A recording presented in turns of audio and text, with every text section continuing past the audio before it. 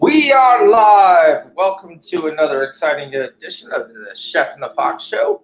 I myself, Sean, better AKA known as the Fox. I have a special guest we bring. The chef Michael will be joining us a little bit later today, probably closer to 11:30. Till that time, we've got some special guests. Twatty Latte is coming on, as well as Sean Shockey. Both have given us some NCAA picks for the day. Thank you for everybody for coming and joining. Spend some time. Let's go through. Let's watch some games. Let's make some money. Let's get that cash. We've got some Premier games getting ready to get kicked off right now. As you can see, we've got our friends there at Soccer24, basically being able to provide us some live on-screen plays so we know exactly what's going on and all the games we're following. How's everybody doing today? Let's see. We got a couple people already in the comments. It's good to see. Welcome, welcome, welcome.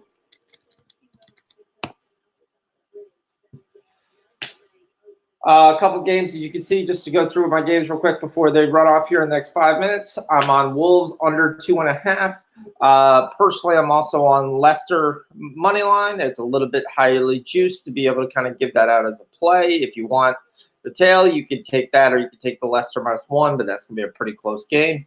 Other games I'm on is Cagliari draw no bet. Unfortunately, I thought that we'd get a lot more goals in that game. We're at 0-0 at halftime. I'm also personally on West Brom money line. I'm on Leeds -1. What's up, guys? What's up, DJ Big Boss? Thanks for joining. Good, Grad.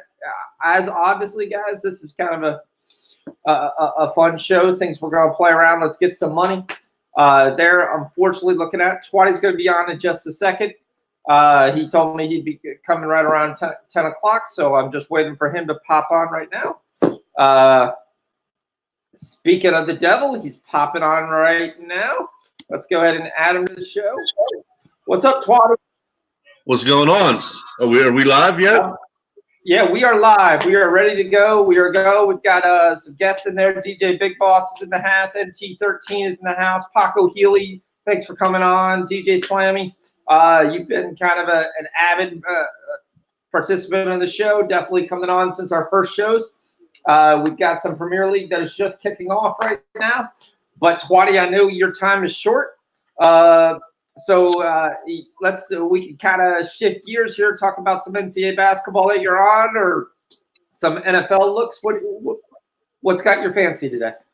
Well, can you hear me? Yeah, I can hear you fine. Well, shit, I don't know what just happened to my camera. Yeah, your camera's off, but I can hear you fine. Okay, well, I can talk while I figure that shit out. What's up, guys? Appreciate you guys coming in this morning. It's early. Sure, Sean will have some soccer winners here for you. You know what? I just started dipping into basketball, so I don't really got much. I'm looking at that Baylor-Kansas game as the premier game of the day. Probably lean on Kansas there, being at the Allen Fieldhouse. I think it was 7. But I'm really what I'm really concentrating on today is football. Really like the Vikings. I think we're getting that key number of 7. I put probably my second or third biggest bet on that. For them to cover that. I just look at their team and they match up really well. Their skill positions. I don't know if there's a team that has better skill positions than the Vikings position players when you got Diggs and Thielen. And then you got Cook, and Madison is just an absolute beast. He's just like Cook out of the backfield. And how good has Kyle Rudolph been? I mean, you're trying to put DBs on Rudolph in the red zone, and he's just killing DBs. Obviously he won the game last week. And then the Vikings, defense is really good and matches up really good with San Fran. So 7 points. I didn't sprinkle the money line, but I could see someone sprinkling the money line. I don't know what it was, but I guess it's probably in the +2, +300. So, but I'm going to roll with that as my big bet of the day. What do you think, Sean? You on the other side, or? I'll be honest. Yeah, I've been playing around most of the week with doing some different soccer and some NBA and some NCAA. I've got both sides, so I'm not really worried. This is a toss-up game to me. The biggest thing you basically look at is what the Niners do well, the Vikings stop well, and then it's going to be how big is the play of Xavier Rhodes going to be. Is Xavier Rhodes going to continue playing like the guy that played last week for the Saints, or is Xavier Rhodes going to be the guy we saw during the season that was one of the worst corners in the league? Their defense is going to determine the whole tide. You got the weird, stupid cut from Adam Thielen on a Thursday before the game, so much that it's got stitches, and then he's going to basically be in a protective cover most of the day. I don't think that'll affect him as much, but that's definitely kind of a weird set of luck there for a Vikings team that seems to always be snake bitten.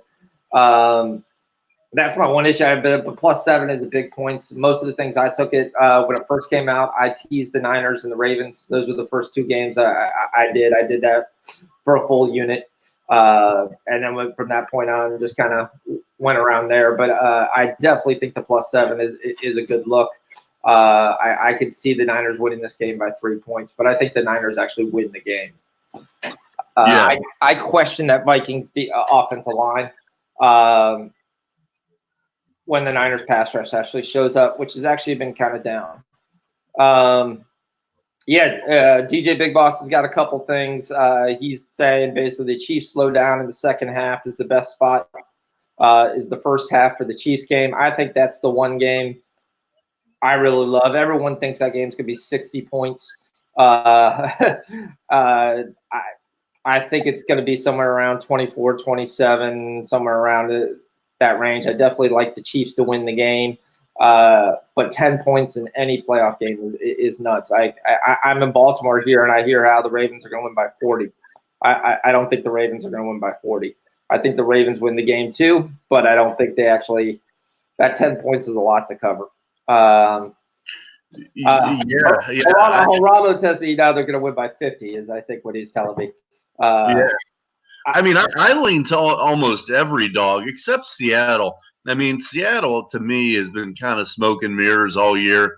What do they? I think they're +7 points all year, and they're 12-4, 11-5, and they're +7 points. Yeah. How do you do that? They're 11-1 in one-score games. I mean, at some point, and that's all attributed to Russell Wilson. I mean, he's the man in the fourth quarter. You can't stop him. But the other game was what's the second game today? Oh, Baltimore, Tennessee. That's the Baltimore, Tennessee game. Originally, there was supposed to have weather in that game. We're not going to have any weather today. You're looking at a less than 10% chance of rain. Originally, it was going to be close to 20 to 40. What they were looking at on Wednesday. I think the game is really simple. Tennessee has to get the ball first. They have to score first, be up first, and then from that point, they just got to pick their spots. They cannot sit back and play zone. But a couple things are going for the Titans in this game. You have the ex-Raven defensive coordinator who knows most of the personnel. Yes, he doesn't know Lamar Jackson. Yes, he doesn't know Mark Ingram. But all the other guys he does know, and he knows the mindset of Jim Harbaugh. John Harbaugh. Jim Harbaugh's his brother. The mindset of John Harbaugh, which I think is going to help him keep this closer than what people think this is going to be. And Dean Pease also showed, look, he went in the Buffalo Bills game and basically said, we haven't played zone all year. They played zone the whole first half. And they turned around and they in the Patriots game, and then they switched around, and then they said, okay, we can play man. His ability to adapt on the fly is better than whatever I think any other defense coordinator. Most defense coordinators pick their plan and for the most part don't really change much throughout the game.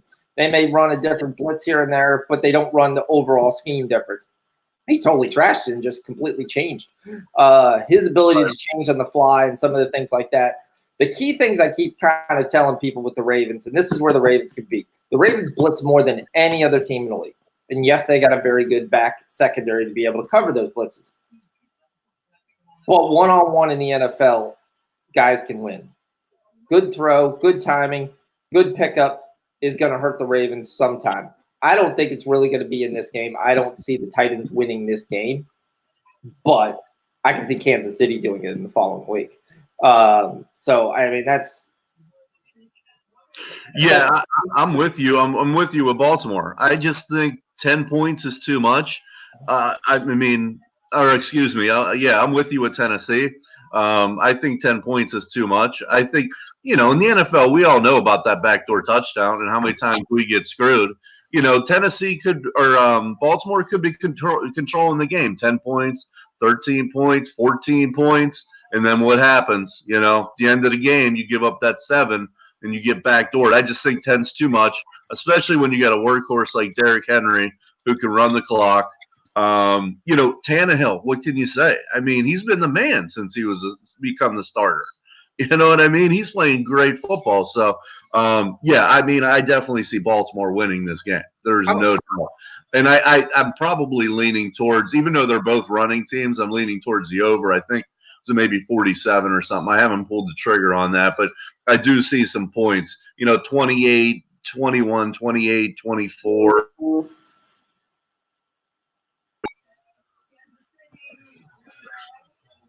yeah, definitely. I could definitely see. So you're on the over. I haven't pulled the trigger. 47.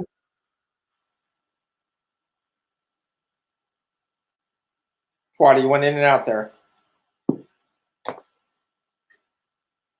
think we lost Twatty for a second. I mean, that's the question. Things. What's the chat looking at this game as far as the total? Geraldo, I know you're on Ravens by 14. If you're liking that, I mean, I think you're going to get that pretty early on a live line. That setup. I mean, I'd definitely be looking anything live over 17. This is the playoffs. Teams don't win that much. You've got Ingram coming in there on really basically a hurt hamstring. He says he's going to gut it out and play. And Edwards is a serviceable back. But let's look. Gus Edwards was out there in free agency and no one even touched him. For everyone in Baltimore here to say, oh, Edwards will play and he'll just do the same thing, I don't see it. To me, if I play the Ravens, I cover Lamar Jackson, everyone there. I'm going to live with the running backs getting their carries. Anytime near the goal line, just take Lamar. He almost never hands it off. He's one of the most selfish players you'll see towards anywhere near the goal line, which he has more faith in himself than anybody else. There's nothing wrong with that. Yeah, Paco Healy, it's definitely a good thing if Cousins stands still. The question I wonder is which San Francisco pass rusher we're going to get. Are we going to get the first 12 weeks where they were dominant or the last couple of weeks where wasn't as much? Yes, Bosa's got a lot of pressures, but he didn't actually get home that much in the last 4 weeks of the season. Maybe he was saving it. Maybe he was storing it. Who knows, whatever. But yeah, that front four is going to tell the difference, and that's where I think they'll win the game. I think their front four is better than the Vikings' offensive line. But I thought the same thing in the Saints game too. I thought that we were going to have Cam Jordan living in the Minnesota backfield, and that didn't happen somehow. Riley Reef brought back Father Time and turned it to be a serviceable tackle. That was kind of crazy. Just to give you a little soccer updates, AC Milan scored, unfortunately. And Newcastle scores early, which is not great for an under, but hey, it's a long game. We still got 2 more goals before we lose that bet. That's going up. I think we lost Twatty. Twatty will be back for a second. So what everybody else look at the chat, On Point Wagers, thanks for joining us. Geraldo, thanks for joining us. Who is Big Play Heat? Pete will eat you alive. Who commented that? Let me see. I mean, that's the key thing. I was going to ask Twatty before we left, before he dropped for a second, is what are we looking at for the total in the Ravens game? What do you guys think? Do you guys think over 47? Geraldo said Tail J on a total of over 52. All right, so you're buying an alternate line. I mean, here's the question. I mean, I think it all comes down to that first score. If that's the Titans' goal, as someone already stated earlier, they're going to run the ball. They're going to try to make this game go as long as you want. If you're Titans, you make them have long, long drives. You guys can correct me if I'm wrong 100%. I'm not scared of Lamar Jackson passing the ball. I'm not scared of Lamar Jackson passing the ball. When he is forced to stay in the pocket, his passing is very inaccurate. That's generally when they punt. You also don't forget you have Mark Andrews, his favorite target, coming in kind of hurt. Paco Ely, we're going to have some NCAA basketball. Sean Sharkey is going to join us to talk some NCAA hoops here at 10:30. There, Marquette +6. I mean, Marquette's been kind of a favorite team to play with. Everyone loves Marcus Howard. Them getting points, it's kind of a dog in him. He always kind of fights tooth and nail. So, yeah, that's definitely a good look. The only thing I would say is don't overlook this Seton Hall team. The Seton Hall team is actually a very, very good team. Top 25 team.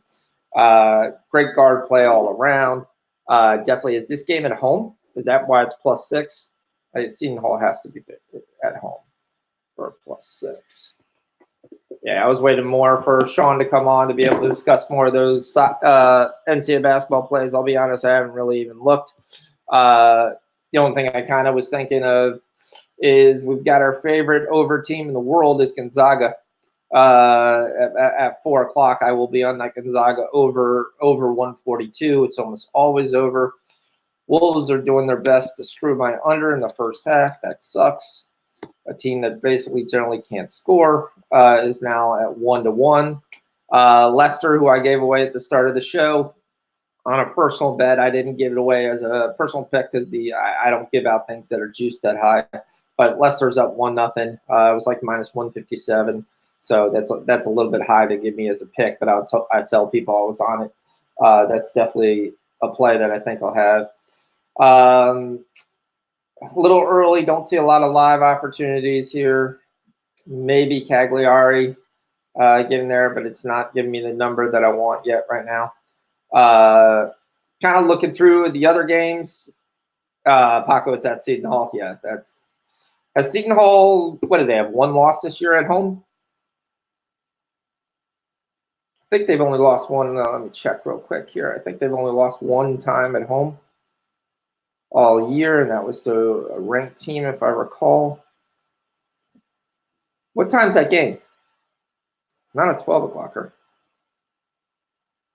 Yeah, I'm not Max, who knows 40,000 games that are going on here, especially in college basketball. Most of you know in the Discord, I will sit there, I'll find my looks and my things that I like, but I'm not going to be studying 127 games on a given Saturday. That's just a quick way how to lose money to my thoughts. All right, so Seton Hall comes in the game, just letting you know, won 5 in a row. Their last loss at home.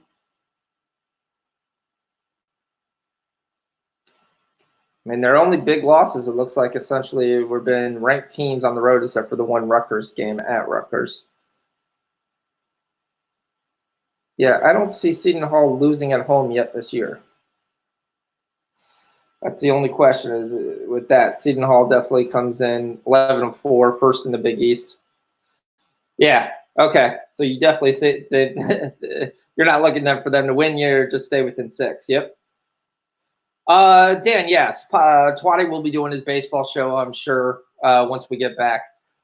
We've got some time, obviously, till Major League Baseball happens. Right now, we barely have some free agent signees. It's happening. You've got some big names that went through, but most of the play you're really not seeing till closer to March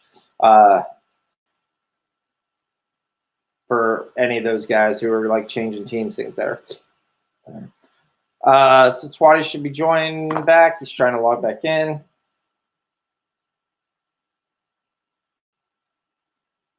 Sean Shorkey just says he'll be on in a second, so we'll discuss a little bit more NCAA basketball then. That's going on to play. I know we discussed the Ravens game. I know we discussed the San Francisco game. My favorite play of the game, the only thing I really kind of like, and I'm probably on the wall for the edge of this, I think Seattle wins. I think Seattle wins as an outright dog on Sunday. I think if they kind of abandon the run, throw the ball all around the field, that weak Green Bay secondary, who's probably the weakest in the playoffs, is going to have an issue. And I think the only thing really that Seattle will have to stop is stop Aaron Jones. So We almost had the Sean Sharkey jinx. Chelsea almost just gave up a goal, but it's called back for offsides. It's going. Do we cover NHL? I'll be honest, I could try to get locks on to cover NHL. Twatty's coming back. All right, we got Twatty in his backyard, it looks like, hanging around with the trees.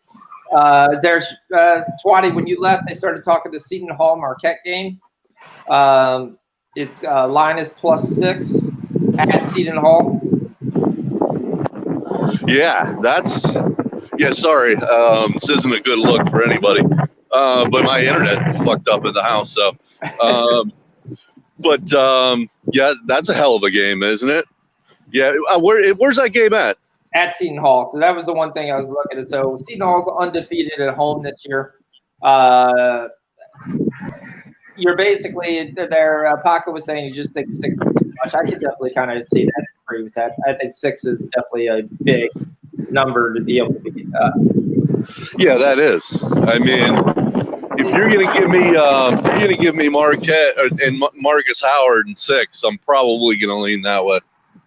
Yeah, I definitely was saying that. The other look I had was Gonzaga over 142. Gonzaga first half. I've been cashing that all year. That's almost been an auto play bet for me. They're playing Loyola Maryland. They just got through after covering 41 in the first half, so that was a real sweat for me for a while. They actually even covered the second half after scoring after winning by 37 in the first half. They actually won the game by 43, I believe. Yeah. I'm gonna look. I'll look at those games here in a little bit. But I was just talking to my boy. He's telling me, and you're in Baltimore, aren't you?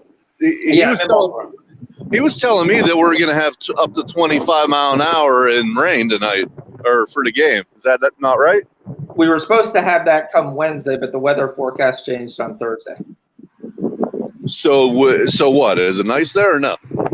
Right now, it's overly cloudy. We're only supposed to have a 10% chance of rain. It was supposed to be raining all day and then stop at game time. 10%. Yeah. He said, my man's in Baltimore. He's saying it's only 10%.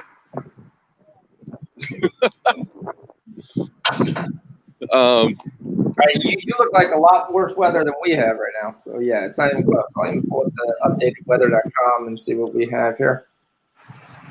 I mean, not that really matters with those two teams, to be perfectly honest. But yeah, that would affect your total. Yeah, it definitely will. It would affect basically the run game. Yeah, we're looking at overly cloudy, partly cloudy, 60 degrees come game time, 10% weather. Wind. There is a little bit of wind, but it's at 12 miles per hour. That shouldn't be too bad. So he's saying like 12 mile an hour. Yeah. He's seeing 90% quarter inch of rain, 15 to 25.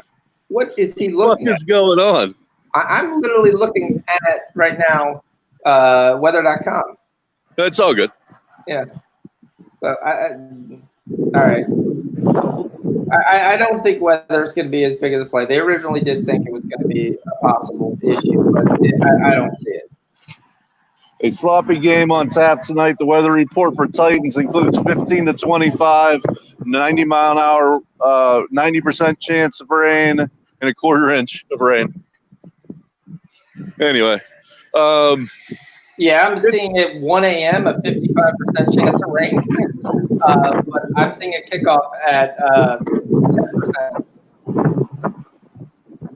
Okay, it's all good anyway. They're running teams, but that could affect your total. It could affect your total a little bit. But definitely will. But yeah, the total's kind of low. I mean, it's not terribly different. Yep. I thought the total was low too. Was it 47? Yeah, it was a 47. Yep. Yeah, I mean, you got to figure Baltimore's getting into at least the high 20s. I mean, as a worst case scenario. So, yeah, I mean, I see that like 31, 24, 31, 27, something like that. I probably do like the over in that. But Other than that, I haven't done any research really on the basketball yet. I got to get into that. And what about tomorrow? What's everyone liking for tomorrow on NFL? I mean, again, you got 10 points again to be able to figure that out with the KC-Houston game. I think KC's defense is one of the most improving teams in the league. So I can see KC covering the 10. The only difference is they haven't done really well versus double-digit spreads all year. Yeah, despite Sean, who I know has the KC first quarter, first half, third quarter, first drive, first touchdown. Coin flip. Full game, KC.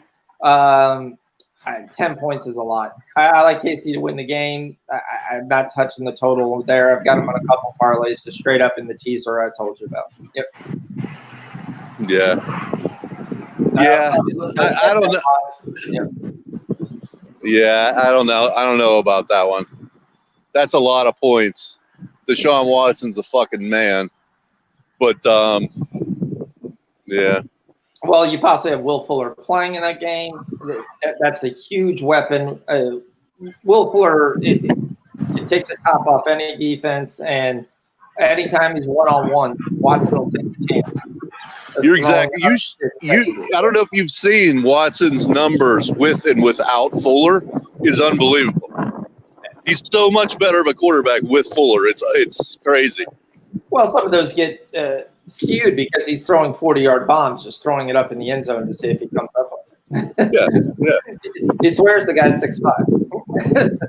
But he could fly. What a player. I don't know if you knew this. Both, well, I'm sure you did. Andrews and Ingram are both dinged up. Yeah, that's what I mentioned. And we were talking about with the Ravens game where I was saying it's there. I mean, you have Ingram with the hamstring. You have Andrews with an ankle. Both are expected to play. Ingram's actually talked about he's not possibly going to start, so I think he's probably the worst of the two. There was a limited practice they got in on Friday, or Thursday. Well, I mean, if I'm Baltimore, I mean, I'm not hating it. I mean, Gus Edwards averaging 5.3 yards a carry. He was good for them last year. I mean, that's not that big of a step back. It is, but it's still Gus Edwards. I mean, Gus Edwards went to Miami. I'm fully aware of Gus Edwards. The Gus Edwards at Rutgers was a lot better than the one in the Miami. The one in the pros is better than the ones that went to both schools. Yeah, Gus Edwards is that solid guy. It's like every Seattle running back they get out of nowhere. Alex Collins, can you run forward for 4 or 5 yards? Yes. Right. He's not going to make any miss, anything of that nature. No, but 5.3, I mean, is nice.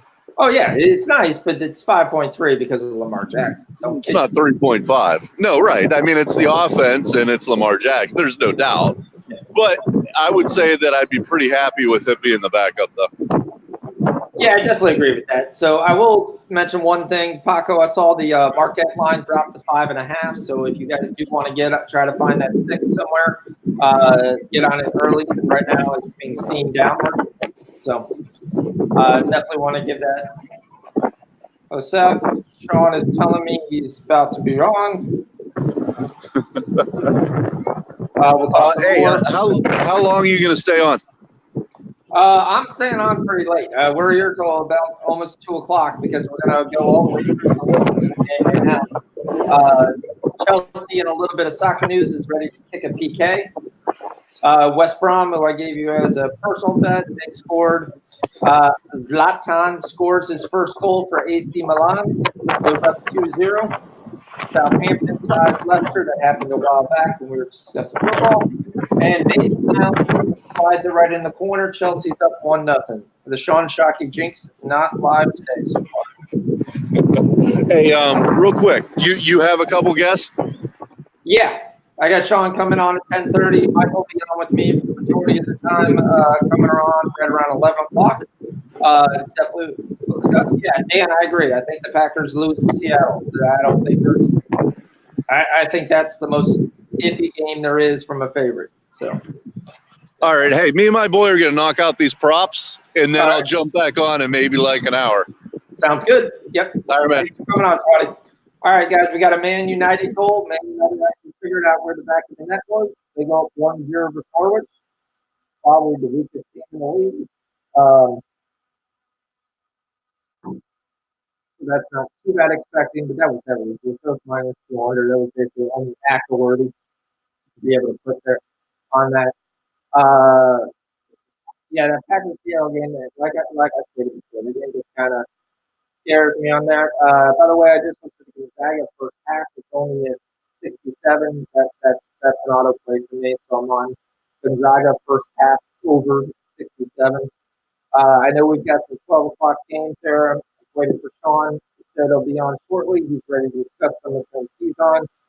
He'll be on more of the some of the obscure games as well. How many people can cash? I see we got 8 people in the chat. Thank you guys all for joining. How many people got cash the gift of a lifetime last night? When you could get the Clippers money line plus 200 with right at the end of the third quarter. Dan, can you hear me?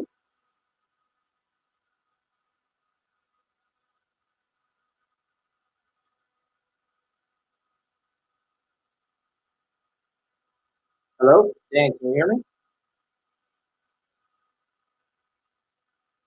Hello? Hello?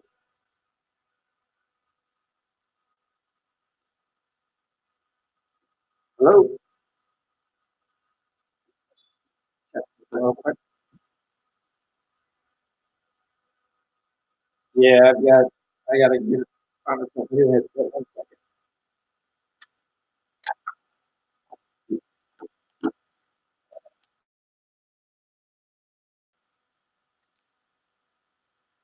All right, is that better? Can you guys hear? Let me see. Test this real quick. All right, Geraldo says he can hear me. That's good. Good to hear. 1 second. Hold just 1 second, guys.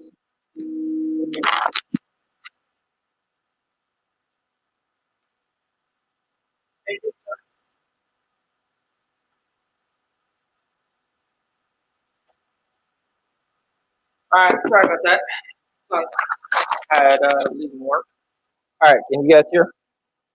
All right, thanks. Okay, cool. Sorry about that. Definitely, I will work on that. Grab a new set of headset. This old Turtle Beach one. Yeah, old Turtle Beach. Like, do they even sell Turtle Beach anymore? Um, Nowadays, everybody's got HyperX. My son's got a gorgeous piece of HyperX, but he'd kill me if I went and used his headset. As a setup. Leicester goes ahead. They're going to score again right now, live 1-1. Let's see what live soccer actually we've got. Any ideas that we can jump on here? Let's see what we've got here.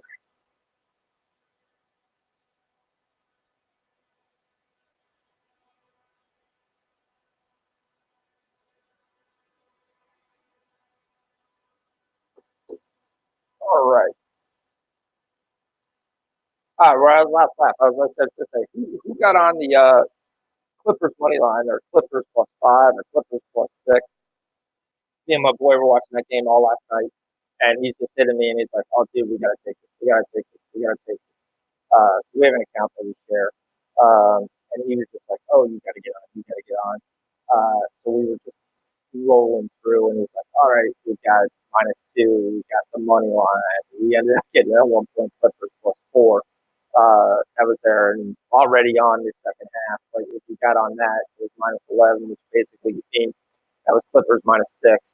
Um, so I mean, it was definitely to watch that end of the game and then go boom. I was like, free money. Come on, the book had to actually take a bath on that. So there was no way that made it money last night with that. So let's look at what we got. Cagliari and AC Milan. Uh, AC Milan is going this year. Got an over 205, 2.5, with 15 minutes left to play. Yeah, that's not fine.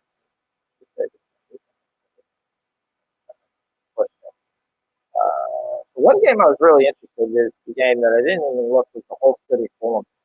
Uh, we're sitting at 1-0 on Fulham. Hull City has kind of been making a run in the championship and being able to try to get their chance They got to do it every year. It's a solid team, just not a great team. Uh, they're just kind of figuring out the Leicester goal was called back for offsides. Charlton matches the West Brom goal. That's been set up. Uh, what do we think of Alabama, Kentucky? Do we trust Kentucky minus 10 points at home?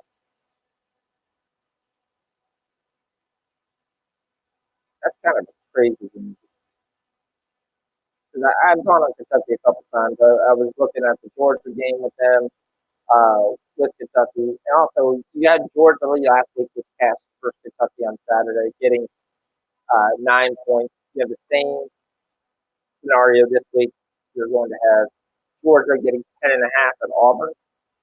Is this Auburn team really any good? Who do they play?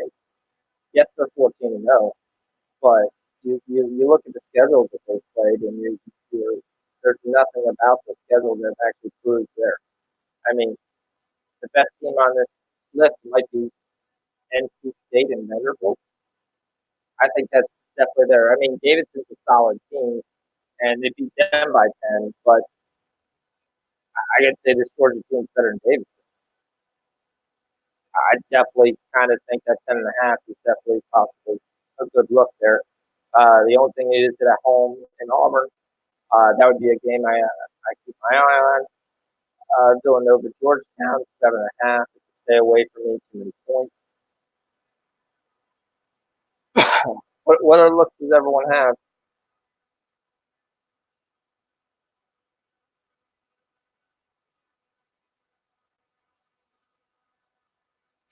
Dan, I will try to get some hockey guys on when I get through. Sean's ready to come on right now, so I will leave some of the NCAA basketball to him.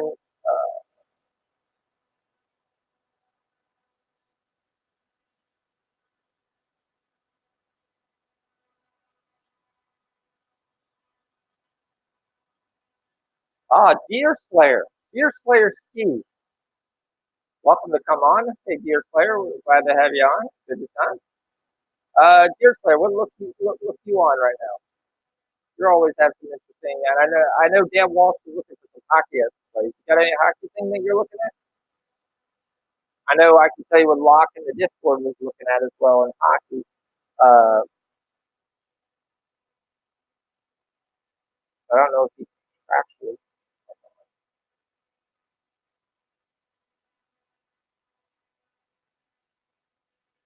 We got Gogi in the Discord. Gogi's back in the Discord. Wasn't actually on there before. Locke has no picks for today yet posted. So I have that. Eric Walsh, welcome. Welcome.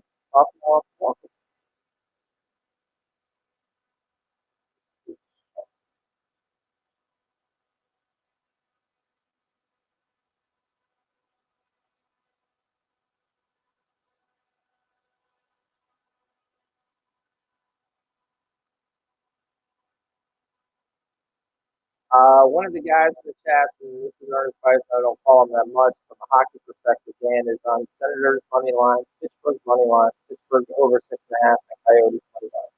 The guy I do follow is Locke. If you guys aren't following him on Twitter, that's definitely there. Locke Quirky, WERGY.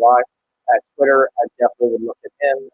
He posted some plays for today. He's got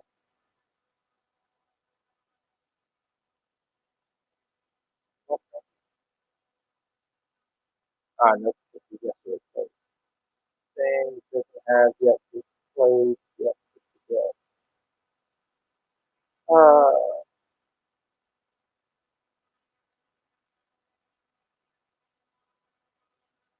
Yeah, the first place soon. He just hasn't posted yet. So I'll let you know what he's on. He's definitely a guy I follow. I definitely tell him he's got a good team right now. Sean's just having a little bit of trouble logging in.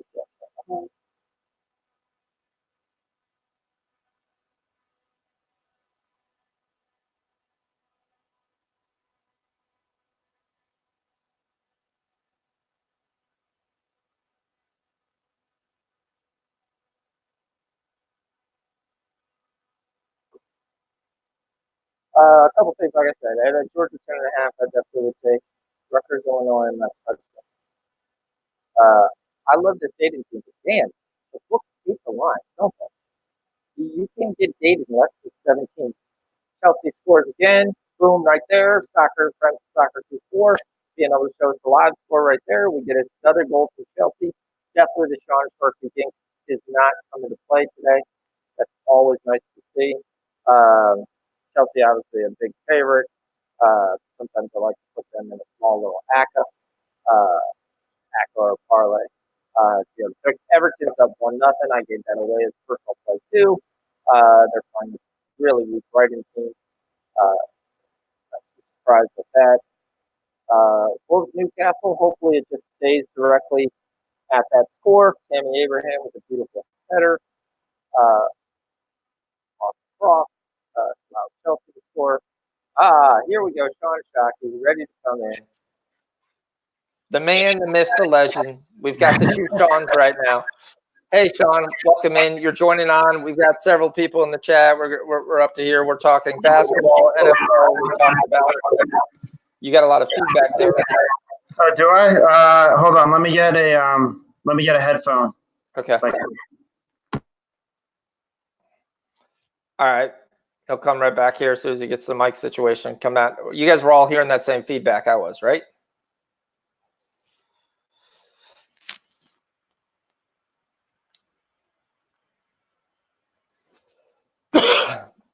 So, looking on, those are basically the early games.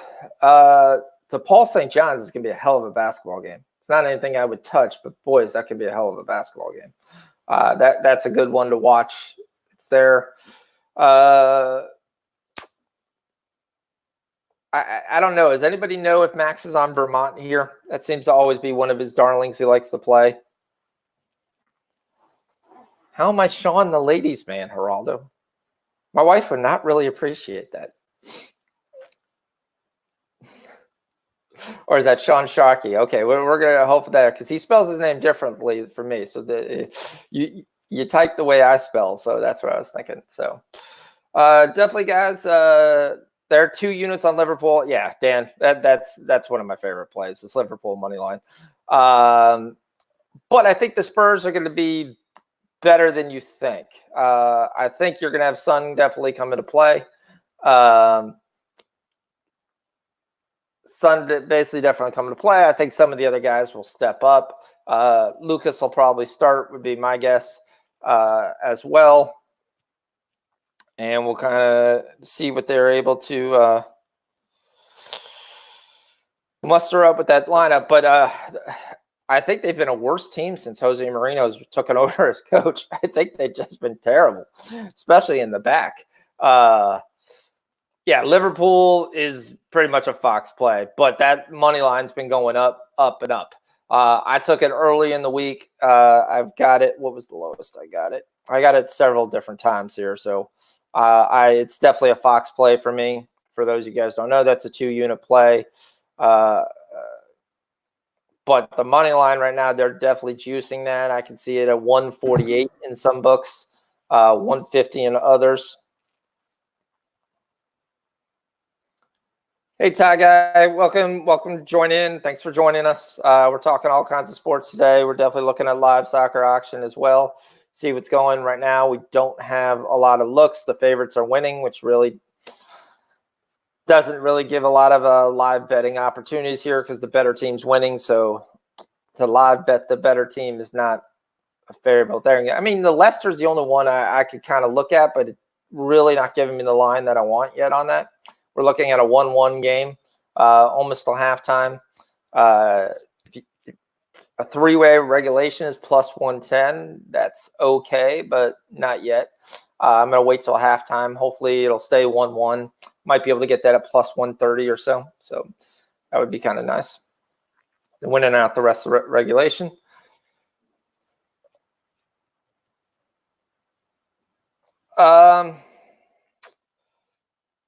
Paco, I personally took the money line, but I tell people all the time, I've got a gentleman who always stops by and says, hey, what's my looks? What's my best looks of the day? And and he's betting a lot more than I bet on a game. Like he'll bet $1,000, $2,000 on a game. That's not in my wheelhouse. But I'll tell him if he never gets the money line, just take the -1.5 or -1. I think they win the game. If you definitely don't want to rest that juice, just take the -1.5, -1. Half your bet should win, guarantee. You might push on the other half, but that's still money in your pocket. So yeah, if you can get a -0.5, -1, that's not a bad play if you want to reduce the juice. I am kind of waiting for that lineup to come out. I'll show that lineup in 35 minutes. Essentially what we have, listener. Sean is back. Let's see if we got it a little bit better. All right, that's better, Sean. All right, so I know we're rolling around. We've got some. Yep. We got some 12 o'clock basketball rolling. What are your looks today? What are you looking at? Well, so there's actually a game, Kansas at Baylor. I know the line started out at Baylor with 8 points. And I think it's moved down now to only 7.5. I think it's still a play for Baylor. Kansas at home. But the only way Baylor is going to win this game, at least, is they would have to score on the inside. And going on the inside on Kansas means going by Azubuike, which isn't going to happen. But I think that they can cover the 7.5 to 8 point spread here. The reason is because Kansas actually one of the worst free throw shooting teams in the country. They rank at the bottom. And why I say that is because I think Kansas will lead this game, and they'll probably lead it by 10 to 12 points coming into the final. But where Baylor's going to end up covering this spread is with fouling in the last couple minutes. And that's where Kansas is, they're horrible at free throw shooting. So if they're up late in the game, Baylor is going to come back and they're going to close out that gap with the fouling and then getting the ball back in possession, trying to go for the win. In the end, I don't think they will, but I definitely like Baylor to cover the 8 point or 7.5 point spread, depending on what book you're looking at, on what you're going to get. Yeah, I can see that. I could definitely see it. I've watched a bunch of Kansas games. We're up by 11. What, you guys can't make a free throw to save your life. And it's worse is their guards can't make a free throw to actually save in. A couple of games, we had some looks early. We had Marquette +6. We were talking about that earlier, Sean. We were saying that's definitely a good look. Taco Healy gave that one. I definitely kind of agree with that. I think Marcus Howard keeps them close at best there. But I was telling Seton Hall's a very good team at home, undefeated at home. But, yeah, they could probably still stay at the cover, though. The other game I love is, you listen to me in the Discord all the time. We're taking Gonzaga over 142. And then we're taking Gonzaga first half over 67. Okay. I think both of those are definitely good looks. Gonzaga just scores. They just put up tons of points. You just can't stop them. They're playing a very weak Loyola Marymount team. I know this is not the team I remember from the early 80s and 90s who just ran and scored as much, but they're not a slow it down team, have decent pace still. What's that? The other thing I was looking at there, what about Georgia +10.5? We're in the same exact issue that we were in last week at Kentucky, where you got 9 and you cashed that easily. They won outright. Now you're going to an Auburn team that's played nobody. They have played nobody. Somehow are ranked fifth in the nation. I was actually listening to somebody, and I saw that too, and I was like, at all. But I think everybody's just on the hype from last year and what they did in the tournament. Correct, and I agree. But if you're going to give me 10.5 points with a very, very talented Georgia team, who I think if plays well and shoots well, can beat anybody else in the country. You've got definitely some difference makers. Obviously, Edwards, who everyone knows about. But the little diminutive point guard, I forget his little name. He really makes that team go. I think that's definitely gonna I think they could stay within 10.5. I think that total is just too big. Unless somebody's out in that game that I'm not aware of. But I'm not seeing anybody injured. Does anybody know if anybody's out for that game? No, I don't see any injuries on that one where I'm looking. But I think you're absolutely right. I think Georgia's actually a pretty good team, and they're not going to get blown out by 10 by Auburn. They do struggle defensively, I think, Georgia, but I think their offense will keep them in the game enough against Auburn. Yeah. What about the world's worst game ever to be probably on television? Will be Syracuse versus Virginia. Actually, that line has dropped. It started out at 8 for Syracuse, and I actually thought that was actually a good spot to get Syracuse at. I think it's down to like 6.5 now. But yeah, both teams are just really bad at offense. That's why I thought maybe Syracuse would actually cover like the 8 points, because I don't see Virginia putting up a lot, and I think Syracuse can hang in there.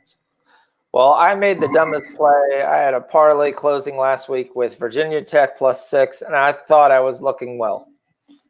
Then about 10 minutes into the game, I was like, done. Goodbye. That was probably about 2 weeks ago. Your Chelsea jinx is definitely not happening today. They are winning pretty nicely. Okay. So, I know you gave that out in the Chelsea jinx. The other quick thing I'm going to say, we're going to shift gears here. Anybody know why the Lakers are -1 at Oklahoma City? I think Oklahoma City is just really good at covering the spread. Actually, if you look at their line, I think if you look at their record on that, I think they're really good at that. But I don't know why that 1 point line is there. Yeah, I mean, obviously we know LeBron's probably questionable to play and Anthony Davis is questionable to play. But yeah, it's coming off a back-to-back. But Go on. I mean, they still have size over every position that OK City's playing. I mean, I don't see it. Unless LeBron has already been told like he's not playing, I don't see it. Yeah, I mean, I actually thought last night the Mavs would put up a better fight, but they just got destroyed last night. I was actually surprised at that score, especially without AD. And I don't think AD is playing tonight either. So, yeah, I wouldn't imagine I don't he would be. I mean, I definitely wouldn't. Oh, I think. Oh, right. Yeah, he has a hamstring injury, right? I forgot exactly what happened. Yeah, these games shouldn't. Those games right here, AD shouldn't definitely even see the floor. It's like, okay. Actually, there was actually another game in college basketball that I wanted to get to. All it's I'm a big fan of, I always talk about the trap games where, you have a really good Maryland team who won coming in last night into Iowa, who's injured and banged up and they lose. Or like a week before that, you had like an Oregon team going into Colorado after Oregon came off like a really big win over Michigan, or like a couple weeks ago when they beaten Michigan, and they come into Colorado and they lose. So we kind of got a similar situation here where we got Oklahoma going into Iowa State. The line is 2, and it's more of a situational pick for me based on that, because Iowa State has lost 4 of their last 5 games, and Oklahoma has won 4 of their last 5 games. But Oklahoma has also not been good at like covering the spread. I think they're just like 2-8-1 against the spread in their last 11 games. And I think in all their matchups with Iowa State over the past years, I think they've only been 2-9 against the spread. So this line being at 2, I think it's like a perfect upset spot. And also, regardless of Iowa State's losing, they have a guy, what's his name? Tyrese Halliburton. Okay. And And I think he's like, I've seen him being projected as like a top 10 NBA pick. And I don't think Oklahoma has anybody that can match up with him. Iowa State's, been losing. They're at home. I think they're just going to want to be fired up, and they're going to want to win this game. And the line is only at 2, so I see it as like a definite situational spot for the upset where Iowa State will win at home. So you like Iowa State here? Yeah. Yeah, 2 points is not a big deal. I mean, covering 2 is nothing. So that one I really like, and then I like Arkansas. I like Ole Miss actually at home too. This is another situational spot for me because I think Arkansas is overvalued because they had that one road win against Indiana when like Indiana was, I think they were like undefeated at the time. But then ever since then, if you actually watched Indiana, they've fallen off. They lost to Maryland by like 20 points. And then I think they barely beat like in Northwestern the last time, whenever they played, I think was earlier this week, they barely beat Northwestern. And then Arkansas, like their 2 losses are to LSU and to Western Kentucky, and they barely beat Georgia Tech, Valparaiso, and Austin Peay. So I think they're more hyped up and more overrated than what they actually are. Then like Ole Miss, I guess, like they have the size advantage over Arkansas. They have bigger guys, and they're pretty good at 3-point defense. And I think Arkansas is going to have to rely on the 3 here just because of the size disadvantage. So I think this is another perfect upset spot here where you have Ole Miss +3, I think the line is right now, at home. And you have an Arkansas team coming in being overvalued, overhyped. And I think, Ole Miss can pull off the win. They have more size, better defense, and they'll be able to shut down Arkansas being able to shoot the 3. Now, isn't Arkansas like one of those auto fades automatically in the under? Didn't they actually cover? Didn't they cover the under last week? Last week at 147 on Wednesday or so. I can't remember if they covered it. It was one of the games I tailed. I didn't even actually ever look to see if it actually cashed. Right. I had so much plays going on that day. It was like, did that hit? I don't know. My total said my total. All right, I like that number. Let's move on. I think honestly, Arkansas, it's like, all these teams, what's that saying? Even a blind squirrel finds a nut every once in a while. I mean, Arkansas got that win over Indiana, but, in reality, I don't think that they're as good as what they're being, what they're given as like a line here as a 3-point favorite going into Ole Miss. So I think that's definitely a really, really good play. Yeah, definitely. Yeah, they lowered this line. What does Ole Miss score at? What's up? So both of these teams come in the game.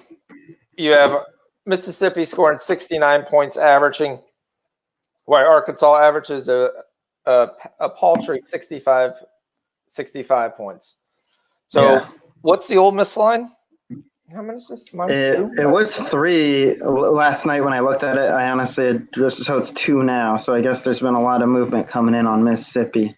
Yeah, I see 1.5. Yep. I see 2 of FanDuel, but I honestly think Mississippi is just going to straight up win this game. You don't have to take the 3 points or the 2 points. Just take the money line plus 110 I have here, but they'll win it right at home. I don't think Arkansas deserves 2 points over Ole Miss. Yeah, Schaff says he thinks Arkansas has found their offense.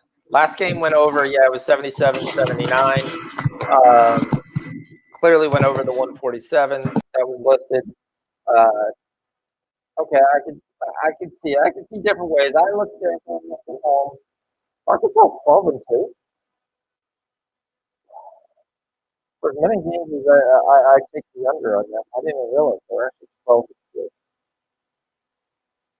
All right. Oh, yeah, I've seen a plus 115 right now. I'll tell that. Put you on there. I'm definitely going to tell that. And the other play you gave was Iowa State. That's the one thing with college basketball. Trying to find a play of the day and you just like look through all the other sports. You look at the game. You look at all the games and you sit there and you say, hey, there it is. It's listed.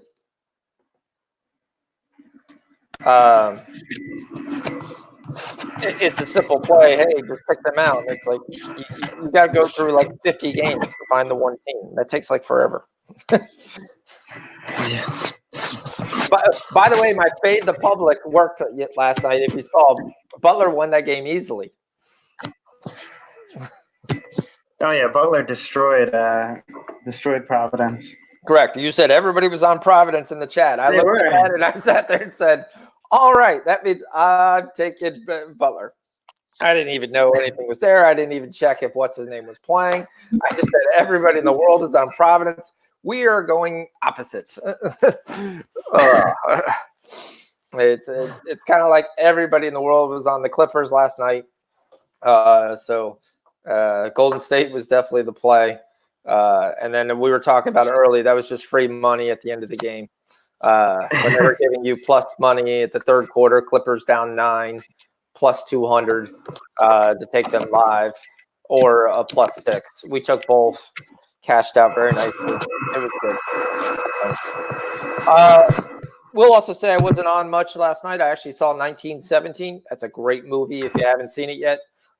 Just came out. It's actually a true story, which is kind of interesting to see. But I won't spoil anything for you, but it was there. So definitely, if you get a chance, I'd check that movie out. Also makes it look like it's pure nuts when you watch what they had to do or go through, and you're just like, no chance. I look at that and I'm just like, nah, I'm not doing that. There'd be no way. Any NBA looks?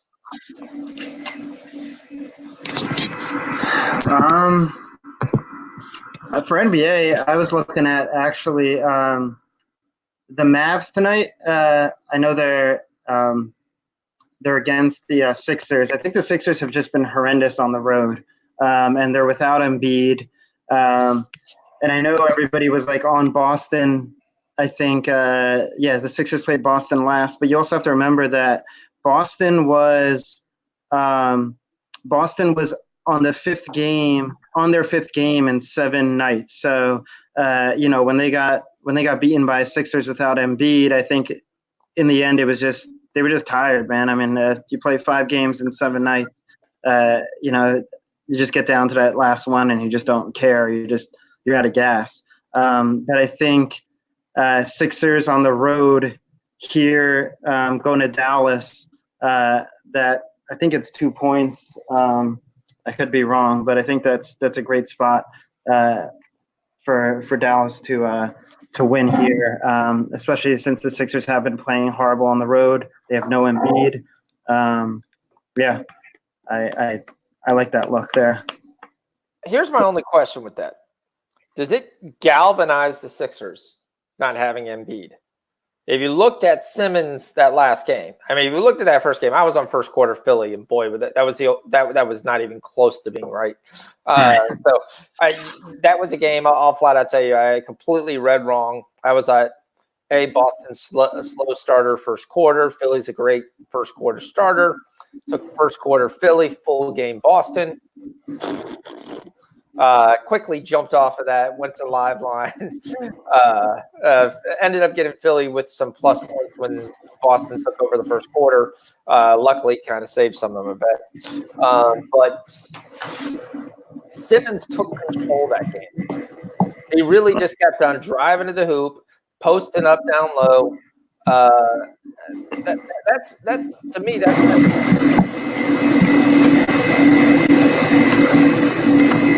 Are you shredding? What the world is that? Are you shredding something in the background? You've got a truck that goes by you?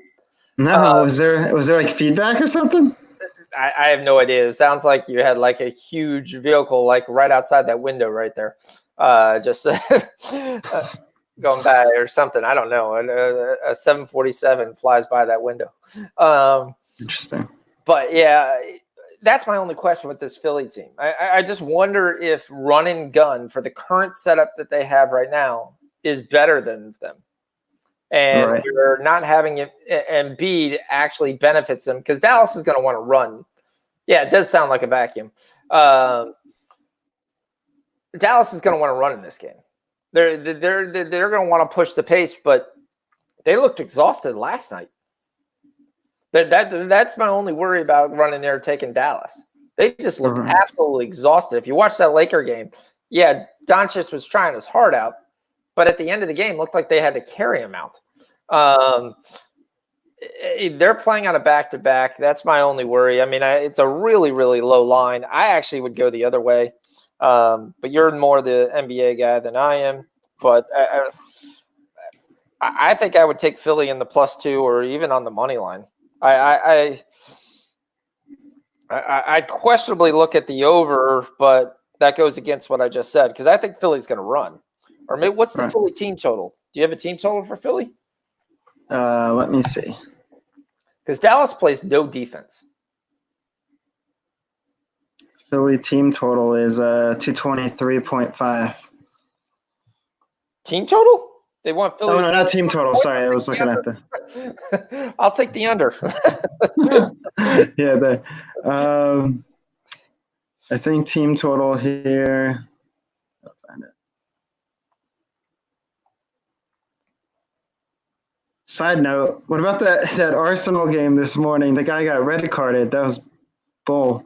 I hate that crap. I mean, I understand you're late for a tackle, but if it wasn't goal scoring opportunity and it wasn't malicious, because I don't think it was malicious, he moved the ball. Yeah. And the guy was just in the Aubameyang slide, just continued. That killed us.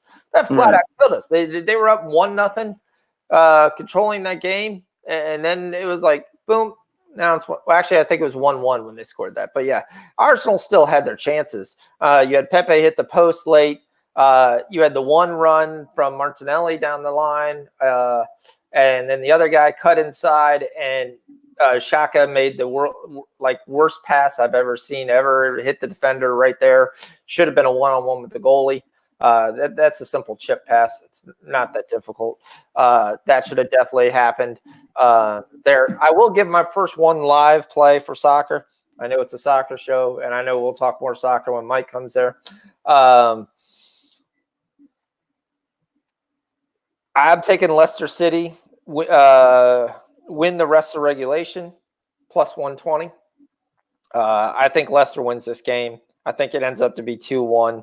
I definitely think they could pull it through here. So I got plus money now on Leicester. I'm going to go ahead and take that. I may also take the under 3.5 goals. I don't see there's a lot more goals in there. I think there's possibly the one goal that I think that's going to happen left of this game. So that's my first soccer official play that comes out. We lost the Cagliari bet that went draw no play. Wolves Newcastle is hanging on by the skin of its teeth. Definitely that's set up. Liverpool later. Lazio and the Intercept. I'm probably going to take Lazio money line. Just to let you guys know, it's +120. I don't think Napoli's as strong as what they are. I'm going to add that a little later, but that game's not till 1 o'clock. That's kind of what I'm looking at. I mean, it's kind of favorite Saturday right now is what you're looking at with soccer wise. It'll be so good to get started next week. And when Mike comes on here the next 30 minutes, we'll talk a lot more soccer, some futures action that's going to happen, some things that we're on for possibly next week as the rest of the leagues start to actually get going here. Any other look that we're looking at here? I mean, that's my question. What else is there? MT13 seems like he is on the case. I assume you mean KCP. Oh, no, he's Porzingis. Porzingis. Okay, I thought you said that with the Lakers.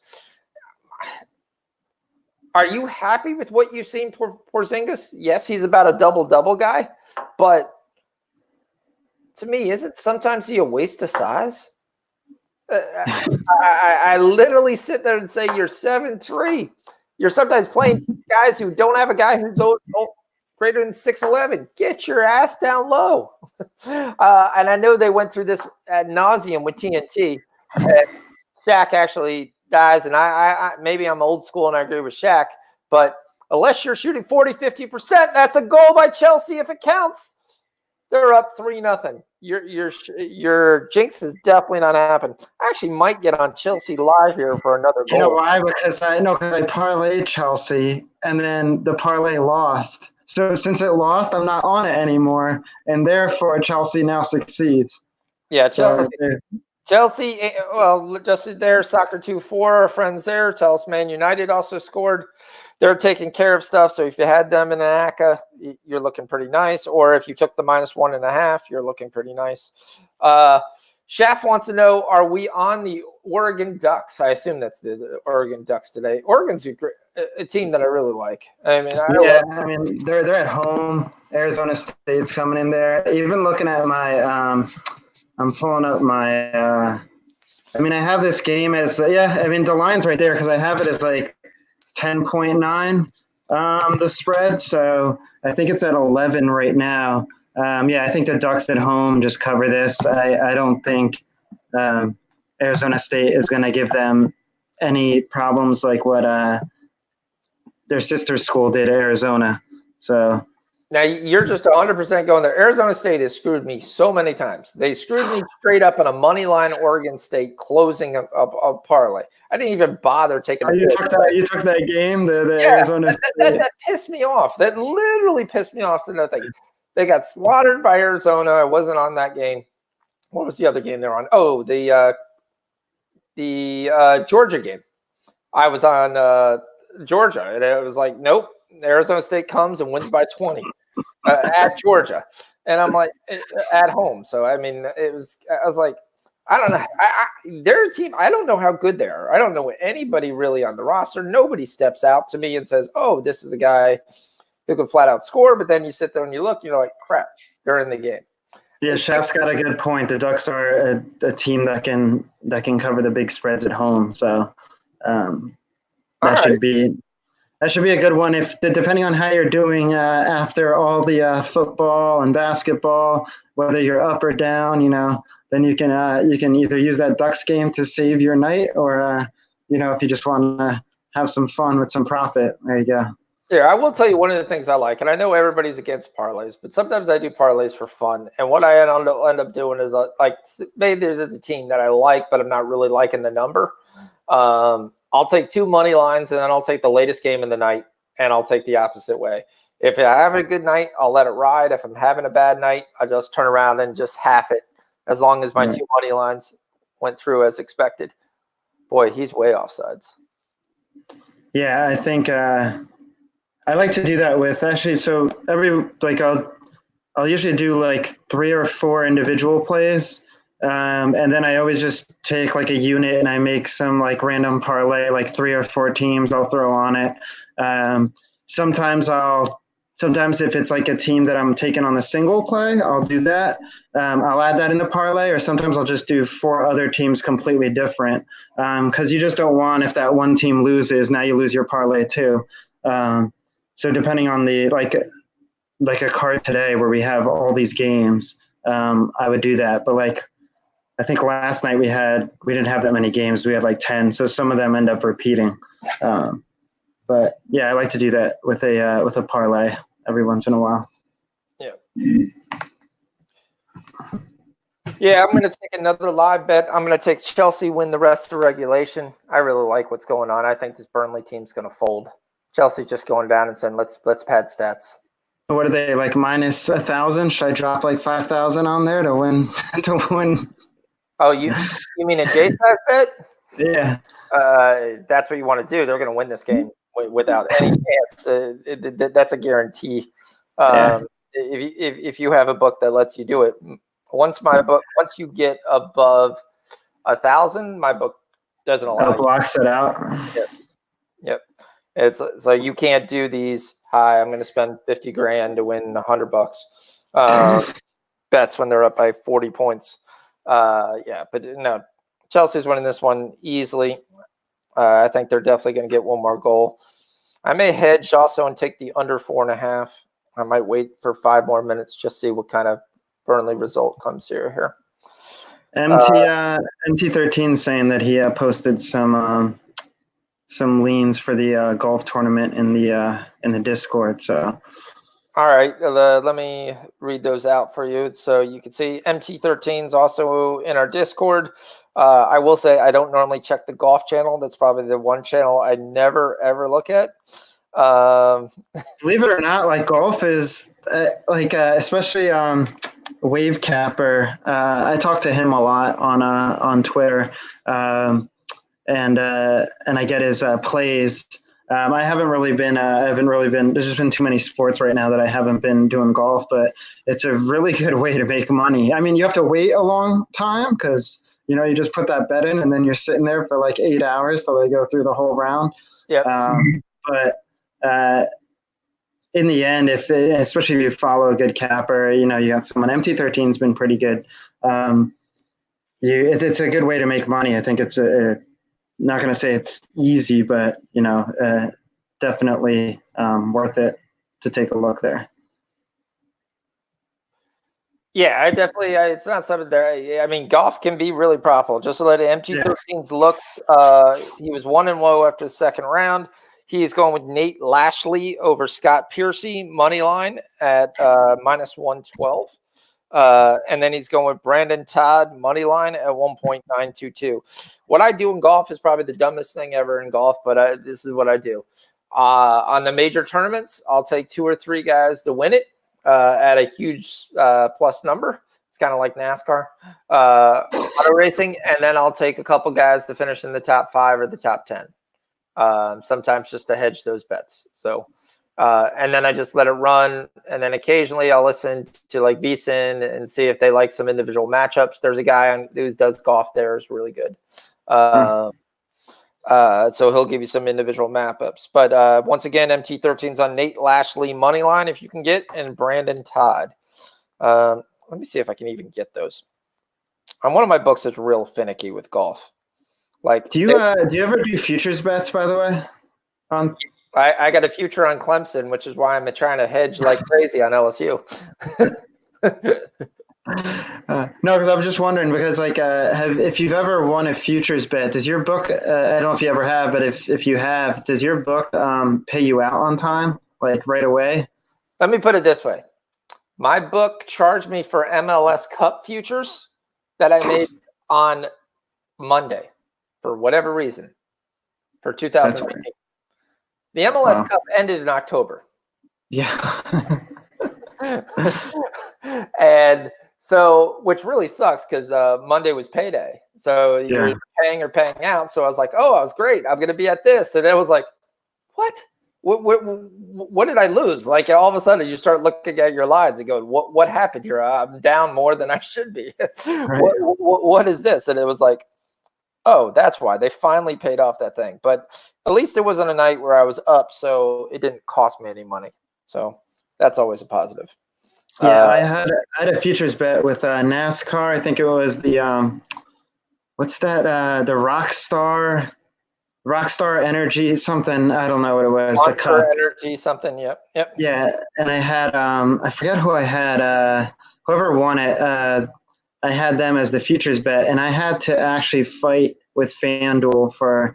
They kept telling me that their system is down to like pay out, and I was like, "But you're paying out like if I were to place a bet today, you're paying me out in like an hour after the game's over. So why are you having issues paying out futures bets?" And they kept telling me, "Oh, it'll be fixed in 24 hours. You'll get your money, And like, the great thing is Jersey has this line you can call like the government, and they kind of. I would say they kind of like they're regulating, but just to make sure that like the gambling, it's like a way like if you feel you're being cheated by the sports book, you can like reach out to the government. So I reached out to them, and then I threatened FanDuel, and I was like, I reached out to the New Jersey Gambling like Authority to report you for not paying me out for my futures bet. It's been like a week already, and then next thing I know, next day the money's there in my account. I'm like, oh. See how easy that was? Yep. Well, when you get something like that's the way it should work. I mean, you should be able to just come to them and say, okay, hey, what's the deal? I want to be able to see what's going on. The one thing I found out with FanDuel, my buddy does FanDuel. He's in New York. So actually, no, he's in New Jersey. He's in Hoboken. They allow you to parlay future bets. That gets so crazy so quick, which means basically you could. So he's got a parlay where he's like, Clippers win the NBA, Yankees win the Major League Baseball. Some random game that he thought was pretty good. He took Philly versus Boston. He took Philly at a -110, and he puts $5 on it. But you end up doing like 4 or 5, and you end up getting to like 1,200, 16 grand, 80 grand. All these things like Rockets winning the division. Who cares if they win the division? They're paying plus 300 if they win the division. Who cares? But they're going to win their division. That's like free money. Like, here, this is that. Then I'll take like a random MMA guy who he really likes with that. In MMA, you generally get really good plus money, and you get these. You're paying nothing. Yeah, it's a parlay. It's questionable. But if you space that out right, you can basically have that done with the Yankees at plus 400. You can get into the next season at like 1,200. You can put in like 5 different $100 breaks. Right. Yeah, I mean, FanDuel allows you, like, you could honestly go into the like the start of the next football season. You can parlay your futures bet of who's going to win each division. So you could, out of the 8 divisions, you can literally make a parlay of that, which is crazy, and it pays out. Yeah, something like plus like 10,000 or plus like 12,000 because you have like 8 plus 300 or more bets. So it's crazy, but yeah, they let you do some pretty wacky stuff where you get some good money out of it. Yeah, he was even telling me they let you parlay live bets. I was like, huh? I can't parlay live bets. I parlay live bets all the time. Like whenever we're watching basketball, I'll just like if I'm watching like 2 teams, like I see like Maryland and I see something like Akron, I'll just do, all right, Akron's down right now, give them to me +8, and I'll parlay with something else, and I'll put the bet in, and now I have like a parlayed live bet. Yeah, I do that all the time with basketball. Yeah, that's just nuts to me. How anybody would say, okay, yeah, you could just parlay live bets is just like, all right. Yeah, you could literally look at 3 different teams that are going on at the 7 o'clock hour, and just like how I do it is obviously we have we have our like our bets that we place in the Discord. So that's kind of like the standard that you're at. You're like, all right, this is, and then when it's not going your way or you see something else, you could just do like a live parlay with like 2 other teams and try to crush it there. Chef says, looks like Kyle Young's going to play for Ohio State today. We on them. Ohio State, let's see. Haven't they been in an absolute free fall? Yeah, they have been. And I think it's because without Kyle Young. But yeah, they have not been performing well at all. They've lost since they beat Kentucky. They've lost 3 in a row. They lost to West Virginia, who I thought West Virginia sucked. Apparently, they're a little bit better. You lost to a bad Wisconsin team who's basically in name only. And then you lost to Maryland, which is not bad. But, yeah, now you play an Indiana team, which they should win. At -2.5, that's not a bad look at Indiana. Indiana comes in at 12-3. I know they won the last game, but they played Northwestern. They lost to Maryland. They lost to Arkansas. They beat Notre Dame. Yeah, they haven't been doing well. They haven't been doing well either. This is kind of like a.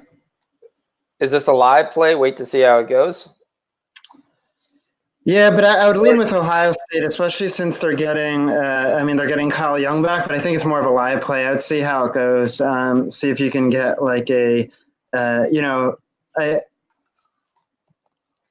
I think Ohio State, it might be like a look to see if like Indiana takes the lead a little early, if you can get Ohio State maybe like +2.5, +3.5 or something, take that. Chef's saying he had them at -1.5 last night and stayed away. Seems like a get-up game for Indiana. Yeah, Indiana also hasn't been playing well, and they're at home now, so in front of their own crowd, they have a they have a chance here to get fired up. They got the home crowd. I think they're at home, right? Am I just making that up? Indiana's at home. Yep. Yeah. So, yeah, it could be a game where they're just trying to, do good in front of the home crowd, and I think Indiana might snake it here. Whoa! Ooh, damn, we almost just had our Chelsea win. What happened? Beautiful pass, just smacked the goalie right in the stomach.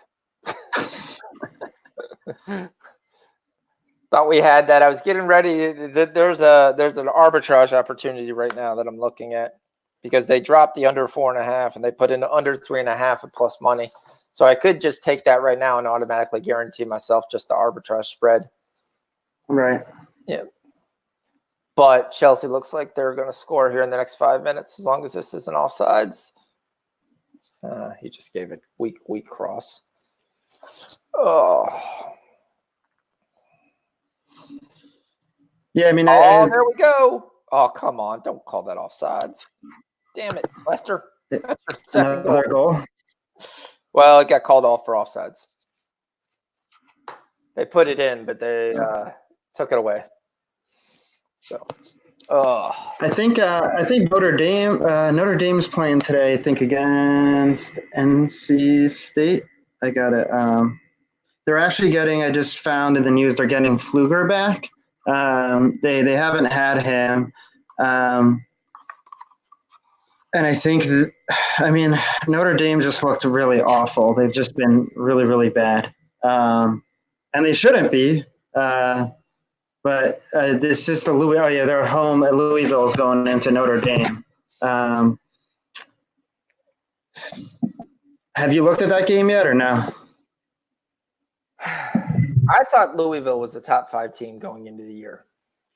No. I have literally lost so many times on Louisville that they're almost in a stay away game. They're the Chelsea of the NCAA basketball world. We're going to add one more person. Mr. Twatty is back hanging out here in some random street in Pennsylvania. It looks like he's getting his walk in today. Are you walking your dog? What's wrong? Bob Taylor. Sorry to interrupt there, Twatty. Bob Taylor back. Good to see you. Good to see you, Bob. Thanks for joining. I don't have internet in the house. It went out on me this morning when we were on, so I'm outside. But I got some props for you. I wanted to just check in and give you these props for whoever's listening. All right, what props you got? All right. Yep. My number one prop by far, Tannehill, no picks. It's plus money. This guy he only threw 12 passes last week. I think it was like plus 115 or something. So Tannehill, no picks was the big one. Bosa to get a sack. Madison to get 20 yards. Vikings team total 17.5. And I'm leaning Debo over 50 receiving. I haven't pulled the trigger on that one yet, but the big one's Tannehill. I'll load up on it. They'll probably, I don't know, they may only let me do 200 or 250 on it, but I'll probably do it. I can't see him throwing a pick if he's only going to be throwing the ball 10 times. I think he's going to throw a lot more than 10 times. I think the key for them to winning is not only A.J. Brown having a good game, but Corey Davis has to show up and make a play. Him or Frisker. One of those guys has to show up like they did and make a play. All right, I'm going to bounce out of here so you guys don't hear this wind. All right, no problem. All right, we are glad none of the games are in Pittsburgh today. I heard there's a storm, right? There's a storm in Baltimore or something. We had a whole argument about this. The storm is supposed to hit tonight at 1 a.m. So okay. I don't know why on TV, though. On TV, everybody was just like, they were making like some big deal out of it. They're like, oh, when the game starts, it's going to be a big storm. Nobody's going to be able to throw the ball. It's going to be a ground game. blah, blah, blah. Early in the week, there was supposed to be. When I just went on weather.com, when Twatty was on earlier, it said a 10% chance of rain between 8 and 12 in the zip code that exactly is where the stadium is. So now at 1 a.m., it said 55% chance. Like originally, it was supposed to be raining all day today and then stop at kickoff. And then they kind of changed it. Bob is going for the most surest bet in the world. Got the name on Lamar Jackson's rushing numbers. Last time I saw it was at 77 because ESPN was doing a thing of who was going to get more yards, Derrick Henry or Lamar Jackson. And Henry was at like 93, and Lamar was at 77. Yeah, because isn't what's his name banged up? Aren't they going with Gus Edwards? Yeah, Edwards is definitely going to start. Ingram's going to play. He's going to suit up is essentially what they're talking about. But that doesn't mean he's playing. That doesn't mean anything. Oh, come on. Dude, how do you cross that right to the goalie? Pansy.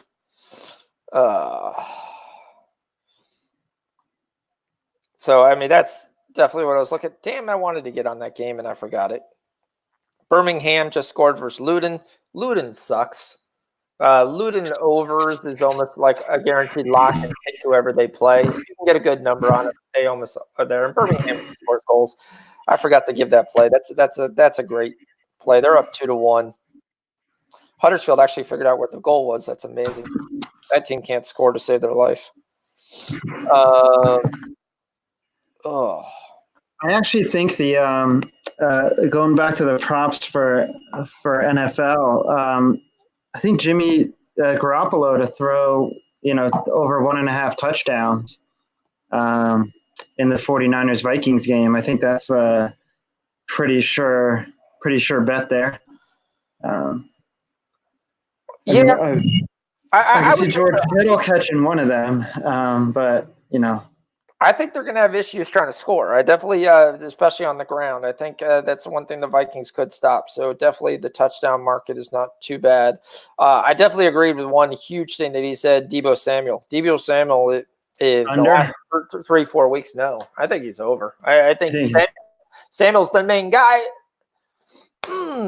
Chelsea just missed again. Good chance there, though. I mean, I think you're getting Samuel at plus 150. I would definitely probably take a run at that. They find ways to get this kid the ball. What's up, D-Money? What's up, D-Money? Yeah, D, let me know if you want to come in and just chat. All Kansas City talk all day, all long. I'm as we talked about, I know you're on the first quarter, first half, first minute, coin flip, first full game. Kansas City here. George. He's saying, one touchdown. Here's the one issue about with George Kittle. The Vikings are one of the best team in the league in guarding the tight end. I think they 100% have an entire game plan of how to take out George Kittle. They are going to make Emmanuel Sanders and Deebo Samuel beat them. Or Kendrick Bourne, the greatest touchdown player ever. That guy gets a touchdown every game. He's also always worth a thing. Yeah, he's at plus 250 to score once. He scores all the time. It's like his only catch is in the end zone. He gets like two a day or 2 every game, and one of them's a touchdown. Here, I'm going to age myself. The greatest fantasy player of all time was Jerome Bettis, and I forget what year it was, like 2002. He literally only got carries inside the 5. And Pittsburgh would score, and the guy would get like 18 points. And he basically had 3 carries, 3 yards, 3 scores. And it was just like, really? But that's all he would do. Every week he would stick and score. Manchester United is putting it to Norwich 4-0. That game is a sleeper.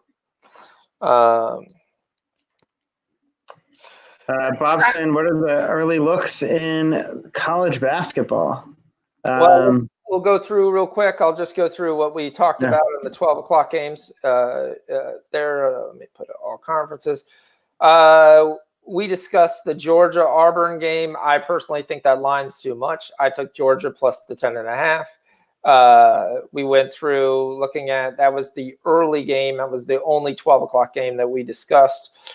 We discussed the Baylor game. You're on +8 at Kansas. You think they'll cover that towards the end? The only issue I have with that under 134, the UCF game, is UCF, who are they?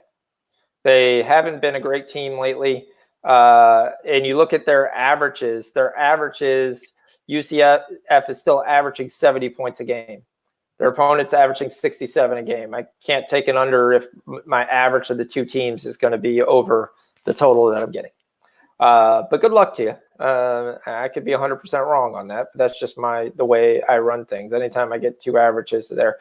You're on Notre Dame, right? Yeah, Notre Dame, Pfluger back, I think. Notre Dame getting 3.5 at home versus Louisville. Yep. The other game that we were looking at is we are on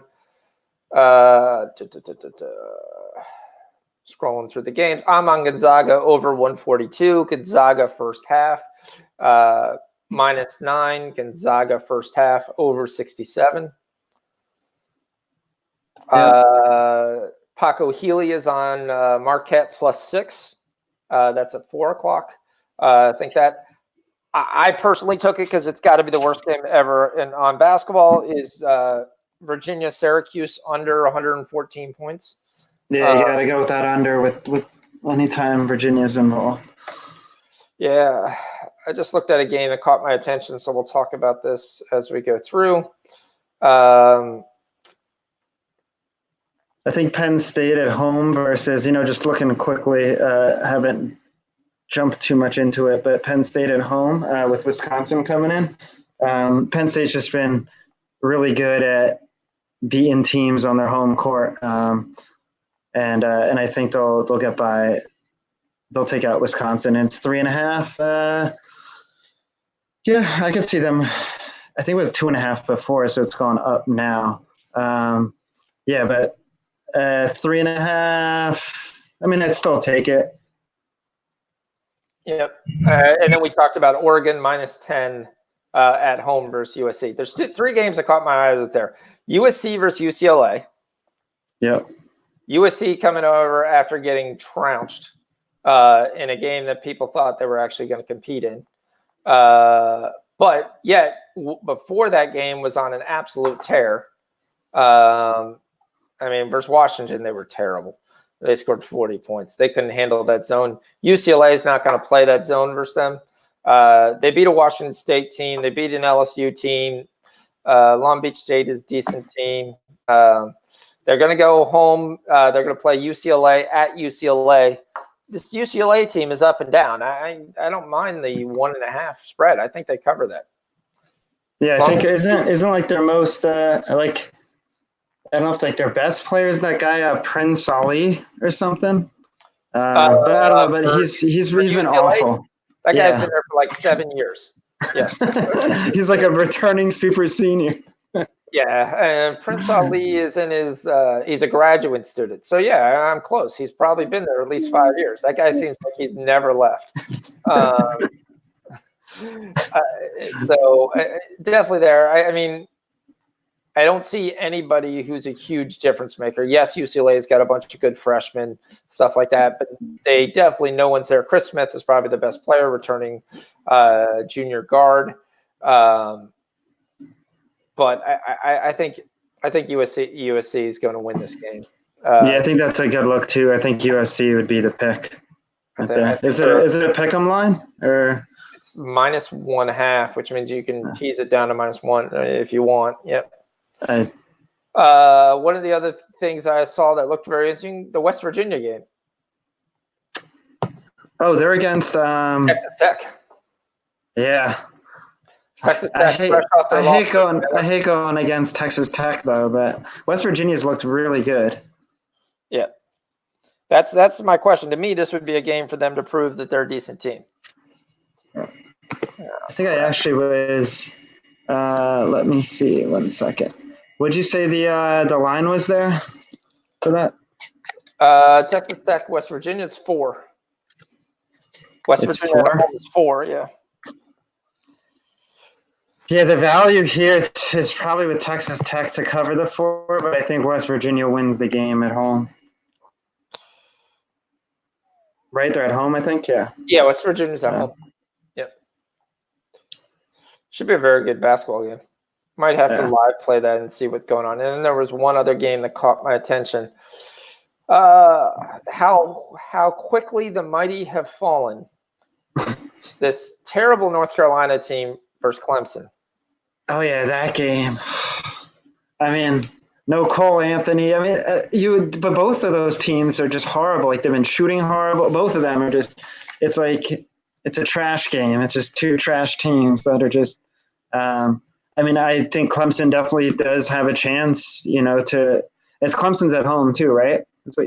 At North Carolina. Oh, North Carolina. North Carolina's fresh after getting lost versus Pittsburgh. How in the world do you lose to Pittsburgh? Oh, come on. But they were on the road there, right? Or they went into Pittsburgh. Yeah, I think UNC at home then will. If it wasn't Clemson, UNC was home. Oh, UNC was home, and they got. Oh, yeah. Southampton just scored versus Leicester, as we can see in soccer 2-4. I kind of wrote off UNC once they've gone to crap. I haven't really. I mean, I could pop in here and there, but I mean, Clemson definitely. I would just stay away from this game, honestly, just because it could go either way. I do think Clemson does stand a chance here to give UNC another loss. It's crazy to say that like UNC is going to be. I mean, I don't even know what type of seed they would be if they make it to the tournament. They're not going to make it. They're almost going to have to win the ACC. They're a 500 team right now. Yeah. So. I mean, well, sanctions have hurt. Really bad recruiting has hurt. I think some questionable decision making has also definitely hurt.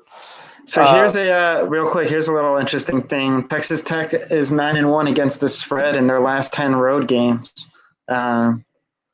So yeah, Texas Tech with the +4. I think the line was actually 5. It started out with, if I'm looking correctly. So it's gone down to 4. So there's been a lot of money coming in on Texas Tech.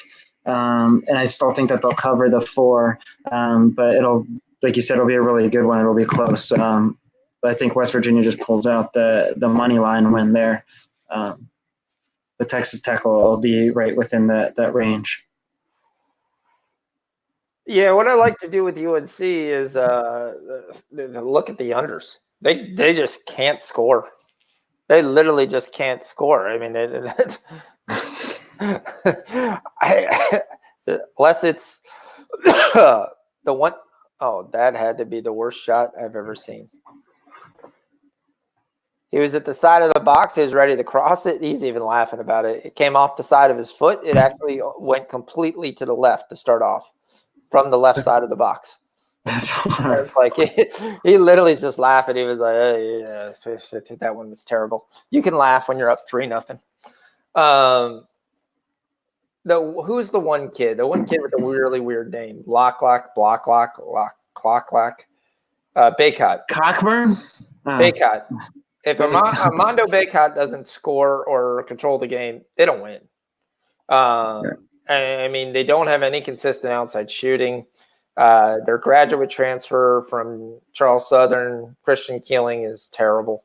They have nobody running the point. They have so much where KJ Smith is actually getting running the point. And he's been there for 2 years and hasn't whiffed the bench. And that's Kenny Smith's son. But they're terrible. They're one of the games I was also looking. What does anybody feel about the Salukis versus Bradley? It's Bradley, right? Yeah, that's a good point. Bradley versus who? The Salukis, Southern Illinois. Salukis are a solid basketball team. They're also another team to look at overs.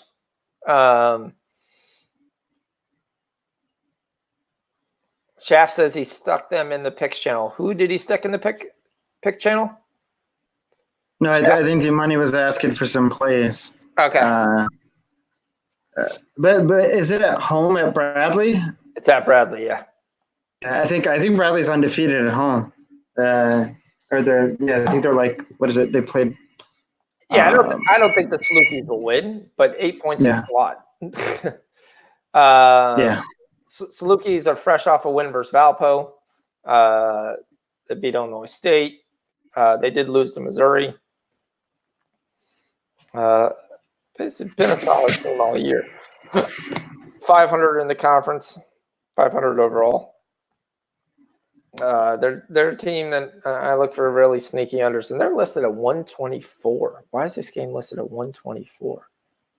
Because I think Bradley Bradley's also like top 50 in the nation in defense. I think they're a pretty good defensive team, so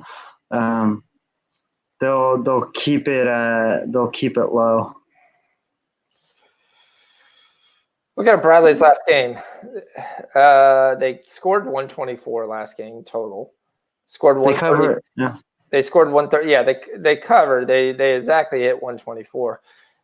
Then Northern Iowa scored 64 points for them, but that was at Northern Iowa, and so that was 133, then 150, then 140. 124. They only have one game all year, which they would have covered that number. I'm going to take the over. That's just too low to me. I think the Salukis stay within that number. You take the over 124 there? Yeah, I'm going to take a shot on it. Just a flyer.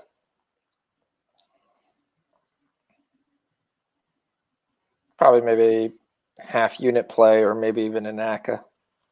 Yeah, not a bad look. I mean, I could get out of it probably at halftime if I need to. You could do if you eventually get on FanDuel, you could do those those parlays, live line parlays. Yeah, D, I played basketball in high school, so I mean, I played basketball my whole life, so I enjoy watching a game. I'm much better when I can watch the game versus just give my analysis like I do in soccer. In soccer, I can kind of dissect it and stuff like that, but that's in my early years, it was all basketball. So speaking of which, playing basketball, just quick story here. I watched my little cousin play. I think he's like 10 years old or 9 or 10, but he's playing basketball, and like these kids, like I'm sitting on this side and I'm like, their coach is actually pretty good. Like he's trying to teach them how to set up, when the point guard's bringing the ball down, everybody where they have to stand. And he's trying to teach them all this stuff. And as soon as the whistle goes off, these kids are like, it's like a cat chasing a laser light. As soon as one kid gets the basketball, all the little kids like go over there to try to get the ball from him. Or like, and then like as soon as it goes somewhere else, that you just take this whole group just flood to that other side, and then when they're under the basket, like somebody shoots the ball up, they all collapse underneath the basket, leaving like the other team wide open on the perimeter. So one person just taps the ball out, and I'm trying to like explain to my little cousin, I'm like, dude, if 3 of your teammates are under the basket for the rebound, you should be out there covering like whoever their best shooter is on the perimeter. You should be out there covering him. You don't need 5 guys under the basket trying to get the rebound. And he was like, but they just don't understand at that age. I think it's just more of like get ball, shoot ball. Like they're just programmed not to think beyond just instinct, like grab ball, shoot ball. That's all I got to do. Grab ball, shoot ball. what age? 9 and 10. Okay, yeah. I coached elementary school kids. But I coached inner city Baltimore elementary school kids. I coached older U12 girls. I coached some other boys leagues, and I've coached soccer for obviously about 9 years. But do you find that the issue with the kids? They just throw out your game plan. When you're in the rec leagues and stuff like that, yeah, it's 10 people running to the rim because that's where they're trying to get the ball.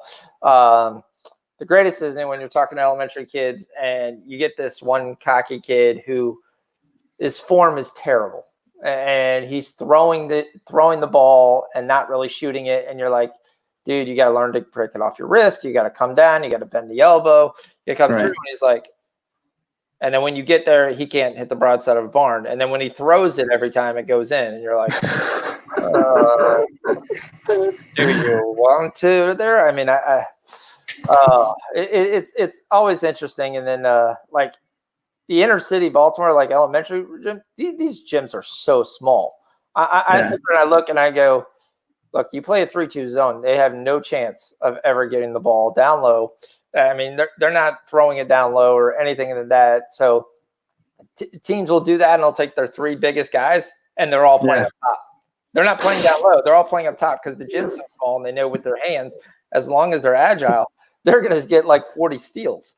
And you just basically try to score on fast breaks. It's almost basically like counterattacking soccer. It's like, all right, we just hold compact, we stay close. As soon as we get that ball, the steal, we go. It's there. And other than that, it's definitely was frustrating. There are days I sit there and I look back and I go, oh, we should have ran this. We should have done this. I really should have got them to buy into this and stuff like that. But yeah, it's definitely interesting as you go in the younger ages. It's trying to figure out, but depending on how skilled they are, and you start to go, okay, there. And I will say this: some of these inner city elementary kids could just flat out play. You get the 5th graders who are really probably 6th or 7th graders, but they can just flat out play. We'd sit there and I was like, we'd go through and you play them one-on-one, and they're dogging, they're crossing over, and they're doing everything like that, and you get them into any kind of a set offense, and it's like, what do? I stand still. Right. I pass here. And that's sometimes the biggest thing. But once the ball goes up, they all run to the hoop. They all if you could teach your kids to hang back and have the 2 guys and those guys just to not go for the rebound but just pop it backwards, you'll get wide open shots the whole game. Yeah, it was frustrating me so much. I was like, dude, stop. But I was like, wait, these kids are also 9-year-olds, so it's like can't go too hard on them. Yeah, I know this is going to come as a complete shock, but I was definitely that parent that was yelling at the kids, like, what are you doing? What? Come on, get out. Rotate, come on. You got to see. It's simple. It's right there. I'm scrolling through here. I was going to see if somebody. Mike's trying to get on. He's just having some computer issues. So, there, I know we've talked about some soccer. We talked there. It hasn't been a great day with soccer. We're going to lose this Leicester play. Leicester scored again, but of course it was called off for offsides. I think that's the 3rd goal that they've scored that hasn't counted. Chelsea won easily. Man United is finished. It finishes. We're almost about, so we should start to get a lineup for this Tottenham team. Let's see what team. As I said it, I expected to see Son basically playing. I expect Ali to be playing. Harry Kane went down, but Harry Kane's done, right? He's done for the year. Yeah, I don't know if he's done. I didn't read if he was done for the year. I know he's done for several weeks. Is what I heard. But it might be the year. Lucas is playing, like I called earlier. Ali's playing. They're going to go with a 3-4-2-1. That's going to be very interesting. Eriksson is starting, so that's big for them. Some guy I've never heard of is starting at left back, though. And the reason I've never heard of him because he's played 3 games, all for the under-20 England team. Interesting. 20-year-old defender is going to get his first start versus Liverpool, but they're definitely parking the bus. They're playing with 3 backs, Sanchez, Otterwild, and Tanganga. And then your midfielders are really your out-2 right wing backs, and left wing back is really defensive. You have Aurier and Rose, who are natural defenders, and then Winks and Eriksson in the middle. Then you're going to play with a right wing and a left wing with Lucas and Ali, and then 1 central forward and so on. Firmino's playing, Salah's playing, Mane's playing. Oxlade-Chamberlain actually receives his return to action. I know he played a little bit in the last game for 21 minutes, but he's been hurt on and off. So he will actually get some play. On the back, Van Dijk is playing. That's certainly the only guy I look for. Alexander-Arnold's playing. So is Robertson. Gomez is playing. I mean, Normal traditional Liverpool back. I think Liverpool rolls. I think that's my Fox lock of the day. I've got them 6 ways from Sunday in a lot of different ways. I've got them probably 4 or 5 units. And what's up, KG? Kay, let me know if you want to come on and discuss some other looks that we have. Obviously, we're getting close to 12 o'clock since Mike's having some issues. Oh, Chelsea, come on. Bonus coverage. We went to Leicester. Leicester can't score. Southampton's going to win this game. That's going to be a big win for them. Southampton? Yeah. There'll be back-to-back losses from Leicester.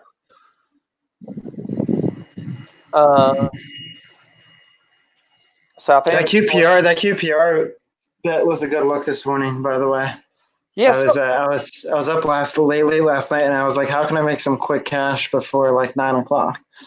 Yeah. Yeah, that's so far. I think it's the only thing that's won, which really sucks. So, that won pretty easily. I thought that was definitely going to be a quick casher. QPR's my natural. I feel like I don't follow them, but every time I've like looked at like the live scoring, every game that they play, I feel like it's at least like over 3 goals, or at least there's like 2 goals or more in a lot of the games that they play. Yeah, let me punch on the Discord and see what guys are talking about. Stu Chaos is talking how he did yesterday. Oh, he did pretty good in NBA yesterday. He generally always does pretty well in the NBA. I definitely kind of go with him and tail him sometimes. He's definitely a guy I look at. NCAA basketball we'll talk. And Shaf is on 4,000 games. Shaf, we have 400 games. Shaf had a nice bounce back day yesterday, which was nice because Thursday's the day that like we don't talk about, right, Shaf? that had to. Did you play all those games on Thursday? I just got to know that.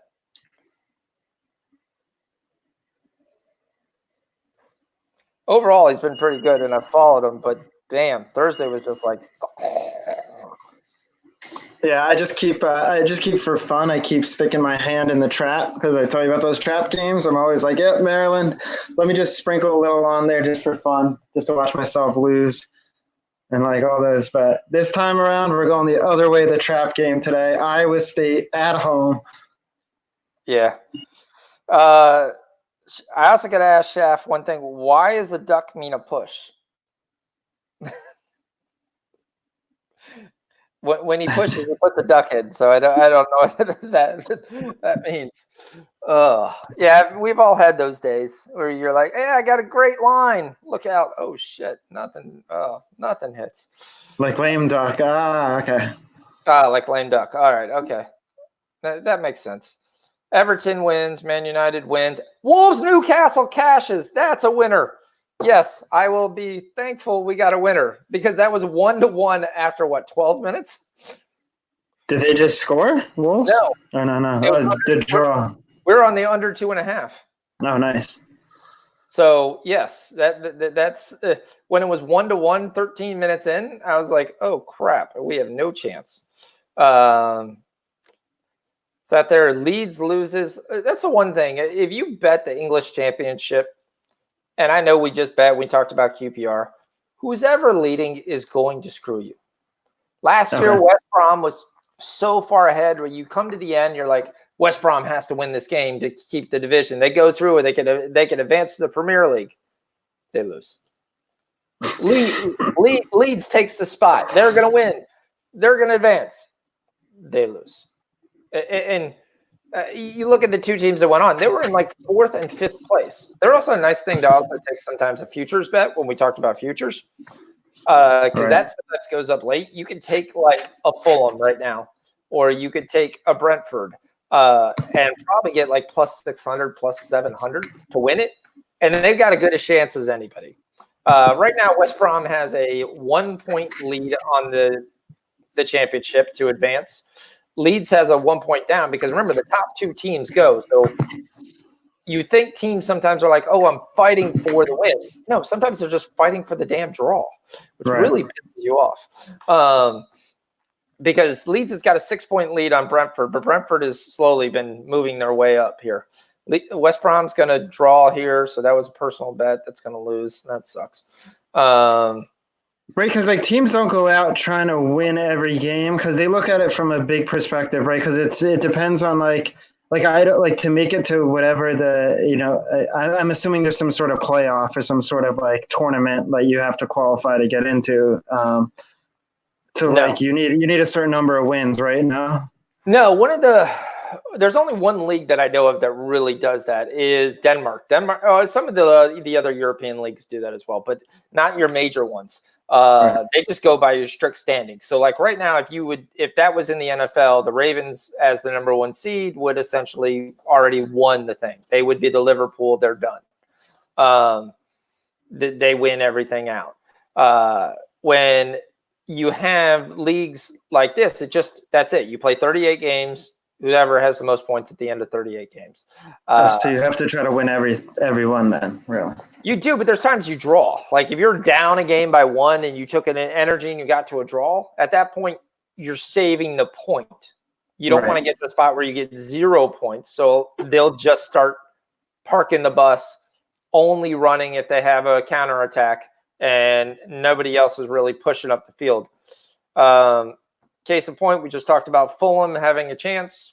Fulham gives up a goal in the 98th minute. That's the other thing with these things. They play so much extended time. They're going to be 10, 30 extra minutes sometimes in this game. That's obviously an exaggeration. I mean, extended time has screwed me and it's helped me before. One time I had a bet, like a draw no bet on a team, and they were down, and the team that I had the draw no bet was down 3-1.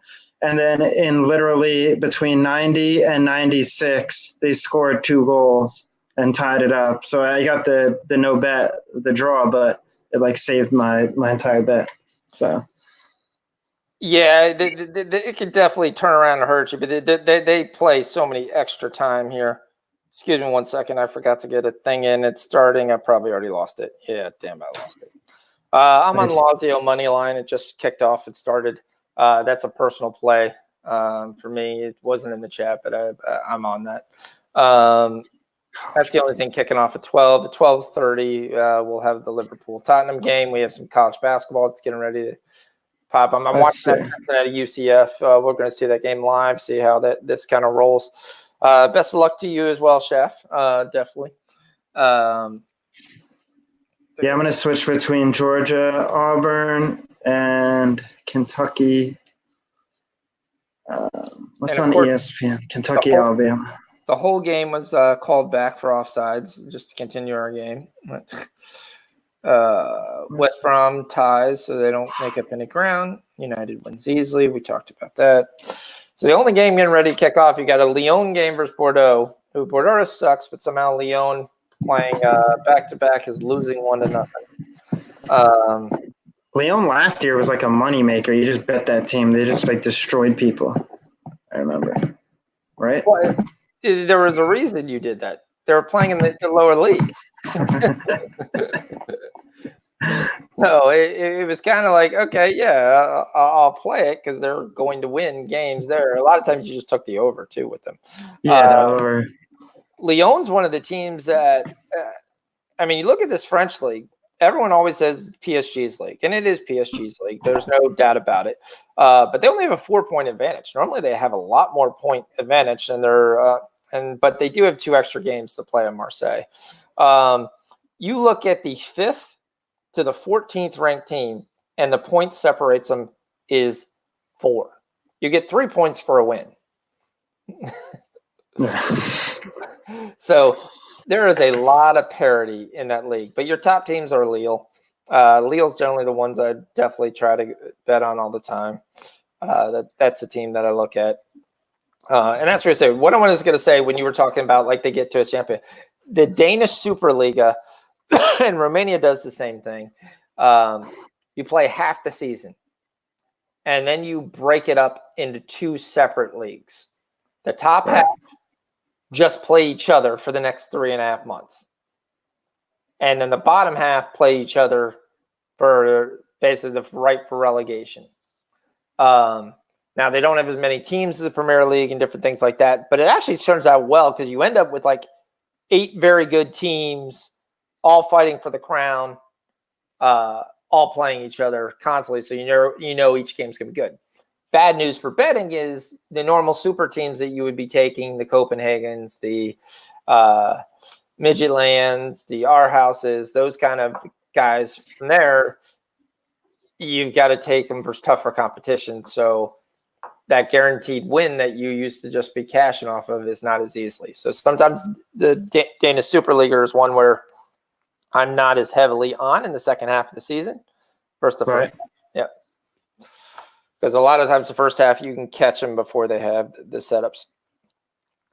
All right. Georgia on the boards first. What, for 2 points? Georgia on the board first, yeah. Yeah, it took a minute to score. Yeah, a lot of these. I'm watching the Villanova Georgetown game. It just took them a minute to score now, too. Yeah, since I got no soccer on, well, I could watch the Serie A if I wanted to. Let's switch and watch the. How good does anybody think this Kentucky team is?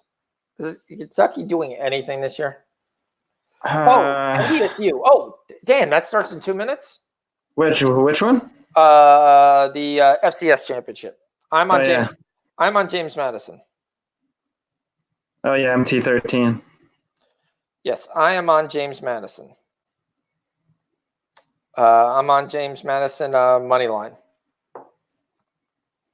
That school's in Virginia, right? Yes. I met some chick there back in college from JMU. All right, so my Everton, Leicester, Man United money line parlay dies. That sucks. Then my Leicester, Tottenham parlay dies.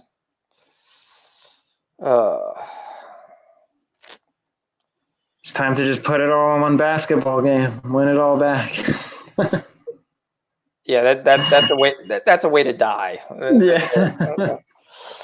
I've got Liverpool on a parlay. I've got Liverpool straight for 42. I've got Liverpool straight for 29. Yeah, those there 3 units for Liverpool straight. Okay, yeah, I think Liverpool's going to make or break me today. It's going to be your team. They having everybody start though, right? Mo Salah. Yeah, everybody's playing. All the Everyone. That's the one thing you got to look at sometimes. They are starting to get such a big lead. They may start to rest guys at some point, especially when you have Champions League getting ready to come around when it comes back here next month. That's something to always watch for. But yeah. Chef's saying the live line for Ohio State already. Plus, yeah, they're down by 3 to Indiana right now. Damn, Georgia keeps going. Nice. Come on, Georgia. Ah, shit. I'm also watching this Nova Georgetown game to see what kind of pace we're looking at. Yeah, I think, honestly, Nova's going to win this. I think the spread was 8, though. This Georgetown team is just, I don't know. They can cover the 8 points. I don't think Nova is like – Nova's not going to blow them away, I don't think, by 10. But they always could, too. I don't know. This Nova team's been, like, up and down. So I think they're a lot better at home than they are on the road, and they haven't been doing that well on the road. Except the one game we're in Creighton, right? They came back from down 20 that one night. Gillespie went off. Yeah, but yeah, I was on Nova that game +2. I did take Creighton second half when they came back. But yeah, it was definitely it was a good thought to look and see. Yep, I got it. Yeah. Let's looking at NBA a little thing. You got New Orleans and Boston. Over 225, -10. That looks too high for me. I need something else to parlay with one more Liverpool. Trying to see what you parlay with Liverpool. You looking for like a smaller line or like a heavy Doesn't matter. juice line? If you know two that are going to win, like last night I parlayed one and one this morning with the QPR was Quinnipiac and Wright State. Okay. With the Atlanta under 238.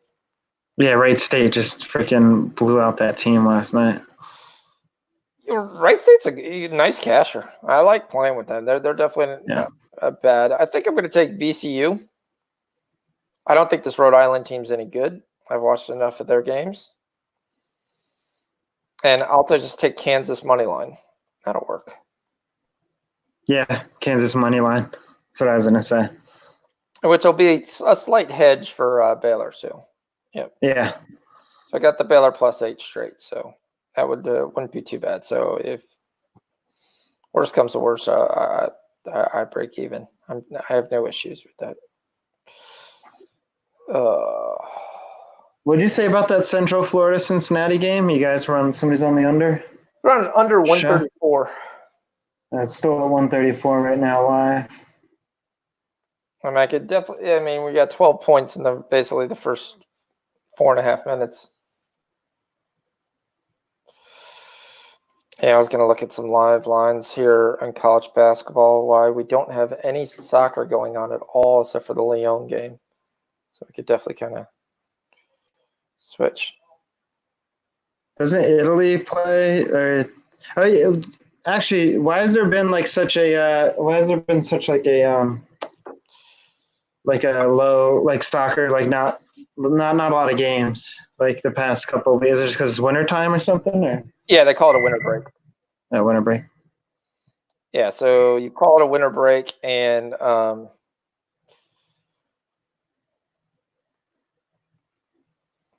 you don't get as much plays. You also have we're in the middle of transfer season, right?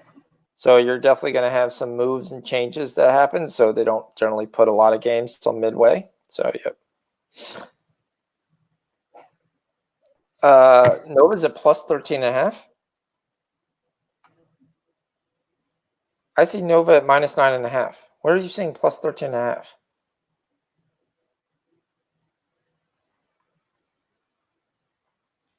Chef, where in the world are you seeing Nova at +13.5?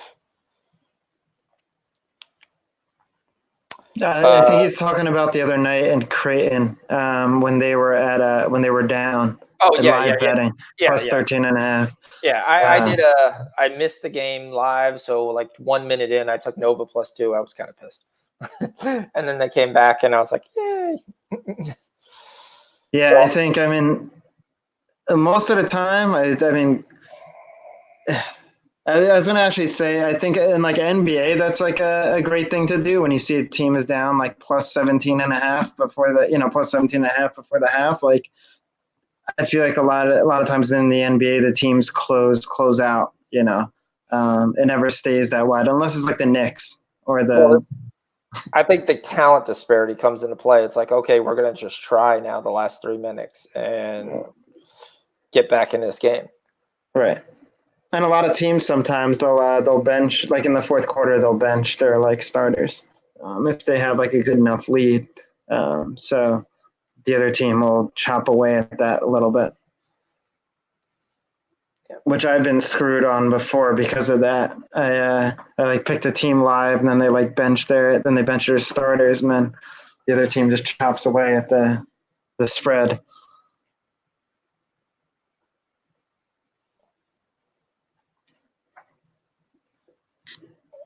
Yeah, I'm sitting here looking. I like this Ohio State. I like that money line +105. I'll take that. This Alabama, Kentucky. Alabama's showing a little heart here. I thought in the beginning, Kentucky looked like they were going to run them right off the court. Yeah. About to take the lead. I like that. The Georgia's doing really well. Yeah, Georgia's at 12.5. I like that. That was, like I said, that was one of my plays earlier. I just didn't see it at 10.5. I mean, Auburn still could come back here, but yeah. So long get. So who do you think wins the NCAA? Man, I mean, right now I'd have to go with Gonzaga, but I know they really don't. They have been playing. Their conference isn't the greatest conference to base it off of, but they're blowing out teams. But I have a futures bet. I have a futures bet on San Diego State, and I have a futures bet on You have a futures bet on- Kansas. Hold on, San Diego State winning the national championship. Yeah. Something. It was like 50,000. I mean, Yeah, it was something. I think it's. I have to go back and look, but I think it's like. It was like 250 to 1 or something. did the book call you and say thank you for your donation? I mean, is this pretty much? No, I mean, like they're actually they're like one of the only undefeated teams still right now. I know they're playing like a shitty conference, but they're one of the top defenses, and they're one of the undefeated teams. I mean, they can make I can see them making a run in the tournament. I don't know if they'll make it all the way to the Final Four or Elite Eight, but they'll get past the round of 64 and 32, and maybe even the round of 16 or Sweet 16. Okay, I can see that. See, I can make a Sweet 16 bet, but I wouldn't make to win everything. I'm sorry, it's Steve Fisher's not walking through the there. There's no way I would make that play. But best of luck to you. Yeah. Like Shaf said, like if they have a chance of ever winning this tournament, it's this year. It's with the team that they have. So a little bet here maybe might happen, miracle. But I think Gonzaga, I think Kansas. I haven't been paying attention to Michigan State too much. I think Villanova will make a big run again.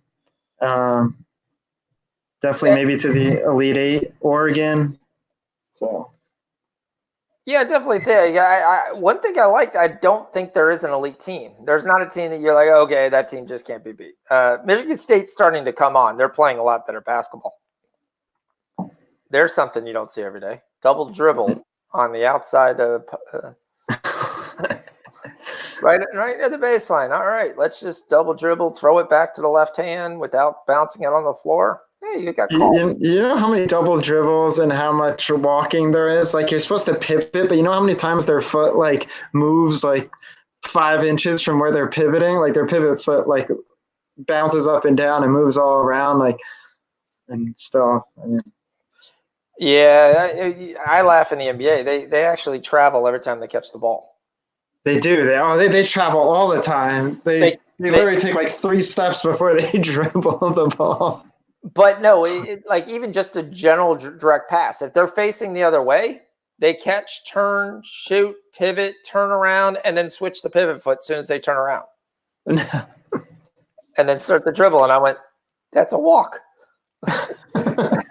I mean, we all have seen the famous YouTube with LeBron just deciding to stop dribbling at half court. And he takes 3 giant Euro steps, He just leaps from 1, 2, 3 and goes right in from half court.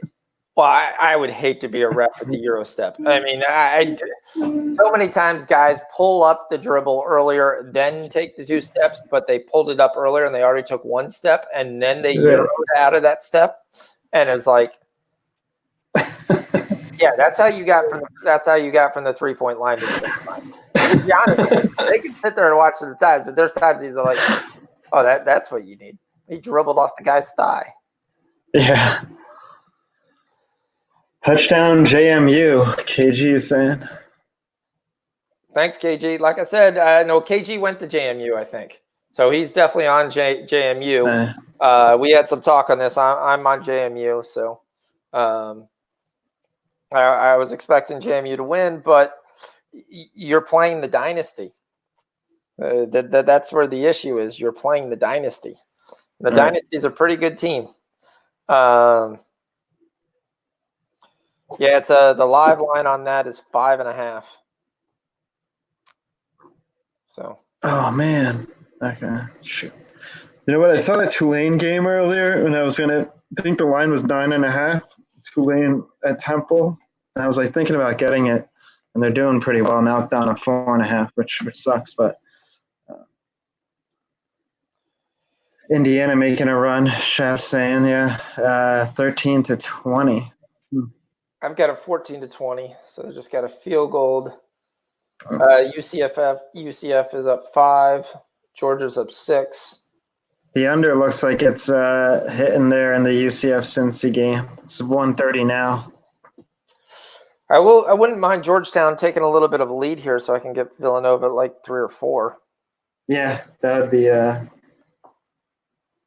If that happens, definitely going to lay the wood on that. If Villanova 3 or 4 at home. Yep. That's the biggest thing you got to understand. It's capping 2 different sports. Someone also has to explain to me why a teaser in basketball is like 2% of the total points, where a teaser in football is like 16%. Right. I don't know. I understand they would lose a lot if they gave more points, but who's the person that said, "Oh yeah," because the lowest teaser you get in football is 6, so the lowest teaser you take in basketball is 4. I was like 4. Yeah. 4. I mean, like 4 is like because like every time I've tried a teaser in basketball, I rarely ever do them. I've just tried them every once in a while. I lose. It's like 4 points is nothing. It's 2 possessions. It's like.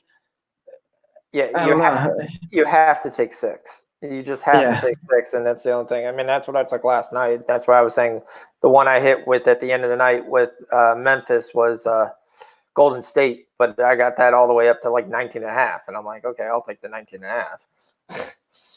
Yeah, I mean, you can't take the 4 because every time I've tried the 4, it's destroyed me. Yeah, it's there. I'm not a huge teaser guy, but a 2-team teaser is not a problem. Alabama up to 11.5 now.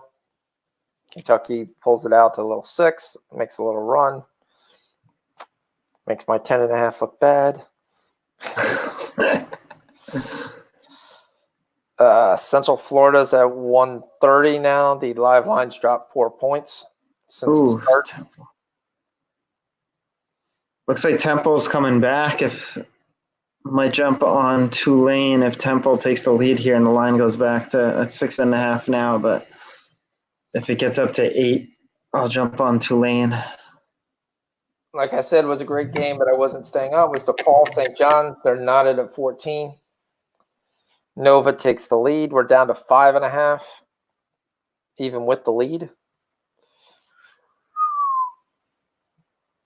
Minus 260 on the money line.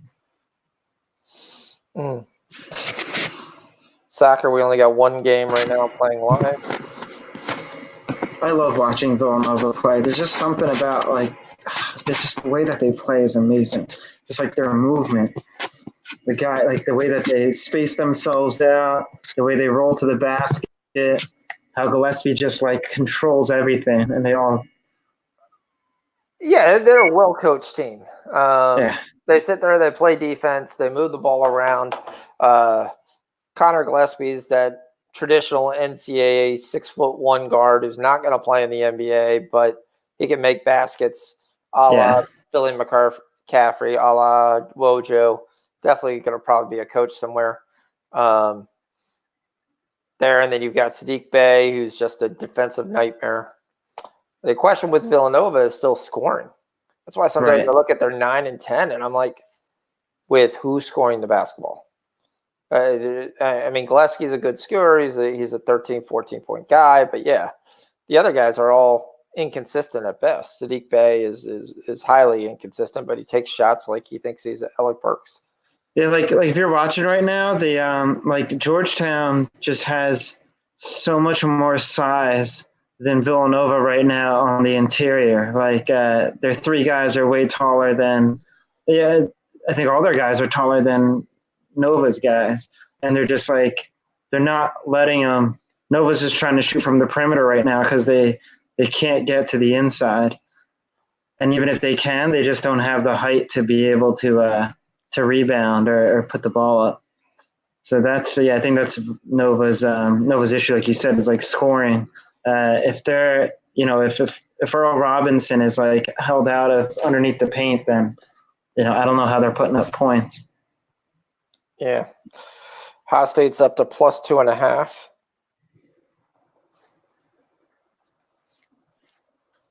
Your 7 ended up at Georgetown? That guy, your E7. Oh. He was supposed to be a big deal. Yeah. This has to be a transfer.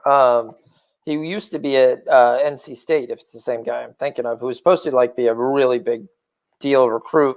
Somebody they picked up. Omar Yurtseven, yeah, from Turkey. We used to be at North Carolina State, 7-footer, 16-9. So yeah, that's actually, I didn't know he ended up at Georgetown. Auburn's coming back, unfortunately.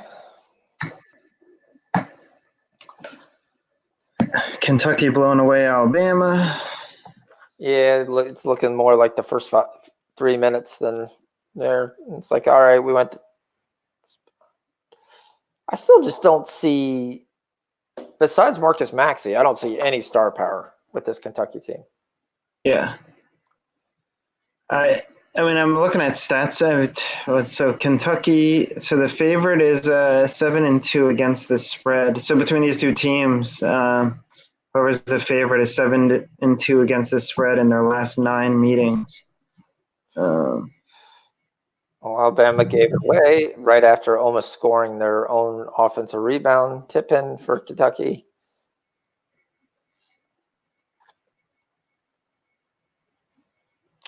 Avery Johnson's not for Alabama anymore?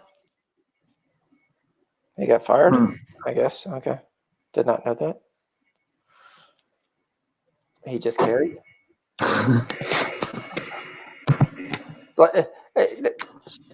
A hesitation dribble is off the side of your hand, not upside down. Everybody stopped too, so I guess there. Toro's in the Discord saying I put small money on DePaul minus 175. Should I be afraid? Yes. First St. John's? We talked about the game earlier in the day, and we said that game was complete. Just flip the coin. Yeah. Whichever one it lands on is going to win that game. Boy, does this guy carry. Look at the ball. It's upside down every time. Surprising college basketball. It's not being called. It's funny. Emmanuel Quigley is actually from up here, right where down the road from where I am. Went to school. Oh, in Baltimore? Yeah, he thought he was going to be the biggest deal. He was like, I'm over Kentucky. I'm there. I'm on top. I'm a McDonald's player. Da-da-da. Yeah. You sit the bench. What's that? Is that Delaware Towson game that goes off at 1? Yep. Right. Towson's been. I was going to get on Delaware there. I don't know. Is that in Towson or at Delaware? I think it's in Towson. Yeah, it's in Towson. 2.5 points at home. Yeah, I would go Delaware too. Towson's been a stingy team. Yep. But they got blown out the other day. Auburn came all the way back.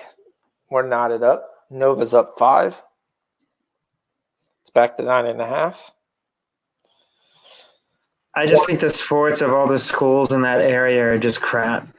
Towson, UMBC. Well, when it comes to basketball, but UMBC. I don't know if just Johns Hopkins even have a basketball team. No. Yeah, but killer lacrosse team. Yeah, they have a killer lacrosse team. I mean, I think UMBC is pretty good at lacrosse too. Yeah, well, Maryland, the state of Maryland in general, their schools are just known for lacrosse. I mean, lacrosse is very good there. Morgan State is generally a solid basketball team.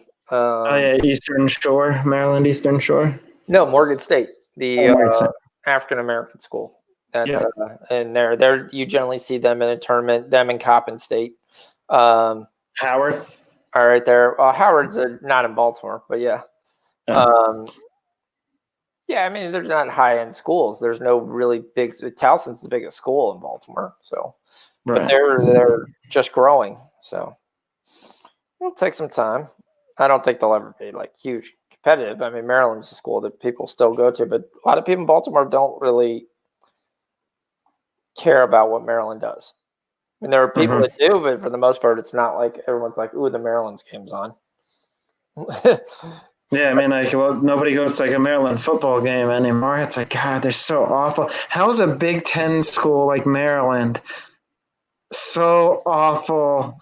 I mean, like, I get it, recruiting, and I mean, they don't give a reason for anybody with talent to go there, but like, it's a Big Ten school. It's University of Maryland. You are so bad at football, and you have been for like Well, 20 years. well, they haven't got a quarterback. I mean, the previous year under DJ Durkin, it looked like some things were changing, but if you remember, Dwayne Haskins was supposed to go to Maryland. Right. Dwayne Haskins accepted to go to Maryland. They thought they were going to Maryland.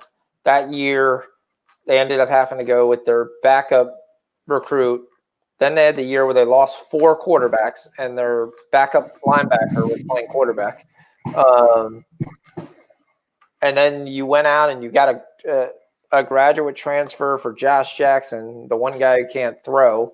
You really just should have just turned yourself into Navy and said, okay, we're going to run the triple option. Right. Because he can't throw the football. And so they can't throw. I don't know why any receiver. That's why, like, some draft NFL teams, though, do draft Maryland receivers because they just don't get the ball. They have talent or speed, and they don't get the ball. Wasn't there a really good tight end from Maryland who played in the NFL like 5 or 6 years ago? Maybe a long time ago. Maybe 6 or 8 years ago, I thought. But yeah, not off the top of my head, but again, Alabama came back. Ohio State's down 7 right now. They're still juicing Ohio State plus 2.5. I know. I don't get that. They think Ohio State's going to make a run because was it no in that Ohio State Maryland game? Did Maryland just lead that the whole time, or did Ohio State lead that and then Maryland came back and won? I forget. I think that was the game Maryland won from the get-go. I didn't think that was even close, if I recall. Yeah. I think you're right.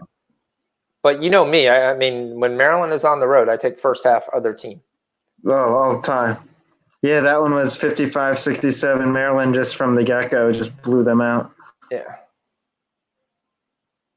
So, I mean, that's my thing is just to literally look and go, all right, I'm on Maryland.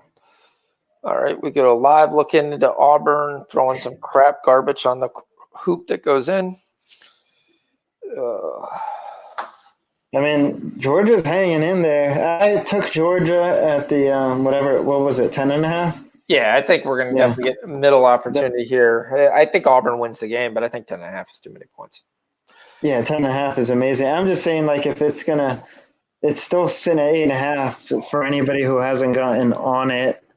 If Auburn makes one more basket here, it should jump up to 10.5. Be a good time to jump on it as well. Yeah, Central Florida's back down to 134, so the total went up a little. So, all right, Mike can't get on with any internet issue. We might have Is everybody down? Twatty's down. Mike is down.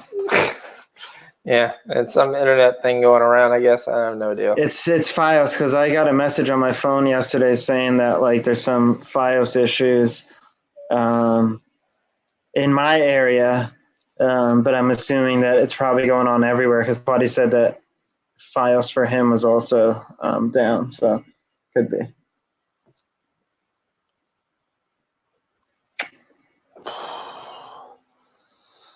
I think the big thing with Kentucky is Sestina. If Sestina gives them actually confirmed outside shooting, the other guys are all like hit or miss, throw a coin. Wait, what was the line before that? Because right now it's Bama plus 9.5. What was it? It's 10.5 the pregame, but we've gone to 11. We had 12.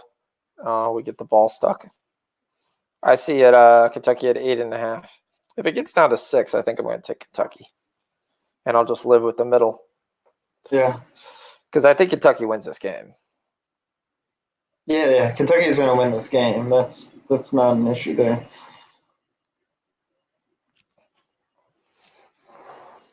Bama, each time they get down, keeps coming back. And Bama's 1 for 7 for the 3. So does that continue or? that could switch. Bama's a pretty decent 3-point shooting team, aren't they? Yeah, they are. They actually rank. Yeah, they're in the top echelon of the college basketball in 3-point shooting. That's probably the way that they'll stay in this game, or like cover that spread. Yeah. I'm concerned at Ohio State. They just look terrible. They're a really bad team. I think they might not even make it to the tournament. They're 11-4. There's no way Yeah. to make it. 11-4, you'd almost have to go in a huge tailspin. I was actually looking last night. They actually had the amount of I think from the Big Ten, there's 5 or 6 teams that are qualified, I guess, for the tournament. I have to look at the list and see who the teams were, but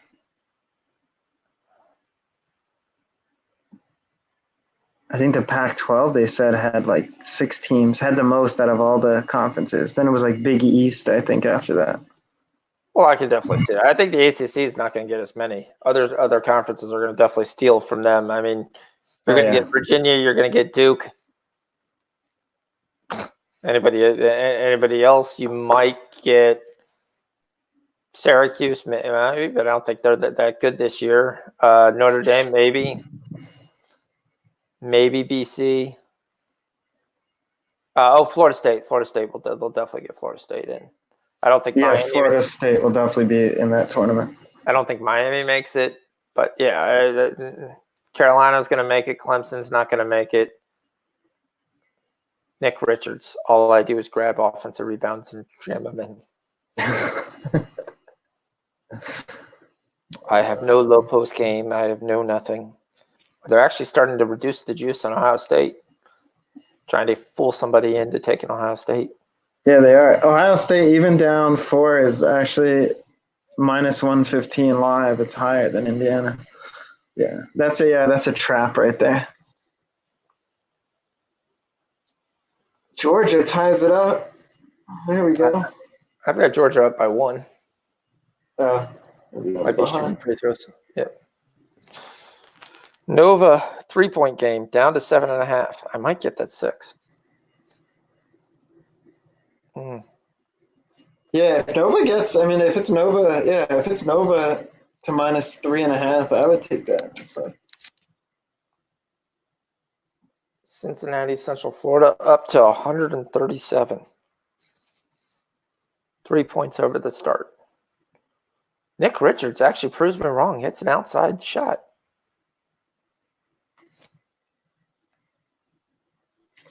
Yeah, Chef. I like Virginia Tech, the -2 at home. I think that's a great play. Yeah, we can let's look at some of the 1 o'clock games. We're already on Baylor, Kansas. We've talked about that. I discussed the Vermont game. I might tease that game. You're gonna go with that America East Conference there? Vermont wins enough basketball games. They're playing UMBC, who we've already discussed ad nauseum is not that great. This is Vermont stronger. That Xavier Creighton game. Xavier at home -3. Is Xavier any good this year? I don't think they are. No, yeah, they're not the Chef saying, well, I was meaning to make the 8th. Well, yeah, they'll definitely make it. But also today too, Chef. I think they'll win. Xavier, they're not the same team that we're used to. But I think here at home, they're definitely a look. To look more into that. Actually, let me see, because I put all this stuff in my spreadsheet last night.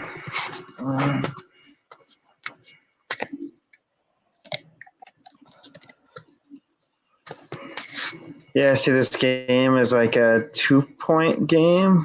So 3 isn't, yeah, it's right there. 2.5 points, so 3.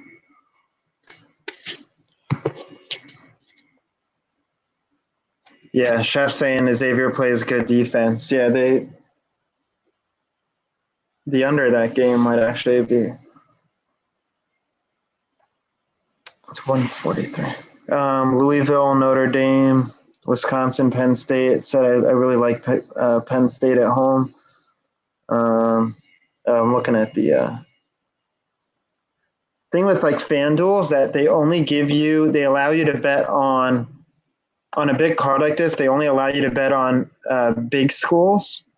And then like you can't live bet anything like small like that, like the Towson game or or like Lafayette and Loyola, Maryland, or UMBC in Vermont. Like they won't give you those options to live bet. They only give you like the Kentuckys, the Ohio States, the Power 5 schools. Yeah, one of my books only gives me like 3 or 4 live bets. It doesn't matter if there's 30 games on. It's like, nope, you get 3 games.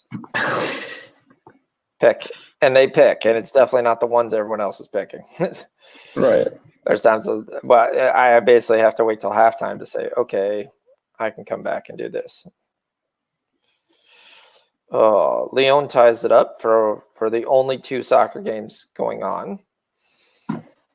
You have Lazio is yet to score 0-0, and Lyon and Bordeaux are tied 1-1. I think Lyon's going to win that game. What number am I getting for them?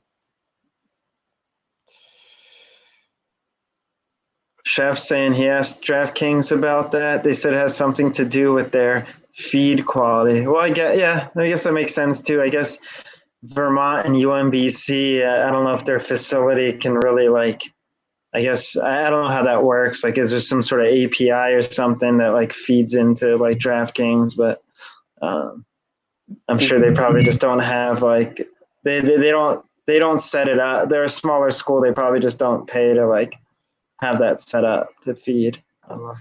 That's what the greatest thing. Like during the bowl games, yeah, I had a 15-second delay on the live updates, so I could watch a touchdown and then go, I'm going to take this -14. I'm going to take this money line. I'm going to take this there. And they were not too happy. But there was a lot of things I was looking at going, hey, we scored. Okay, we're going over 38. Because as soon as this updates, I can automatically arbitrage to go under. Lyon looks like they just scored right after I just took them win the rest of regulation. So that looks like that's a casher. Nice. Yep, that's the second goal. Good. Yep. The live, Sure. I think I haven't even figured out that they scored. I could probably take them again. No, they froze it. Georgetown and Nova tied up. Nova going in, makes the basket. Ohio State back completely even. They're down negative -2.5 now. That game is flipped. Kentucky is up 11-2. Oh, big 3 there. There you go, Alabama. Just stick around. Yeah, they're gonna float around there. Ohio State's up to -4.5. Damn. Hopefully I get a basket and I can get 6.5 plus Indiana. I've got the plus money on Ohio State, and I'll just live in the middle for a game I really didn't care about. That Central Florida game is still hovering around that like 132, 134. Yeah, it came right back down. That's why I was thinking about taking the 137, and I was like, oh, that's a terrible play. I love to get on Dayton, but I can't get Dayton under That's 17 points. 24 points right now. Yeah. Every single line for them is like 17 points, 80 points. There you They go. play in that, I don't know what conference they play in, but It's like, oh, I mean, it was kind of nice when they were in Hawaii. You could get them at a decent number, and then it was like, nope. I think Indiana folds here, Shaft. I'm not sure if we'll get another chance at Ohio State and plus money, but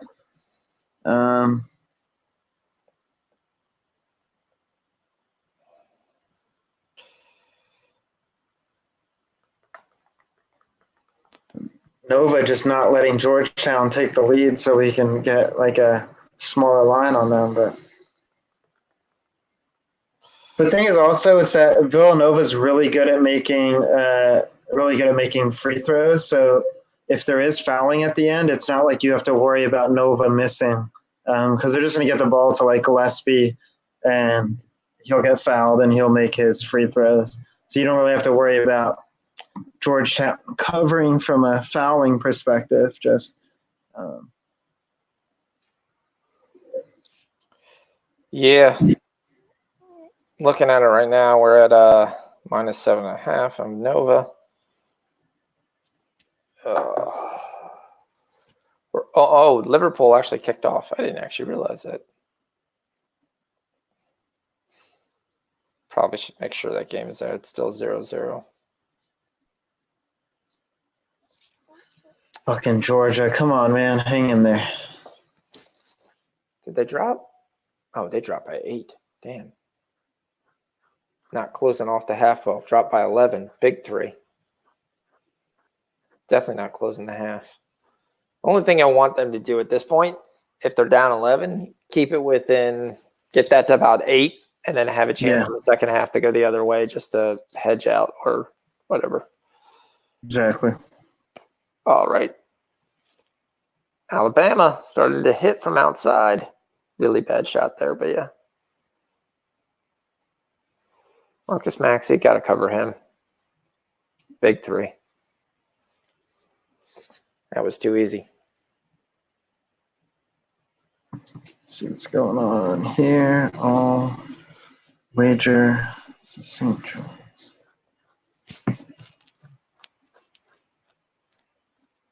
Alabama misses another gimme, and they leave Marcus Mack. Oh, great block. What a block. There you go. Alabama could be down 12. Down to 128 in the Central Florida game. Nova down to 6.5. It's a halftime. I didn't get my 6. I got 6.5. Damn it. Fucking. Now I gotta put on the Georgia game just because now it's starting to get sweating time. All right, make this fucking basket here. Why is the Georgia game on ESPN Women? Are you in the first half? Huh? No, I'm just in general. I want them to hang out. I don't want it to get too far out in front of them, the game. Oh, I have the 10.5 for Georgia. But all right, let's see. They just missed their free throws, you assholes. So we get a 74 points in the Nova Georgetown game. That's why they're called free throws. They're free. You make them. You don't have to do any work for them. Well, yeah, you do, but like you don't. It's like you have somebody in your face and you're moving around. You literally just stand there and you throw it in. It's free. Yeah. Let's see. What's that late game that I was looking at? Oregon. Yeah, Is everybody in Auburn just blonde? Looking at that. Every girl is just blonde. There's a lot of nice Auburn girls. Oh, yeah. Oregon down to 9.5. I'm going to let that thing keep going. I think we might see 8.5 by tonight. Do you like the over? In the Oregon game? Yeah. I think they're at home. They usually put up a lot of points at home. All right, this would be a big basket if Alabama can get this before the half. Stop fouling. You're a professional. Well, not professional, but you're. And big 3. Drains the 37-footer. Makes him wait. Oh, Higgins. Nope. Get the glass. There you go. There you go. Cut it to 10. There you go. Oh, yeah. Oh, he pushed him. That's a foul, Raph. Come on.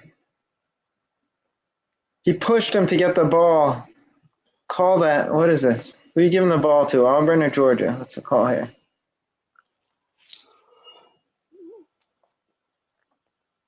Yeah, talk it over. He pushed him. Ohio State up 3. Dayton up 14-2. Yeah, there you go. Pushed him. It's a good call, Raph. That's how you freaking do it. Oh, shit. I think I got greedy on that Kentucky game. Should have just tucked my head. How do you let the guy fucking cut? Yeah, why are you wasting your time out with 1 minute left? I mean, just fucking play out the rest of the half. Oh, Auburn started draining threes. That's how they did this. These are all 3-point shots. Oh, how they pulled away like that? Yeah. I just turned it on right now, and I just saw the layup right now with like a minute left, but a minute and a half left. Yeah, they're just drilling threes. I think they did that last year too, if I remember correctly. Like that's how they were like hanging on in the tournament, just draining threes. Well, you had a highlight video, and they showed 7 made threes. So let me see what they're actually, what their stats are. Yeah, 6. They're 6 of 14. They're shooting 42% from 3. Oh yeah, that'll win you games. Yeah, they're shooting 48% from the from the field, 50% from the free throw line, but 42% from 3. Georgia, Anthony Edwards has 3 points. That's not good. Rayshawn Emmons has 7. He's the dominant point guard, isn't he? Yeah. No, he's not him. That's who is the little guy?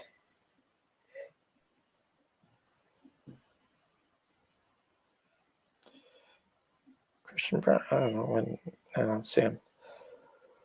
Hit it at 13. All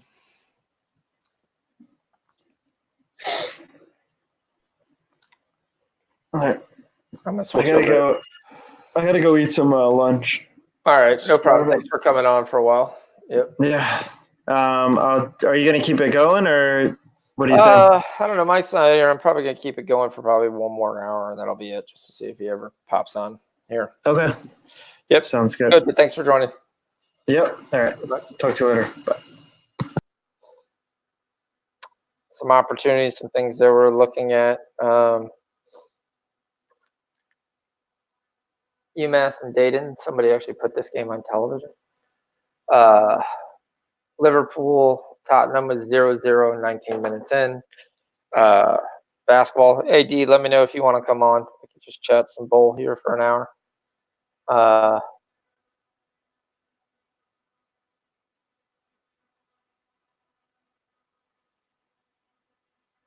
Tottenham definitely just playing defensive approach. Don't get beat. Ohio State up 3, came back. Nova up 3 at the half. Cincy UCF is at 55. We're at under 134, so that looks nice. That was a good call by Chef, or somebody called it, I forgot. Definitely we'll look at that. St. Paul, Georgetown is at 34-38, 72 points in the first half. That's a lot of points.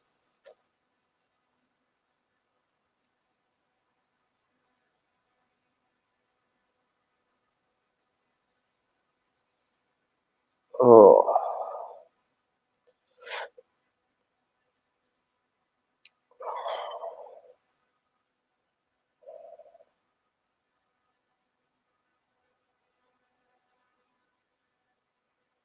Tottenham actually with a really weak shot on goal. Not looking at what's the score of the Georgia game? Auburn by 15. Auburn has came out and have had 6 of 14 threes. They're shooting 42% from 3. The game was kind of close for most of the game. In the last 5 minutes, Auburn just pulled away. Here comes, almost had a Tottenham goal right there. Beautiful layoff in the middle, just didn't score. Yeah. Georgia cuts to 14 at the free throw line. Gets it down to 13. So hopefully a little defense. We can get this around 11.5. A little chance to go on the backside if that's what you want to do.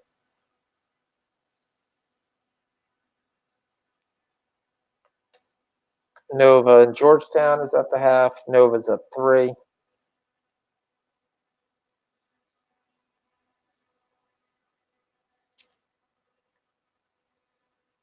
Kentucky is given a 3.5 point favorite here. there. That's not a bad play.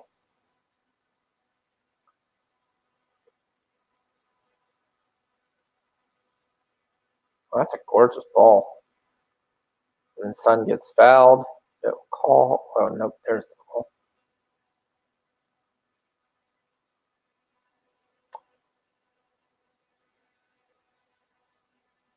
Oh, no problem.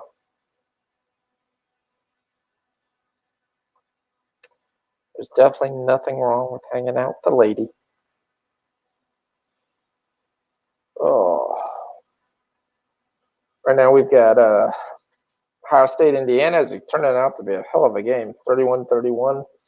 Ohio State was trailing the whole first half, came back towards the end, was able to have a mini 3-point lead, but Indiana's now tied that up. One of the looks I'm looking at possibly getting on the Georgetown Villanova over 78. We had 75 points scored in the first half. I think that'll continue.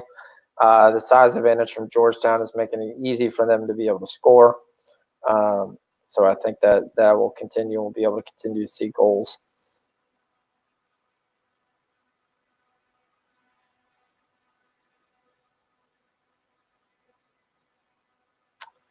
Alexander Arnold gives up the corner.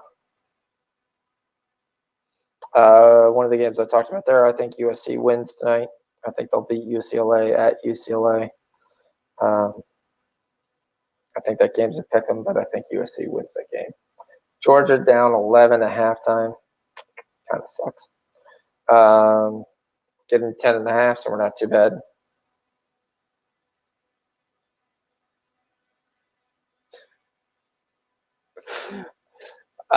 Yeah, sometimes you do that. I've got a kitchen to pay off, so I don't mind a little bit of Ubering to be able to help pay that off as best as I can. So things you do.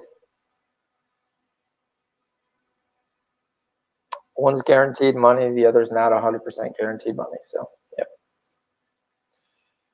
What's the live line we're getting right now on this Tottenham game? I wonder what it is. North Dakota State's up by 14 on James Madison. That sucks. Where was the highlights then? North Dakota State is just a stinking machine.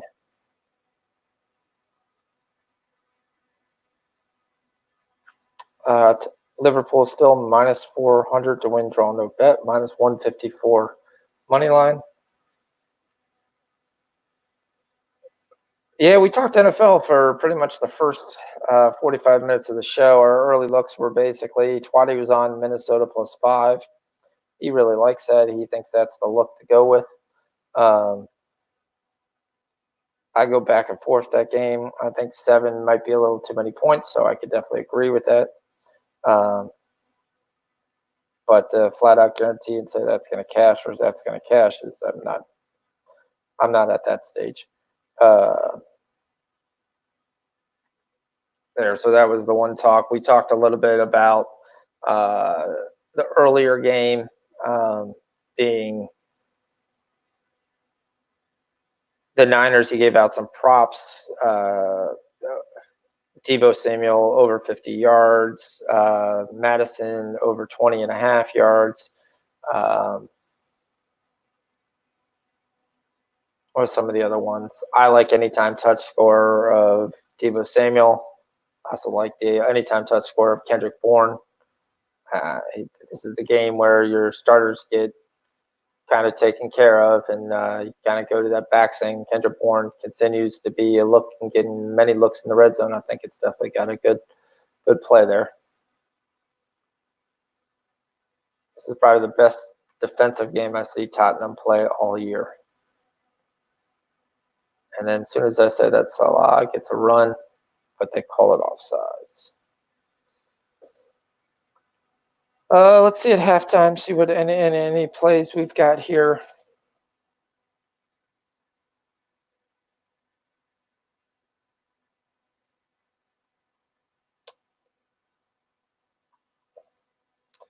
Georgia Auburn, second half is 3.5. I they continue shooting the way they're shooting, that's not even going to be open for debate. They'll cover that pretty easily.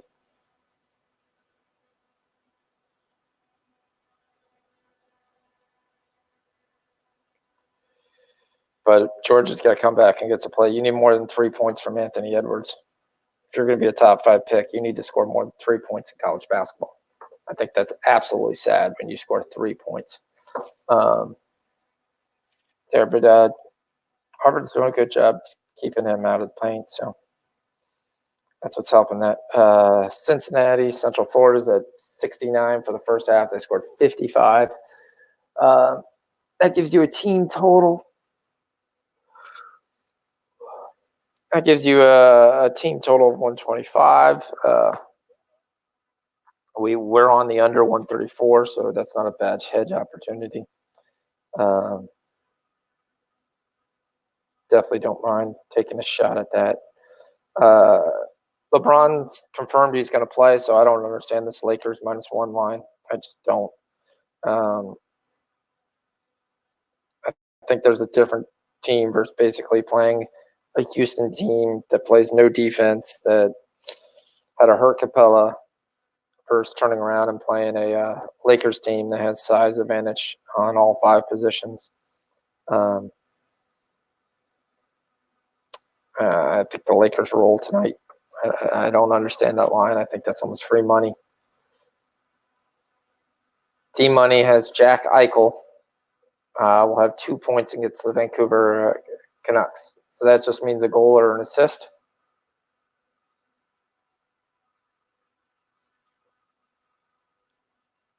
I haven't been following hockey. Is Eichel doing well in Buffalo? Buffalo's a solid team this year, right?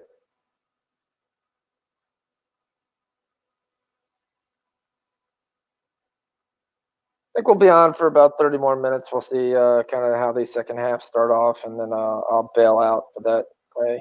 So, sorry we didn't get Mike to come on. He had internet issues all day, so didn't happen. We did get Swati Lade. We did get Sean Shorkey to come on to discuss. I talked to Locke QWERTY. He said he's interested coming on discussing hockey in the future. So definitely some good things possibly happen for some future shows to be able to get our name out there. As always, keep in mind we're going to cut some videos for Chef and the Fox this week for some Chef Fox plays. We'll see how we're going. Right now, we're not absolutely killing it today, but I think we're 2-2. Right now, we were able to. We lost the Arsenal money line. We hit the Wolves under 2.5. We hit the QPR over 2.5. We lost the Cagliari draw no bet, so that gives us 2-2. Lyon draw no bet is up by 1 goal right there, so that's not too bad. So that should help us there if that game closes out. How much time's left in that game? All right, with the 74th minute, not too bad. 15 more minutes. Let's see if we can close that one out. Lazio Napoli is at 0-0. Of course it is. They concede like crazy. The 2 teams play and they can't score, kind of like this Liverpool game. Oh, Eichel's second in goals and 6 in assists. All right, so he's pulling a little Sidney Crosby there. Yeah, I get that. Who are they playing? Oh, Vancouver? Vancouver's. What I remember still sucks. They probably still suck, especially on the defensive side. I know they lost one of the Sedan twins, or both Sedan twins this year, or something like that, if I recall. But again, I'll have somebody else to explain hockey to you. I don't follow hockey as much as I used to. So in previous years, we'd play fantasy hockey and things of that nature, so I would kind of know what everything was going on. This year, not so much. All right, 1 o'clock games that I like. There's nothing except the Baylor game. We're on the Baylor +8. Is the only thing at 1 o'clock that I think it's going to come out for us pretty well. I think Kansas wins the game. I've got them just as a little ACA filler, but I'm not taking the +8. Again, if you like the first half Baylor, first half Kansas is kind of what Sean was saying, because he thinks Baylor's going to come back at the end. So if you want to take Kansas -4, I think, for the first half, it's not a bad play.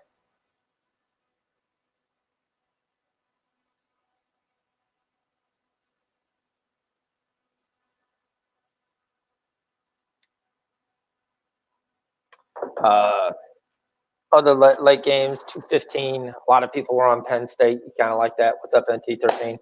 Thanks for coming back on. Still there. We're still just kind of waiting for the half to get over so we can get to some of these games that are on. That's our. We're waiting to see if Lyon can finish it to the finish line here and give us a win. We're waiting to see if Lazio figures out where the goal is. Both these teams do would be kind of nice. Both. This has been like really terrible.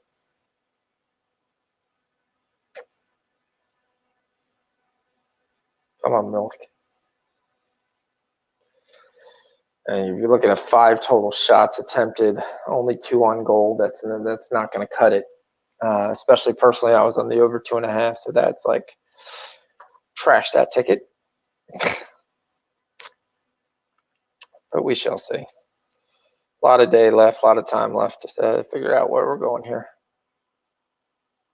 Not too bad start the day. I'd really like Liverpool to be able to punch one in here before halftime. D Money's letting us know he's almost home. He's getting that DFS money. How you doing in DFS?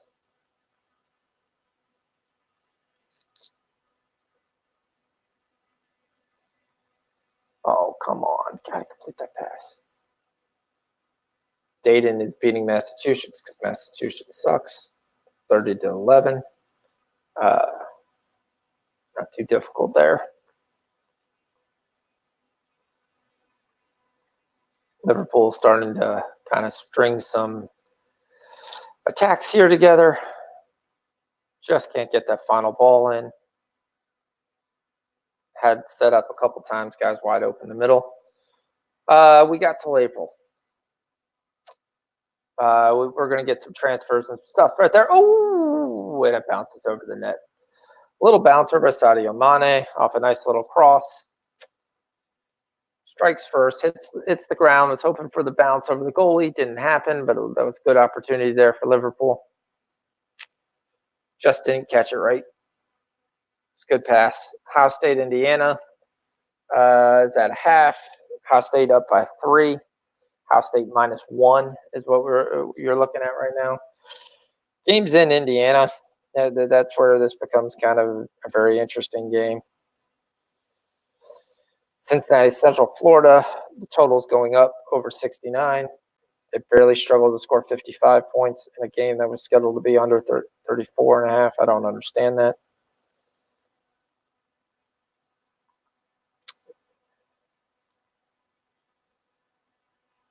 That's where sometimes you look at totals and go, okay, they're exactly taking the pregame line and just dividing it by 2 and saying, all right, there's your total.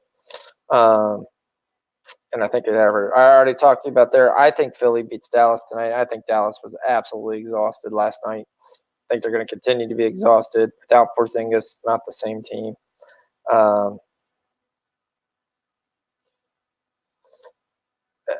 You can't just rely on Doncic getting 30 points. And the amount of effort he put out last night, I think they're just going to be exhausted. I'm taking them. And I think this Philly team, like I said, I think they not having Embiid galvanizes them to play. We've got to go Liverpool up 1-0. Roberto Firmino finishes it off. Yes, we get that 1 goal before halftime. That's what we wanted. Come on, now we can just let the floodgates open. Let's get the second goal. Beautiful little back heel comes out. Milner with the header. Back to Salah. Over to Firmino. Boom, boom. Right away across. Goalie had no chance. Firmino gets a touch. Does he onside? Yeah, he backs himself up. Boom. Beautiful right with the right foot. All the way across. Far post. Has a great look at it. No defender in the way. Strikes it well. Goalie barely moved his hands. That's the way you like it. I don't know, but I don't mistake the under. I like I said, I watched that game versus the Lakers last night, and he was giving everything he had, but his shooting was terrible. He looked like a guy who needed a break. He needed to be able to take a day off. He's not going to get a day off. You're going to turn around and play Philly. Philly's going to run up and down the court all game long. Philly's not a great team at home, away, but again, you got to look at those stats and kind of throw those away. It's a different team. Embiid was playing the whole time. Sometimes it kind of slows you up. They don't shoot as nice on the road, but I think it's definitely going to go through.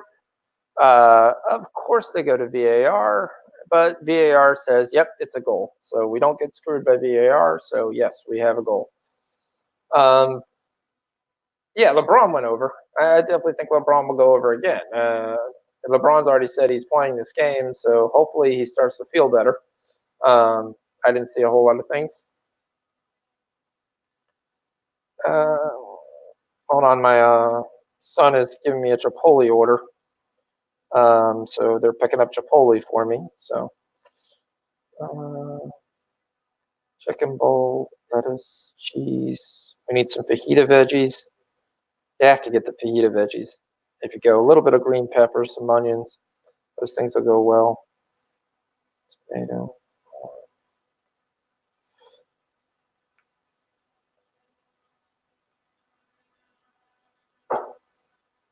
I'm texting to you right now. You can talk. Give me a chicken bowl with lettuce, cheese, fajita veggies, tomato, corn, sour cream, and some guac. Yeah, I know I'm making y'all there. Hey, Astute, welcome to come on. Astute, let me know if you ever want to come on. We'll continue to talk some checks it there. We'll talk some basketball or anything like that. Yeah, so trying to have these shows every other week or so like that. I'm not trying to do like live line every single day. That's not me. My wife would kill me. She barely gave me approval to stay on as late as I was this time, but we've been off for a couple of weeks, so we definitely want to go on, especially when soccer's in full steam. I'm definitely going to try to go to those early morning shows, but I'll probably dip by the time we get to noon. But if anyone wants to come on before, let me know. Obviously, we'll just shoot the shit, be able to talk some basketball, some NBA, some NCAA.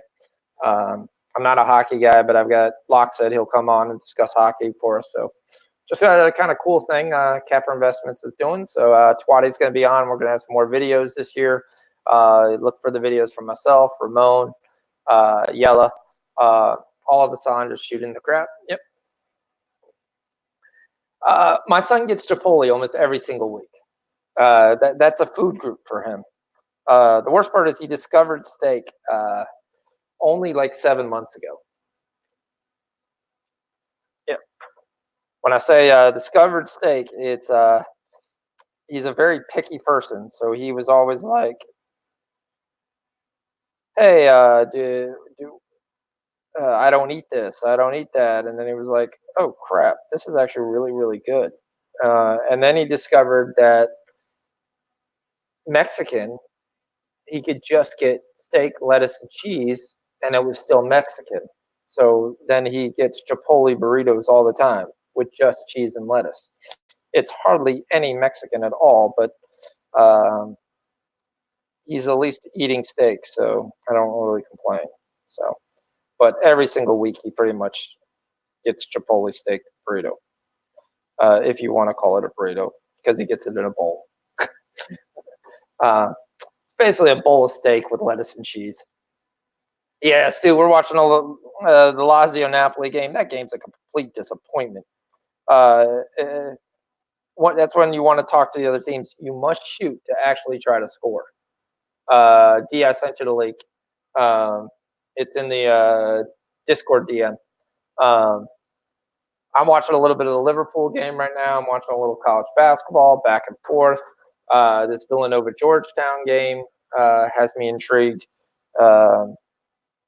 Looking for the right number. I was hoping to get live like Nova -6. That didn't happen, so I kind of stayed off. I'm looking at James Madison holding on. Actually, sorry, down by 7. Trying to see kind of what I'm doing for that. They got a field goal, cuts it to 4. Almost kind of like that James Madison +6.5. It's just this North Dakota State team is an absolute juggernaut. Carson Wentz is alma mater. Almost every year they're always there. Oh, that was a really bad play. Especially gave it to the wrong guy. And they called the foul. Yeah, I will take any goal at all in this Napoli Lazio game, because this has just been an absolute. We don't really want to play soccer. And for a team that was actually doing bad, the only question is, well, you especially look at soccer. It's like, imagine if the NFL had like a 4-week bye and then said, okay, now you guys got to come back and play. Nobody would have any rhythm. Nobody would have any advancement, things like that. Yeah, I'm on the over 2.5 in the game too. I think that has 0 chance. You came through the first half with basically the two teams combined for 7 shots attempted, only 4 were on net. Definitely we want to see if Lazio comes back here. I like Lazio money line. I'm on them for plus money. I think they win the game. I thought it was going to be more of a 2-1 game than what they're looking. Napoli is not the same team as last year. But again, over the break, you could fix a lot of things. Maybe you get a little more time to come back. They've given up 3 goals in 3 straight games. Everything kind of pointed to this being a high-scoring game, and it's been anything but. Serie A kind of kicked his ass, of course, and then you had the Cagliari game, which I thought was going to be a decent game, but Cagliari never got their one score that I was hoping for, and ends up going under 2.5 too. So kind of killed my earlier win from the morning. So now we're looking at college basketball. We got the Ohio State game tipping off. We got Georgia deciding to go down 14. Maybe we get a backdoor. That's probably our best bet at this point, just to stay in and then go at the end. But Auburn doesn't miss free throws, and right now they can't stop missing 3-pointers. Actually shooting better from 3 than they are from the free throw line. That's so sad in so many ways. Still working on my setup here. I did get my wife bought me another iPad because my old iPad was old, and she thought I was going to replace that iPad with the new one. But instead, I just got a newer iPad with a bigger screen and split screen capability, and I'm keeping both of them. So I always have 2 iPads, which is really convenient. I highly recommend it if you get a chance to. Other thing we're looking at, Baylor, Kansas kicked off. Baylor's up 1 to start with the game. Still, obviously, a whole lot of time left in that game, but a good showing. Sorry, Baylor's up 6, showing the game 9-3. So if you're on the Baylor +8, which was one of Sean's plays, we definitely kind of recommend that. Nova hanging on to a 7-point lead. And Alabama has shown some life, cutting it back down to 9 to start the game there. Oh, that's too far.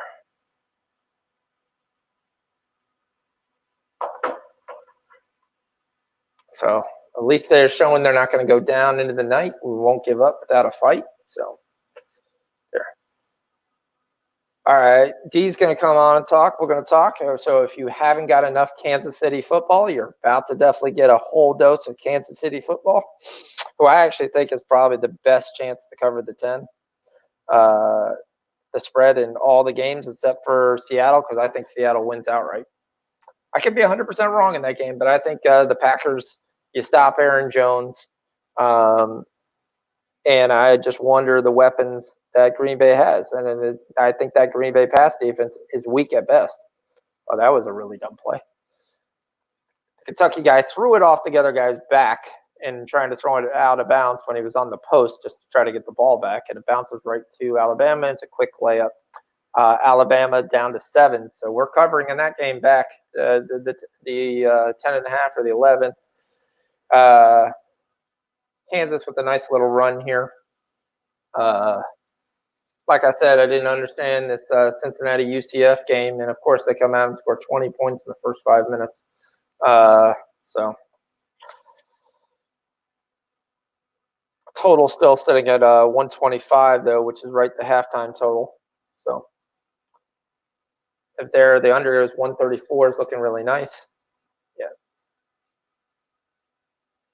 Yeah, it's just this Lazio Napoli, and they're not shooting. You're not going to win if you don't shoot. They're getting the final third. They're losing the ball. Nice little layup there by Kentucky. I know somebody on the Discord put a whole lot of money on DePaul. I don't know why you did that at St. John's, where St. John's is a very, very good team as well. 11-5. Indiana takes the lead from Ohio State. That little 3-point lead is gone. I think that game's going to go back and forth. I'm actually on the plus money. I know this is going to shock you. Not the plus money, the plus points on both sides. So I've got Ohio State +3, and I've got Indiana +4. So I know I'm going to walk away with something, but I really didn't like that game, and I'm just going to have it say. Yeah, 1 second.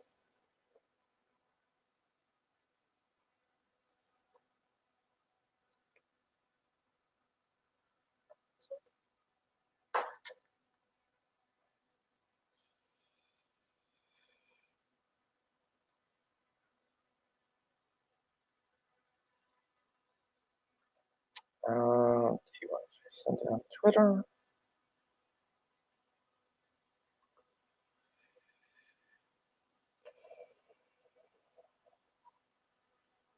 Do I have Twitter?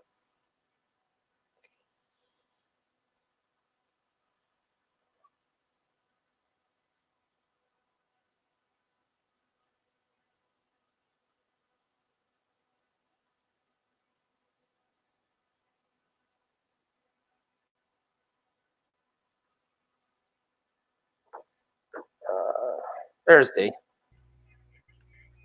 Hey, what's up, D? Yo, what's good?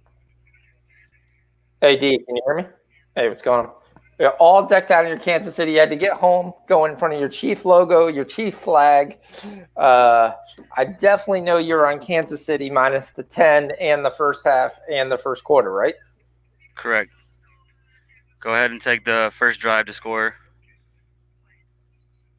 You said coin flip. I can't get Do that you one think yet. the first?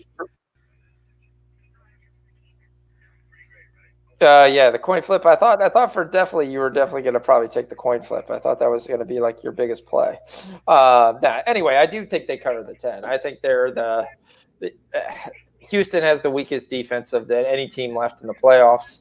As long as Tyreek Hill is healthy, I think they definitely cover. I don't think there's really a question on that. The only question I have is they do have some issues covering the first half. As you know, we've lost some money on that first half. 14-10 seems to be a lot of times what the score ends up being. I do think, though, they have one of the best improving defenses on the coming back. The only question you could say is technically the Niners could be too, because the Niners get 2 huge pieces back on defense. I'm not sure if everyone's aware, but you're going to get ex-famous Kansas City chief defensive end who famously jumped off sides last thing, being able to come back, and he's playing this game. I totally actually forgot his name. You're talking about D Ford? D Ford, yeah. I knew it was D. D Ford, and then they actually get Quan Alexander. The Quan Alexander coming back, actually, I wonder if it helps or hurts him, because he hasn't played all year. Not since, I think, week 1 or week 2. I think he tore a pec or something like that. Yeah. So him coming back, I think, is definitely going to give them more depth, but he hasn't played football. Is there? Leon covers. They finish the game. Leon draw no bet cashes, so that's definitely another winner that's set up there. So that's 2 winners of the 5 we posted. We've got one loser there too. So I will definitely always tell you my losers there. So, but hopefully if you tailed that, we cashed that. So that was good. Going back to the football game, I mean, what is your look on that? Twatty had Minnesota +7. That was his look. He thinks that's just too many points. My look right now is team total over Vikings 17.5, and then I have Jimmy G over 1.5. Anytime George Kittle. That's pretty much it for that game right now. Okay. I like that team total though. I think they score 21. Yeah, I can see 21 or 20 points. I could definitely say. I just question this Niner. This Niner defense hasn't been as suffocating as you saw in the beginning of the year. I mean, they've basically been winning shootouts. The game against the Saints showed that, okay, you could score on there. If this Viking offense is healthy, they have the weapons to put up points. That's without any doubt. They have the weapons to put up points. Healthy Dalvin Cook is definitely going to help. It's another week to be able to get your health back. Definitely could see that working as well. Let's see what we got. What is your KC? All right, so I got first quarter, first half, full game.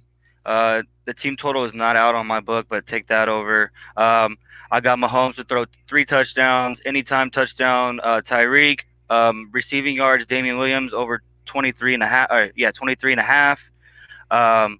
And then I have Shady to his rushing prop as well. Is Shady going to play? Not very much, but I think the number. Let me see what I have right here. I don't even think they dress him. Oh, they've been sitting him out for this. I think they've been sitting him out because he fumbled. Yeah. I think that's the reason they've been sitting him out. I think when Damon Williams came back, they were like, "Hey, there's a good piece of pine. Let me know how that smells after the game." There you go. Yeah, but DW has been he's been shaken up. He's had a shoulder issue all year, But I mean that whole bye week, you never know. But his Shady is 22.5 rushing yards.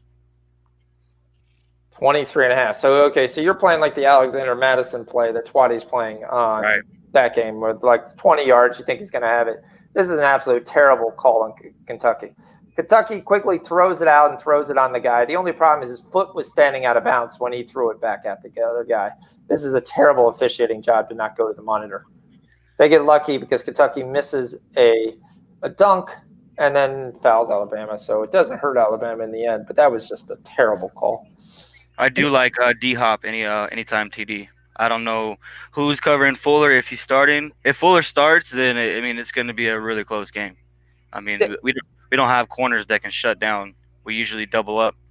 Yeah, I think Fuller's expected to go, and I think Fuller with the anytime touchdown to me is the value. Yeah. If he goes, I think you definitely got a chance to get some defensive value because he's going to throw at least one jump ball, whether they're losing by 10, 14 points, just to try to make it up. And I definitely like Fuller long receiving yards. It's probably going to be 30 or 31, but yeah, I definitely like that as well.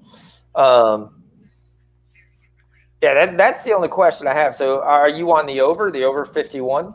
I did not take the over. Okay. I don't know what defense is going to show up of mine. I don't know if we're going to be able to stop the run and they're just going to have to air it out or they're just going to run it all on us like last game. I mean, we got to stop that run. That's the main thing right now. I mean, of course, D-Hop and Fuller are going to do their thing, but if we can't stop the run, I mean, Pat Mahomes is not going to have the ball in his hand. Are you actually trying to give me a thing that you're scared of Carlos Hyde running the ball? No. But yes. I mean, yeah, Carlos Hyde is a serviceable guy. He's a guy you end up at the end of the night if you give him 25 carries. Look, he got to 100 yards. It's like they celebrate his first 1,000-yard season. It took him 16 games. Yeah. I mean, you only need 80 yards to have that happen. So, I mean, that's not a huge accomplishment for me. I'd be more scared of, like, Duke Johnson coming out of the backfield. Eichel already has an assist. Oh, does he? That game already started? Good. Oh yeah. They up 1-0? Yes, sir. So did you take Buffalo as well? No, I did not. Okay. So you think Eichel's going to get 2 assists, but you weren't enough to take Buffalo to win the game? Because the only way to get 2 points means they had to get 2 goals. I just think that it's gonna be a close game. It's gonna be a shootout. I mean, they already have 16 shots on goal total for that game, and it's been almost 9 minutes. So, I think it's gonna be a shootout. I should have took the over, to be honest, and that was 6. Yeah, hockey. I used to do hockey all the time when you got 5.5s. Now you get 6, 6.5. Yeah. I even saw 7 there with the Lightning. I was like, no, not a chance. I'm not touching anywhere near that Vermont game. Vermont's up 6. I thought they'd cover. I should have took that. Kansas takes the lead on Baylor. Give you a little updates. Liverpool's at half, up 1. Lazio and Napoli continue their futility at a 0-0 game. In the second half, that has had 3 shots total in the first 25 minutes. I mean, they're just really trying to score. Georgia's cut it to 16. Yeah, I say cut it because it was at 21 before. Indiana is beating Ohio State in the second half, up 8-0. They're not a good look for that Ohio State team that's already in turmoil. Alabama has cut it to 5. So if you're on the 10.5 or the 5.5, that's starting to look a little nicer. Kentucky's definitely capable of making a run as they were up earlier. We should have took Nova at 7. They're up pretty good. They're up 11 at Georgetown. I think Georgetown is going to fight. That plus 1.5 is kind of 11.5 is kind of interesting. So Rich G is also joined Twatty on the Madison over 24.5. Rushing yards, I may have to jump on that since everybody. Wait, there's a football game right now? No, not yet. 4 o'clock. Oh, yeah, you have the FCS National Championship. You have North Dakota State, Carson Wentz's old alma mater, James Madison, which is our own KG's alma mater. Unfortunately, a lot of people had James Madison winning this game. They're down. Weren't they favored and then flip-flop back to North Dakota? I believe I saw that, yeah. Yep. So I'm looking at some props. I know some guys already talked some props in college. There, Dalvin Cook rushing yards over 74.5. Don't you think that's kind of low if they're going to stay in the game? What was it? 74.5. Dalvin Cook. Dude, I almost look for Dalvin Cook. I would be more interested in the rushing receiving, but they set that at 110. That's too high. Yeah, me and Rich were talking about, who was it? I like David Samuel over 51.5 receiving. I think he gets some play action shots. 50 yards? That's easy. Yeah, especially for a guy they've been trying to feature a lot more. Yep. I think they shut down Kittle. I'm tempted to take the under, but boy, would that be a big play to be able to take the under in that game. We were talking about Jimmy G. What's his prop for passing? Everybody's always differs, but mine's actually, you have New Jersey, so probably take 4.4 yards off of whatever I gave you. I got bet on. I'm over here on bet on. Oh, you're on bet. Okay, you're the same thing with I am. Garoppolo's 251. Oh man. Again, I mean, the question with Minnesota in this game is which defense shows up. The one that played last week versus the Saints or the one that played all year? Because the one that played last week was tenacious. They were after the quarterback. They actually guys could cover. Well, it's easier to cover when your guys are after the quarterback. But they kept them in the game until the team got a chance to get back. Kansas goes on a little run. They're up 5 versus Baylor. Kentucky's still at 5. In the world's absolute dumbest play of the day, Cincinnati UCF is at 83 points. And some reason they were giving you 70 for this quarter, and it's already dropped 3 more points since then. If you're on that first under 134, which was called in the chat, was that you who called it in the chat, or was that Shocks? Oh, shocks. It was Shocks. So 134.5, which we were on, that's going to cash easily. I'm on that Debo though. I'm taking that now. Yeah. I don't know. I'm looking at this Canucks game right now. I'm getting an over 5.5. Is the first period done? There's 5. They're in intermission, right? 17. They're in the second No, period? there's still 5 to go. First. Okay. All right. I'm going to trust you here, and I'm going to take over 5.5 at plus 105. All right, let's do it. By the way, I'm doing this on Bet Online if you want it. So Yeah, mine's locked right now. yeah, it just froze. I love it when it gives it to you and you put it in and it freezes. What's the point of giving it to you? Right. Alabama down 4 versus Kentucky. At Kentucky. Any chance they win outright? I can't see that. Who, Alabama? Yeah. There you Oh, go. nah. Big hoop in the arm by Higgins. Liverpool is back on. MP13 says no LeBron. What? I thought he was listed on RotoWire that he was confirmed. LeBron out right now. Oh shoot! I had to dig into that then. Yeah, my book is late, so I'm going to switch on. I'm going to roll some money here on OKC. Did they? They're still not getting that 5.5. OKC is a pick. Oh wow. So what? Who do we hit? Who's gonna score tonight? McKee? Oh, Kuz, yeah. Kuz is the only guy. I mean, that's the player prop, but I'm sure those player props are gone. If they aren't, I'm definitely hitting Kuzma. Canucks scored 1-1. Damn it. Harden, Kemba, Langan, there, Shea, Gallus, Chris Paul, Adams, Tobias, Ben Simmons, Luka, Kevin Love, Nikola. Yep, all the Lakers and stuff were pulled. Yep. Damn it. What's Chris Paul's? Let's see what he's got. Damn, your thing went all the way up to 6.5. Yeah.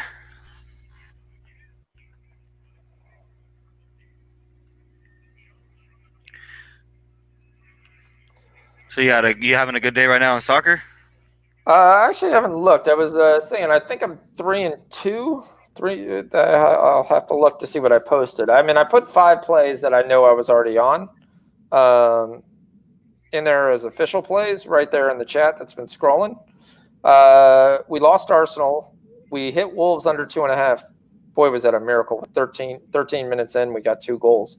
So that was 1-1. I've got Lazio money line, but no one scored in that, so that's still open. We hit QPR, so that's 2-1. Cagliari lost, that's 2-2. France Lyon won, that's 3-2. Inter's plays today at 2:45, 2:30, 2:45. Yep. Yeah, so pretty good day so far. I'm still digging into the San Francisco game. 7 points.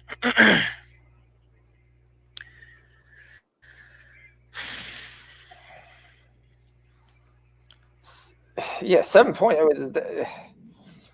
Some of these games just scream teaser. Yeah. Like, whole weekend.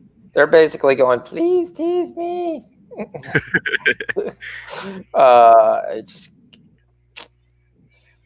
I almost want a money line parlay. All the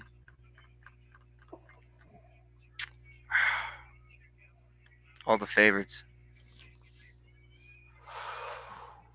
Except for I'm not sure about the Packer game. I like Seattle to win the game outright. Me too. I took the 4.5, but I like Seattle to win the game outright. I think the lack of Well, I believe in the mismatches with DK Metcalf and Lockett versus that terrible pass defense. That's what I agree. I think if your secondary sucks and you can't get to the quarterback, you're going to get killed. I think Salah's offsides here, but he's probably going to score. But this is probably going to come back to VAR. Nope. Cross, yeah. Still going through the hole. What do you have in your game tonight? Baltimore? Yeah. I think Baltimore wins, but I don't think they cover at the 10. That's my gut feeling.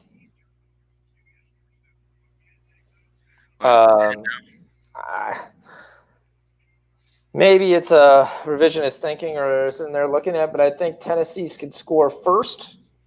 I think they don't cover at the 10. And I think that's, yeah, they even damn suckers took the game offline. And I think that's the issue. I sit there and I look at this game is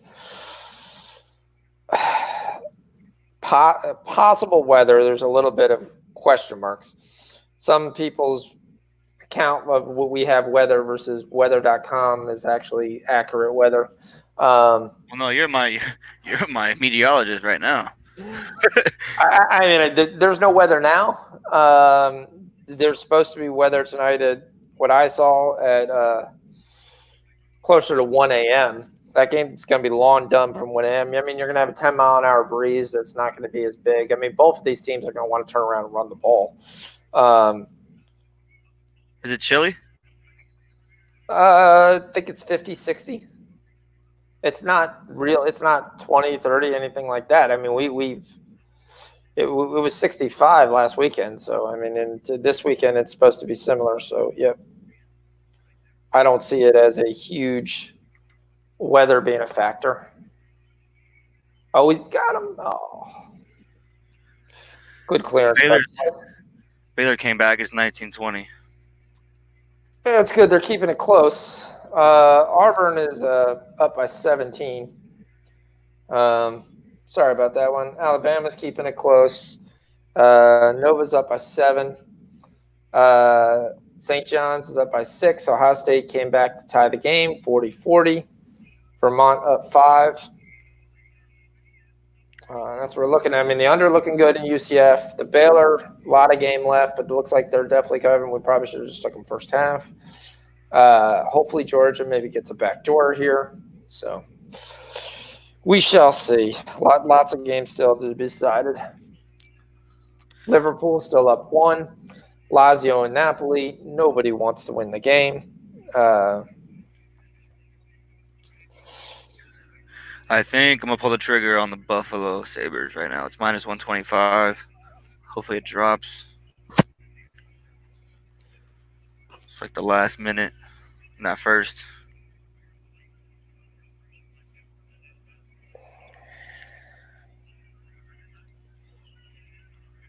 You'd figure they have like a matinee game that they would televise it. In basketball? Hockey. It's not on the NHL Network? The NHL, nah. Time to pull the trigger on them now. Yeah, it's probably definitely time to pull the trigger on him. So you like Buffalo. I see Buffalo still minus 1.5. I got money line minus 125. Okay, I see where you're at. Yep. All right, the game's in Buffalo. Oh, yeah. Can you do live props on there? I know you can in NBA and bet online. I've never tried to do it in hockey. And no, they don't do it. Okay, didn't think so. Wish. Yeah, my one book for the first time all year got the new year, and they said, we're going to give you live money lines for the first time. I was like, yeah. Been hitting a couple of those. Yeah, the greatest bet is when you get plus 200 both ways and just go, all right, I'm going to relax. Yep. I did that in tennis last night.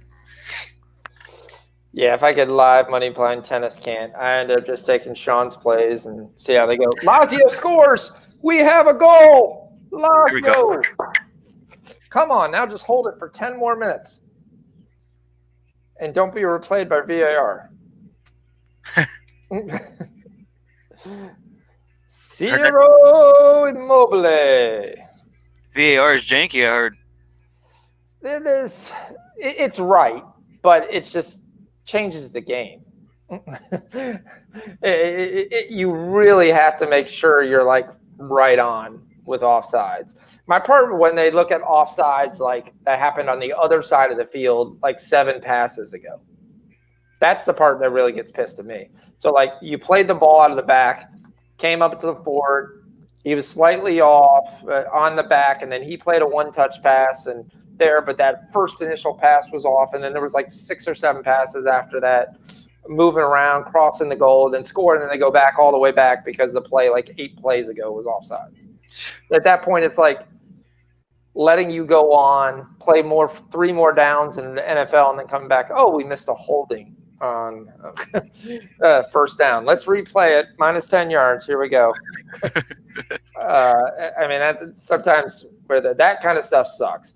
The other thing that VAR is the Premier League went to an absolute policy this year, which basically means if it hits your hand or your arm anywhere inside the box, even accidentally, it's a PK. What? So even if your hands was like floating around, or there's a guy who was sliding in and the hand was off to the side, it hit the guy's hand when he was sliding in, they gave him a PK. Wow. That's a new rule this year? Yeah, this year it goes to absolute. Before the result says you had to be in an what was the word they used? Unnatural position. And it had to look like you were doing deliberately to stop a goal scoring opportunity. Right. But now if it hits the hand, it's just, that's it. It goes. Yep. This is the first time I've seen player props for college basketball. Yeah, occasionally I get them. They're interesting. Yeah, very. Sometimes you're like, all right, I'll just take this guy, and they're like, all right, that guy's gonna score 3 times. Baylor's up by 4, by the way. 0 points and 4. Oh, never mind. Baylor's up by 4. Auburn's up by 23. Sorry about that play. That play is gonna go in the trash, right where it belongs. 43 points in this UCF game. We're gonna get a ton of points though fouling because it's a 6-point game. So hopefully this 134 is never in doubt. But there's going to be nonstop fouling. This Ohio State game is going to come down all the way to the end. For what it's worth, the Vikings just made a statement saying they want to sign Cook to an extension. No shit. I mean, come on. That's a statement that needs to be made. That's like you guys come and go, we're really interested in keeping Tyreek Hill. Okay. Right. You're right. Okay. But like right before the game, why would you say that? Sorry. Liverpool should have just scored. Just missed it by a fraction. At least. Well, it was going to be a pass. He was going to have one-on-one with the goalie. He would have just passed it in the net. It would have been no issue. They're only up 1-0. In soccer, anything can happen in a 1-0 game. Almost definite. Salah, Firmino, right to the goalie. And it's a great play. You had a nice header. Boom, Firmino gets it. Beautiful touch. Nice layoff.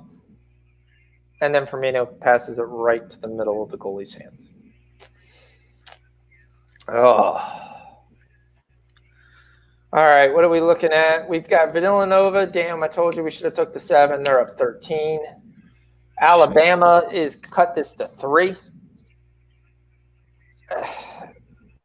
That 10 There you go. 10.5 looks really juicy. Baylor's showing up. Should have took that first half, damn it. That's what I said.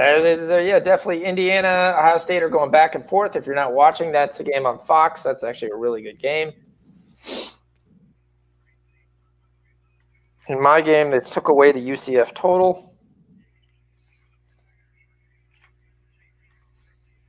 How long are you going to be on this today? I was only going to be on till like 2:00. I was going to finish this Liverpool game up. Mike was supposed to come on, but he couldn't come on. I mean, some other guys would come on. So, but I can't do this all day. My wife will shoot me.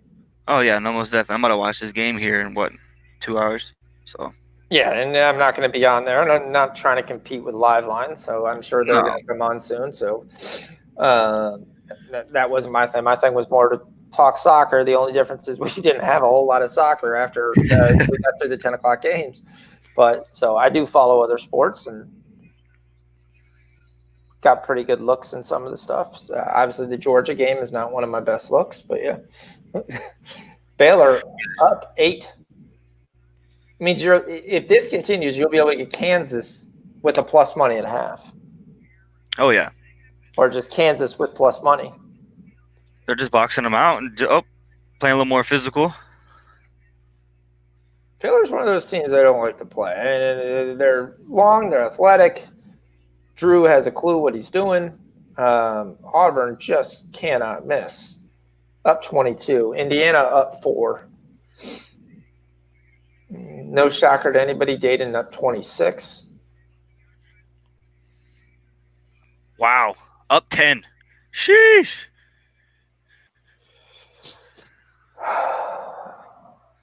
Kentucky is looking at this game. Shocking, Liverpool missed another good opportunity. Yeah, it sounds like you should have took the shots prop on some of those players. Not even shots on goal, just shots.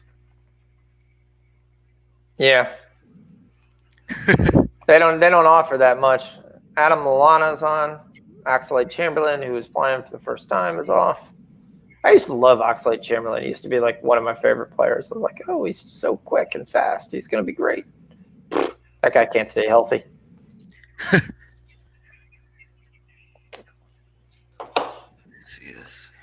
I was telling someone, so my buddy does a draft analysis, and he's really, really good. He's also my buddy who has the in on the Las Vegas Raiders inside franchise. And we're sitting here talking draft prospects, and he's getting ready to do his analysis, watch film, all that fun stuff.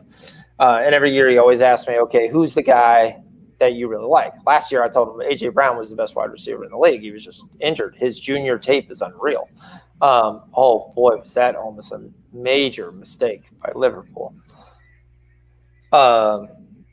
Erickson almost just stole it. He would have been right on the goal. And we were sitting there talking, and he said, who's the guy this year that you really, really like that guys don't have as rated as high? And I was like, I told him it's Josh Rager. Josh Rager from TCU. And he was like, okay, who's the NFL comparison? I said, it's Tyreek Hill. He's a bigger, stronger Tyreek Hill. He's not going to be maybe as fast. He's expected to run like a 4.35 and possibly the number 140 time in the combine. But is there. So he's looking at film on him. He's like, yeah, I really like this guy. And he's looking at it like from the Oakland Raiders perspective. He's like, yeah, this is a guy we could maybe grab, maybe get him in the second round. It'll be a steal. And he comes back to him. He's like, damn, all the insiders and the scouts are already telling me he's looking like he's going to be a late first round pick. Someone's taking him early already. His stock is going up, up, and up. And I was like, going up before the combine? He's like, yeah. And I was like, damn, I was like, yeah. He's like, that's another good look for you. He's definitely a guy we like, appreciate it. So I was like, yeah, I generally do pretty well on things like that. So from your perspective, who do you think is like a wide receiver that's not looking at right now as people are talking about, but it's going to be much better in the pros than he was in college? I think it's going to be he's the SMU guy. What's his name? Shoot. There's almost an SMU receiver every year. Who's the? You've had a long list that have come out from SMU. They're starting to do a better job than Miami producing receivers. It's not saying much, but yeah. What is his name? Is it CJ Sanders? But there was there was a wide receiver on SMU that just caught my eye. I'm gonna figure it out who it is. I think it's number 1. Okay, I'll take a look. Don't sleep on the guy from Georgia. Just like Hardman, there was somebody in front of him. Who's the guy from Georgia? All their guys were freshmen, except Lawrence Cager. Is he not going in? He's a freshman. I thought he was. You can't go till you're a junior. Oh, I thought it was. No, is it Pickens? Yeah, Pickens is a freshman. Damn. He's going to be in school for 2 more years. Shit. Yeah, Pickens is great. He's kind of an ass, but he already knows he's a huge diva. But yeah. Going in? Pickens. Where's that? Who have you looked at this year? Rager was the first one that I really kind of liked this year. I think the guys from Michigan, I think, are going to be better than what they were at Michigan. I think they're just an offense that doesn't match. What's it? Tarek Black or whatever it's got. Oh, Liverpool! Damn, good save by the goalie. Gets his hands on it. Lazio wins. Cash that. That's another one. 4-2. All right, Reed's a complete winning day so far. At least in soccer, so that's positive. Do you like Judy? I love Jerry Judy. He's going to go in the top 10 picks. He's a better Amari Cooper. That's a good comparison. What about that guy from Colorado? I love Laviska Shenault. Laviska Shenault is a beast. He is a beast. He's going to have a steal. He got a couple little injuries this year, and his quarterback sucks. That's a nice way to put it. He's from the sucking category. But Laviska Shenault is going to make somebody's day.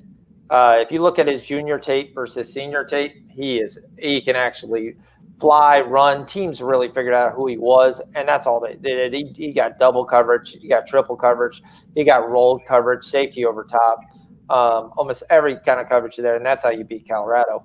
But Laviska Shenault is going to be a very, very good player. I actually think this wide receiver class is really, really strong, especially in some of the. They got KJ Hill, got the guy from Arizona State, Penn State, that Homer guy. I'm not as big on KJ Hill. I think KJ Hill is just another guy. From the NFL, that's where I think he is. I don't think he's got starter talent. He might be a third or fourth receiver, but yeah, he doesn't. I just don't see it. I've watched enough of those games, and he disappears.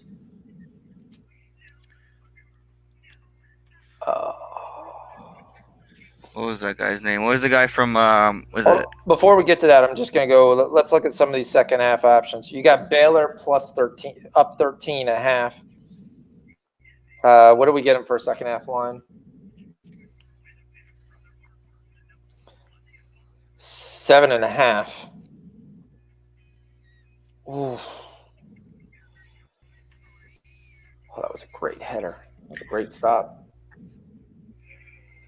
What's your thoughts on that? 7.5. On which one? Baylor. 7.5, second half. I mean, the plus 8 looks nice. Yeah, the plus 8 looks nice. So this plus 7 for the second half.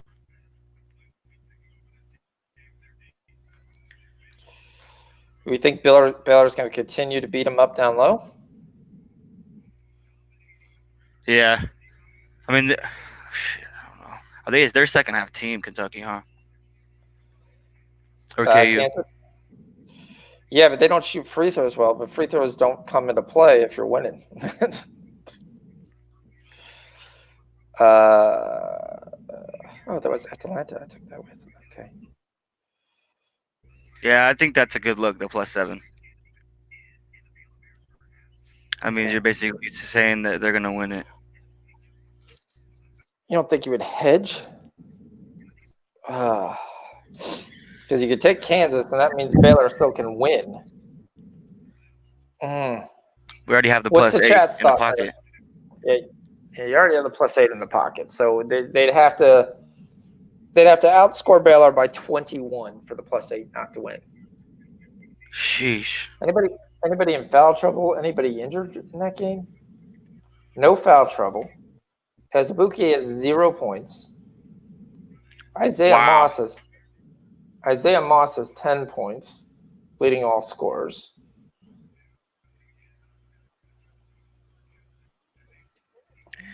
Yeah.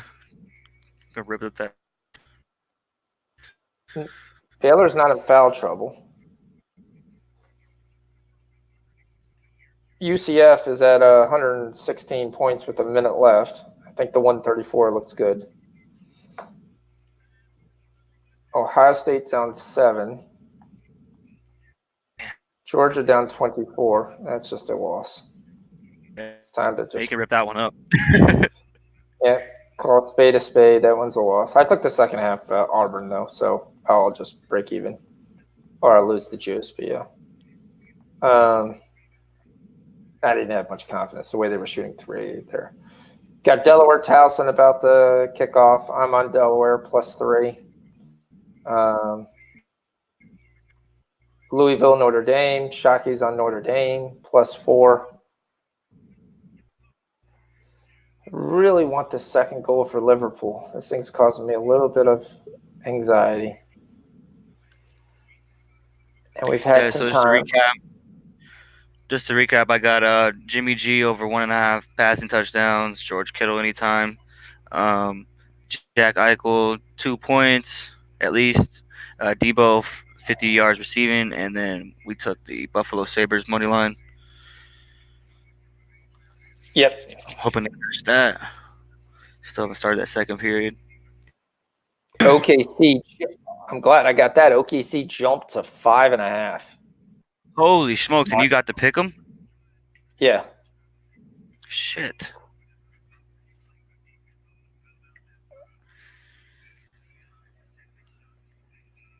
I got to pick him, and I've got him closing a couple parlays at +1.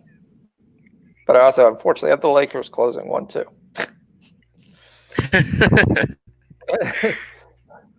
So only good news is that it'll be, if the game starts off slow, I'll get a live opportunity to go back the other way, but we'll see. The game's at 8 o'clock. Probably not going to be able to watch too much of that. It's only gone down 2 points on the total. 2.5. Yeah, I was kind of shocked at that. Me too. I was just thinking right now, I might take the under. Yeah. I mean, who's going to really score for the Lakers besides Kuzma and McGee? Like, you think McGee's going to be the scorer? It's got to be KCP. Well, I mean, who's going to get the rebounds and the putbacks? I mean, there's no they don't even have Steven Adams anymore, do they? In OKC? Yeah. Yeah, OKC still has Adams. OKC's up to 6.5. That line's just getting crushed. They got Adams, Gallinari, Schroeder. Geraldo giving us a hockey play. I didn't think he played the hockey. Stars in regulation. Okay, G Money. You call him G Money? Is that what you call him now? Indiana up 11 on Ohio State. Yeah. Oh, Ohio State in absolute free fall. All right, Cincinnati finishes at 122, which means if you did the second half, you cashed. If you did the pregame, you cashed at 134. If you did the 131 that I gave, that cashed. So should have definitely won some money there. And you guys know I always give out my winners and my losers. The only thing I keep my record on is the ones I'm going to flash on the screen, just so everyone knows it's there, because I said there. KCP is hot trash. KCP was great when he was in Detroit that 1 year. He had like 20 points, which was on the Lakers side. So, KCP hot trash. Would you rather me mention Alex Caruso and say, yeah, that's going to be the guy that's going to change the tide? Are you really think it's Alex Caruso? LeBron is out sick Saturday. Is Avery Bradley playing? All right, here. I'm looking at this tremendous roster. Okay. I know the guy who's going to make a difference. Quinn Cook and Taylor Horton-Tucker from Iowa State. That's the guy who's going to make changes. What about Antetokounmpo? Oh, come on. That's good. No, come on. No. Yes. What a terrible shot. Just to Holy let you guys cow. see tomorrow. That's a shocker. I didn't figure that. Oh, you different jersey? Oh, you got the Army jersey on for McCole Hardman? Yes, sir. Yeah. I got Chris Jones today. I think at this point the Lakers have kind of just decided and said, there's other games. I think that's the philosophy they're going with tonight. Yeah, Quinn Cook does show up in times and nothing happens. So, yeah. Rondo. So, I shoot 20% Is from it the a televised field. game? Oh. God help me. God help me if it is. If that game was televised, it's like, yeah, okay, here's a gun. If you're watching that game, that's just terrible. All right, so Anthony Davis is technically still not ruled out, though. He's still listing as a game time decision. Avery Bradley will play. KCP.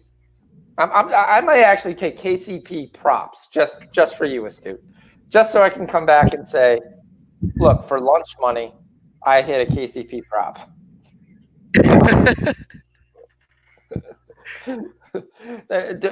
Don't you think that's the way to go? Also, Danny Green is out. He's out? Yeah, Danny Green's out. That's why Avery Bradley's starting. I think Avery Bradley pops is probably a good way to go. Someone has to score. It's like watching Golden State games ago. Someone has to score. Boy, Liverpool just keeps – they're doing everything they can to give Tottenham shots at goal. Oh, they're pissing me off. Yeah, like 2 nights ago, I had Draymond to score 10 points, 5 in the first, and scores 0 in the next 3. So here's the question. If you're waiting on AD news and people thought AD was going to play, the line wouldn't be at 6.5. Because with AD playing, they could beat OKC. I don't see Chris Paul coming and making 25 points like he made last time. And it's offside. It's good. Well, Auburn's going to finish. Indiana's up 7. Will Ohio State even get to make this close?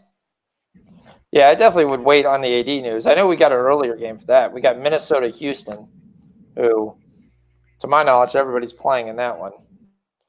Except, of course, Carlos Towns. I'm really hurt. Or if you trade me, I will magically be feeling better. Towns. Carlos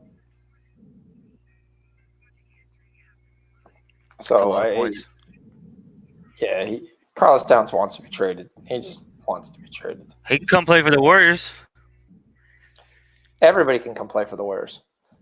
Did you read the one article about the Warriors, though?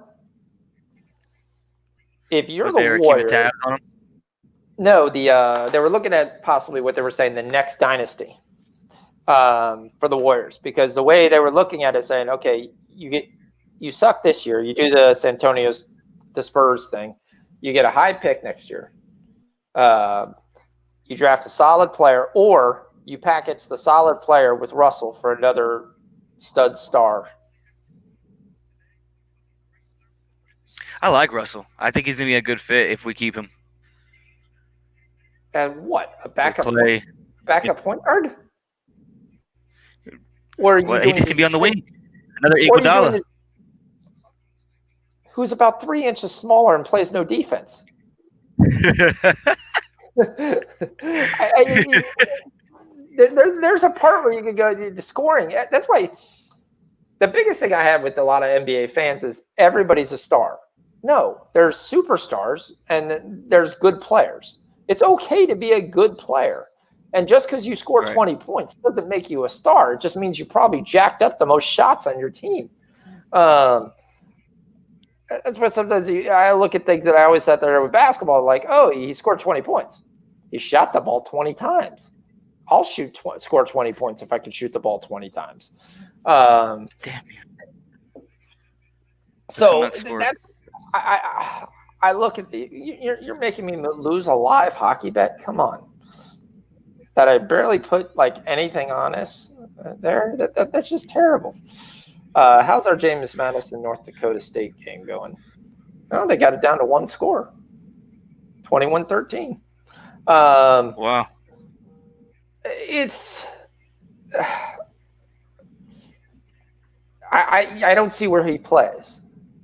And again, Tottenham almost scores. Another ball just run through the crease. Come on, Liverpool. You got to give me some little cushion here. You're making me absolutely go crazy. Thank you. I'll be off in a second, in like 20 minutes. Yeah, I don't believe AD will play either. I think they're just, I don't know why they're keeping it close to the vest, but yeah. I don't think they want him to play right now. Do you like the first half over in the 49ers game? 21? 21 and a half now, actually.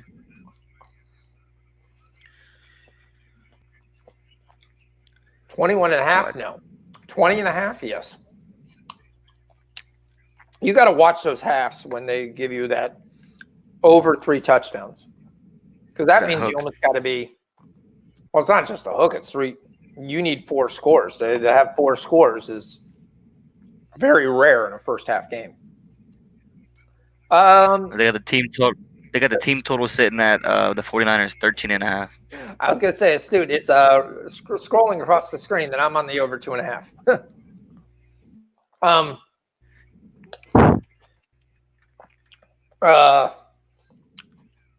I think 20 points is a possibility. 20 and a half, I'd take the under. Again, this is a playoff atmosphere. Teams are going to play sometimes close to the vest. Guys are going to be a little amped. You're going to have nerves there, plays there. As long as the Minnesota Vikings don't throw like 15 trick plays out like they did last week. Oh, Liverpool, you're killing me. What do you have, -2?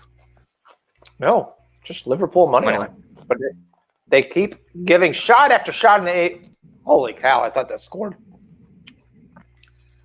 That was a gorgeous cross. And I don't know how Erickson, it must have just come off the back end of his foot because from 4 feet away, he missed the entire goal. Not even off to the short side, he missed it to the long side. So Son plays the ball across. Some guy I've never heard of does a portrait pace. He goes far post and he misses it. But he misses it from 3 yards away. There's no reason to go far post there. That was stupid. Just tap that into near post. Of course, he's one of the greatest players in the world versus me, so he probably has an idea. All right, come on, Firmino. Go right back down. Oh, oh, come on, that's a foul. There we go. Well, Kansas I just lost my lighter. Kansas starts off. Illinois beats Rutgers by 3. They don't cover. St. John's beats DePaul by 67. That really sucks for the guy in Discord. Who is the guy who had -175 on DePaul?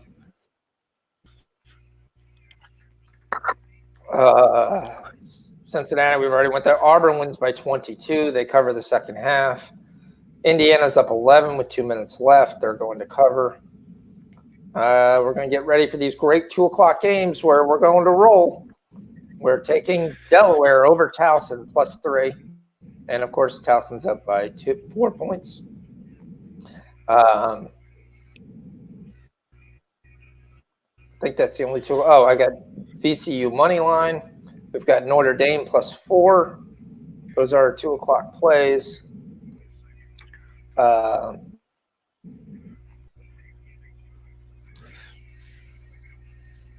NC State. I know someone, Ramon gave out NC State in the chat.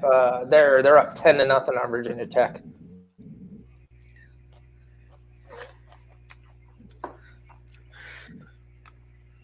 Is NC State any good? They follow college basketball. What I do fucking sucks. What's worse is they stink, and they're going to have one of the lottery picks in the draft. May have two.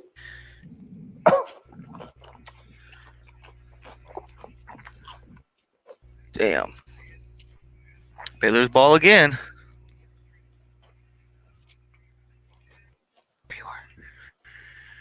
What game? What channel is that on? Oh, it's CBS. Okay. CBS. Damn, I can't wait till this football game, man. We should have took the Dayton minus 619. Damn, we should have took Dayton minus 19. Oh, this is killing me. Baylor's at minus 4.5 right now. Up 11.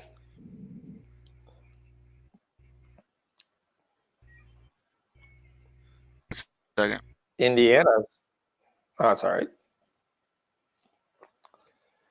We got about 10 minutes left in this Liverpool game before I have a heart attack.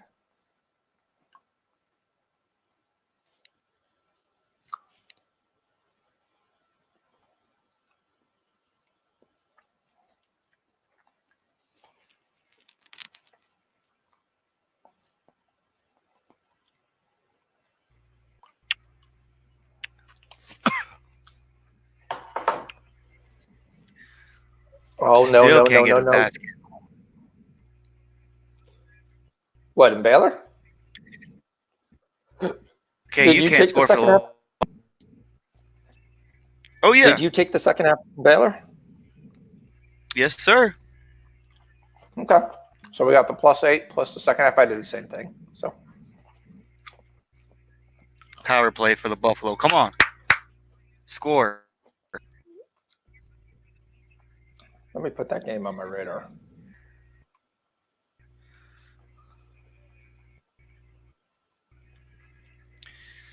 We're 35. Ravens. It's 4:35 is the first NFL. Yes, they scored, baby. Let's go. Tied it up 2-2. Yes, sir. Unassisted. Damn it. Come on, Eichel. So the first half was 1-1. The second half was 2-2. 1-1. So, all right. And we've got Buffalo money line. All right. Okay.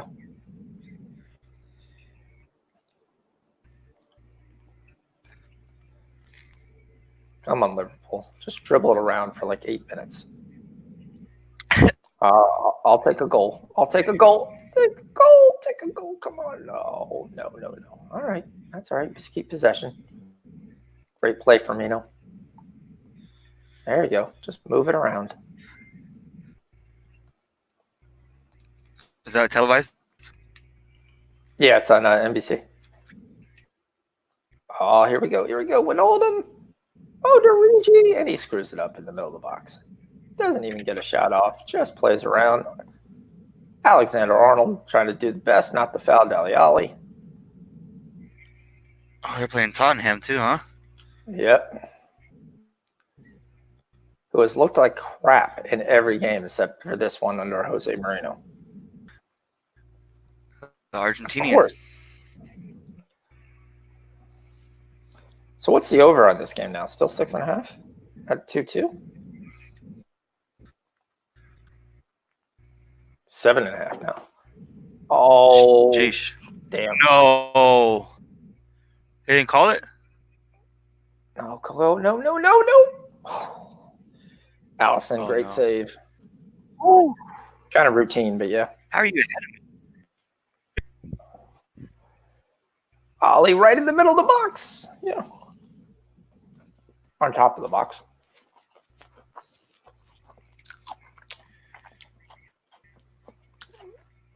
Liverpool can't get possession. So where does, if he does play, Brady play next year?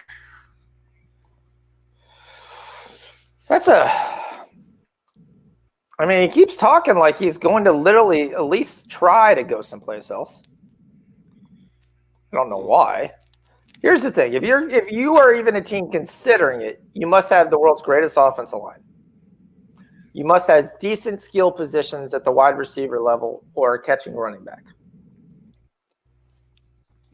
And He's not going to the Chargers, I'd tell you that. he's not going to the Chargers. Their offensive line would get him killed. There's only one team, which everyone will laugh at me, that I could at least even consider him going to. And that's Tampa. Thinking more. Oh, come on. Go make a run. Oh. Once it's under deal, there's no way you're going to have that. Yep. Nice little flick. Pass on, move on.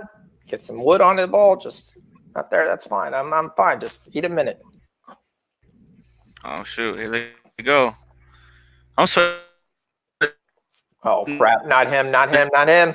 Okay, good. No call, no nothing. Get him back up. No, it's Lamella. Eric Lamella. He just lifted him up. He more lifted him up to stop the time because he knew the ref was going to come grab him right after he did it. It doesn't stop the time. It keeps wasting time.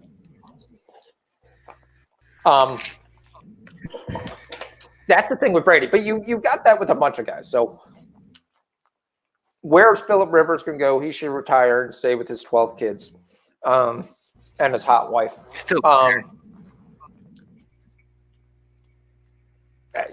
I think he has more in the tank than Brady, though. Just because his unorthodox style. Are you kidding me? That's like my sister. You're taking Salah off with the last 3 minutes? That means we're definitely just trying to win out 1-0. Where does Jameis Winston go? Because as bad as he is in throwing the ball, he gets yards, he gets touchdowns. I mean, obviously, he had probably the two best receiver tandem, one of the two best receiving tandems in the league. And Godwin, how much Godwin really showed up this year. And then, of course, Mark Williams. Mike Evans? Or are you talking Evans. about No, Mike Evans. Yeah. So I could see Winston ending up in San Diego. I can see them bringing him in. They've got Cardell Jones. They've got the other guys, the backup. And I could see them saying, okay, they've got here for a chance. Oh, no, get this out of here. Get this out of here. Come on, Arnold, sneak in. 1 minute to play. They only gave him 3 minutes to stoppage time. They only need to kill 1 minute. All we need to do is get the ball once. Just get the ball once. Don't let him throw the ball. Okay. Get across in. Yeah, you're going to let him get across in. Come on. Play defense. 10, 11 guys back. Well, 10 guys back in the goalie, but yeah. do goalies often get pulled to go score like at this time right now? No, there's no pulling. Oh, no! Son got a good shot. He got a wicked curve on that, too.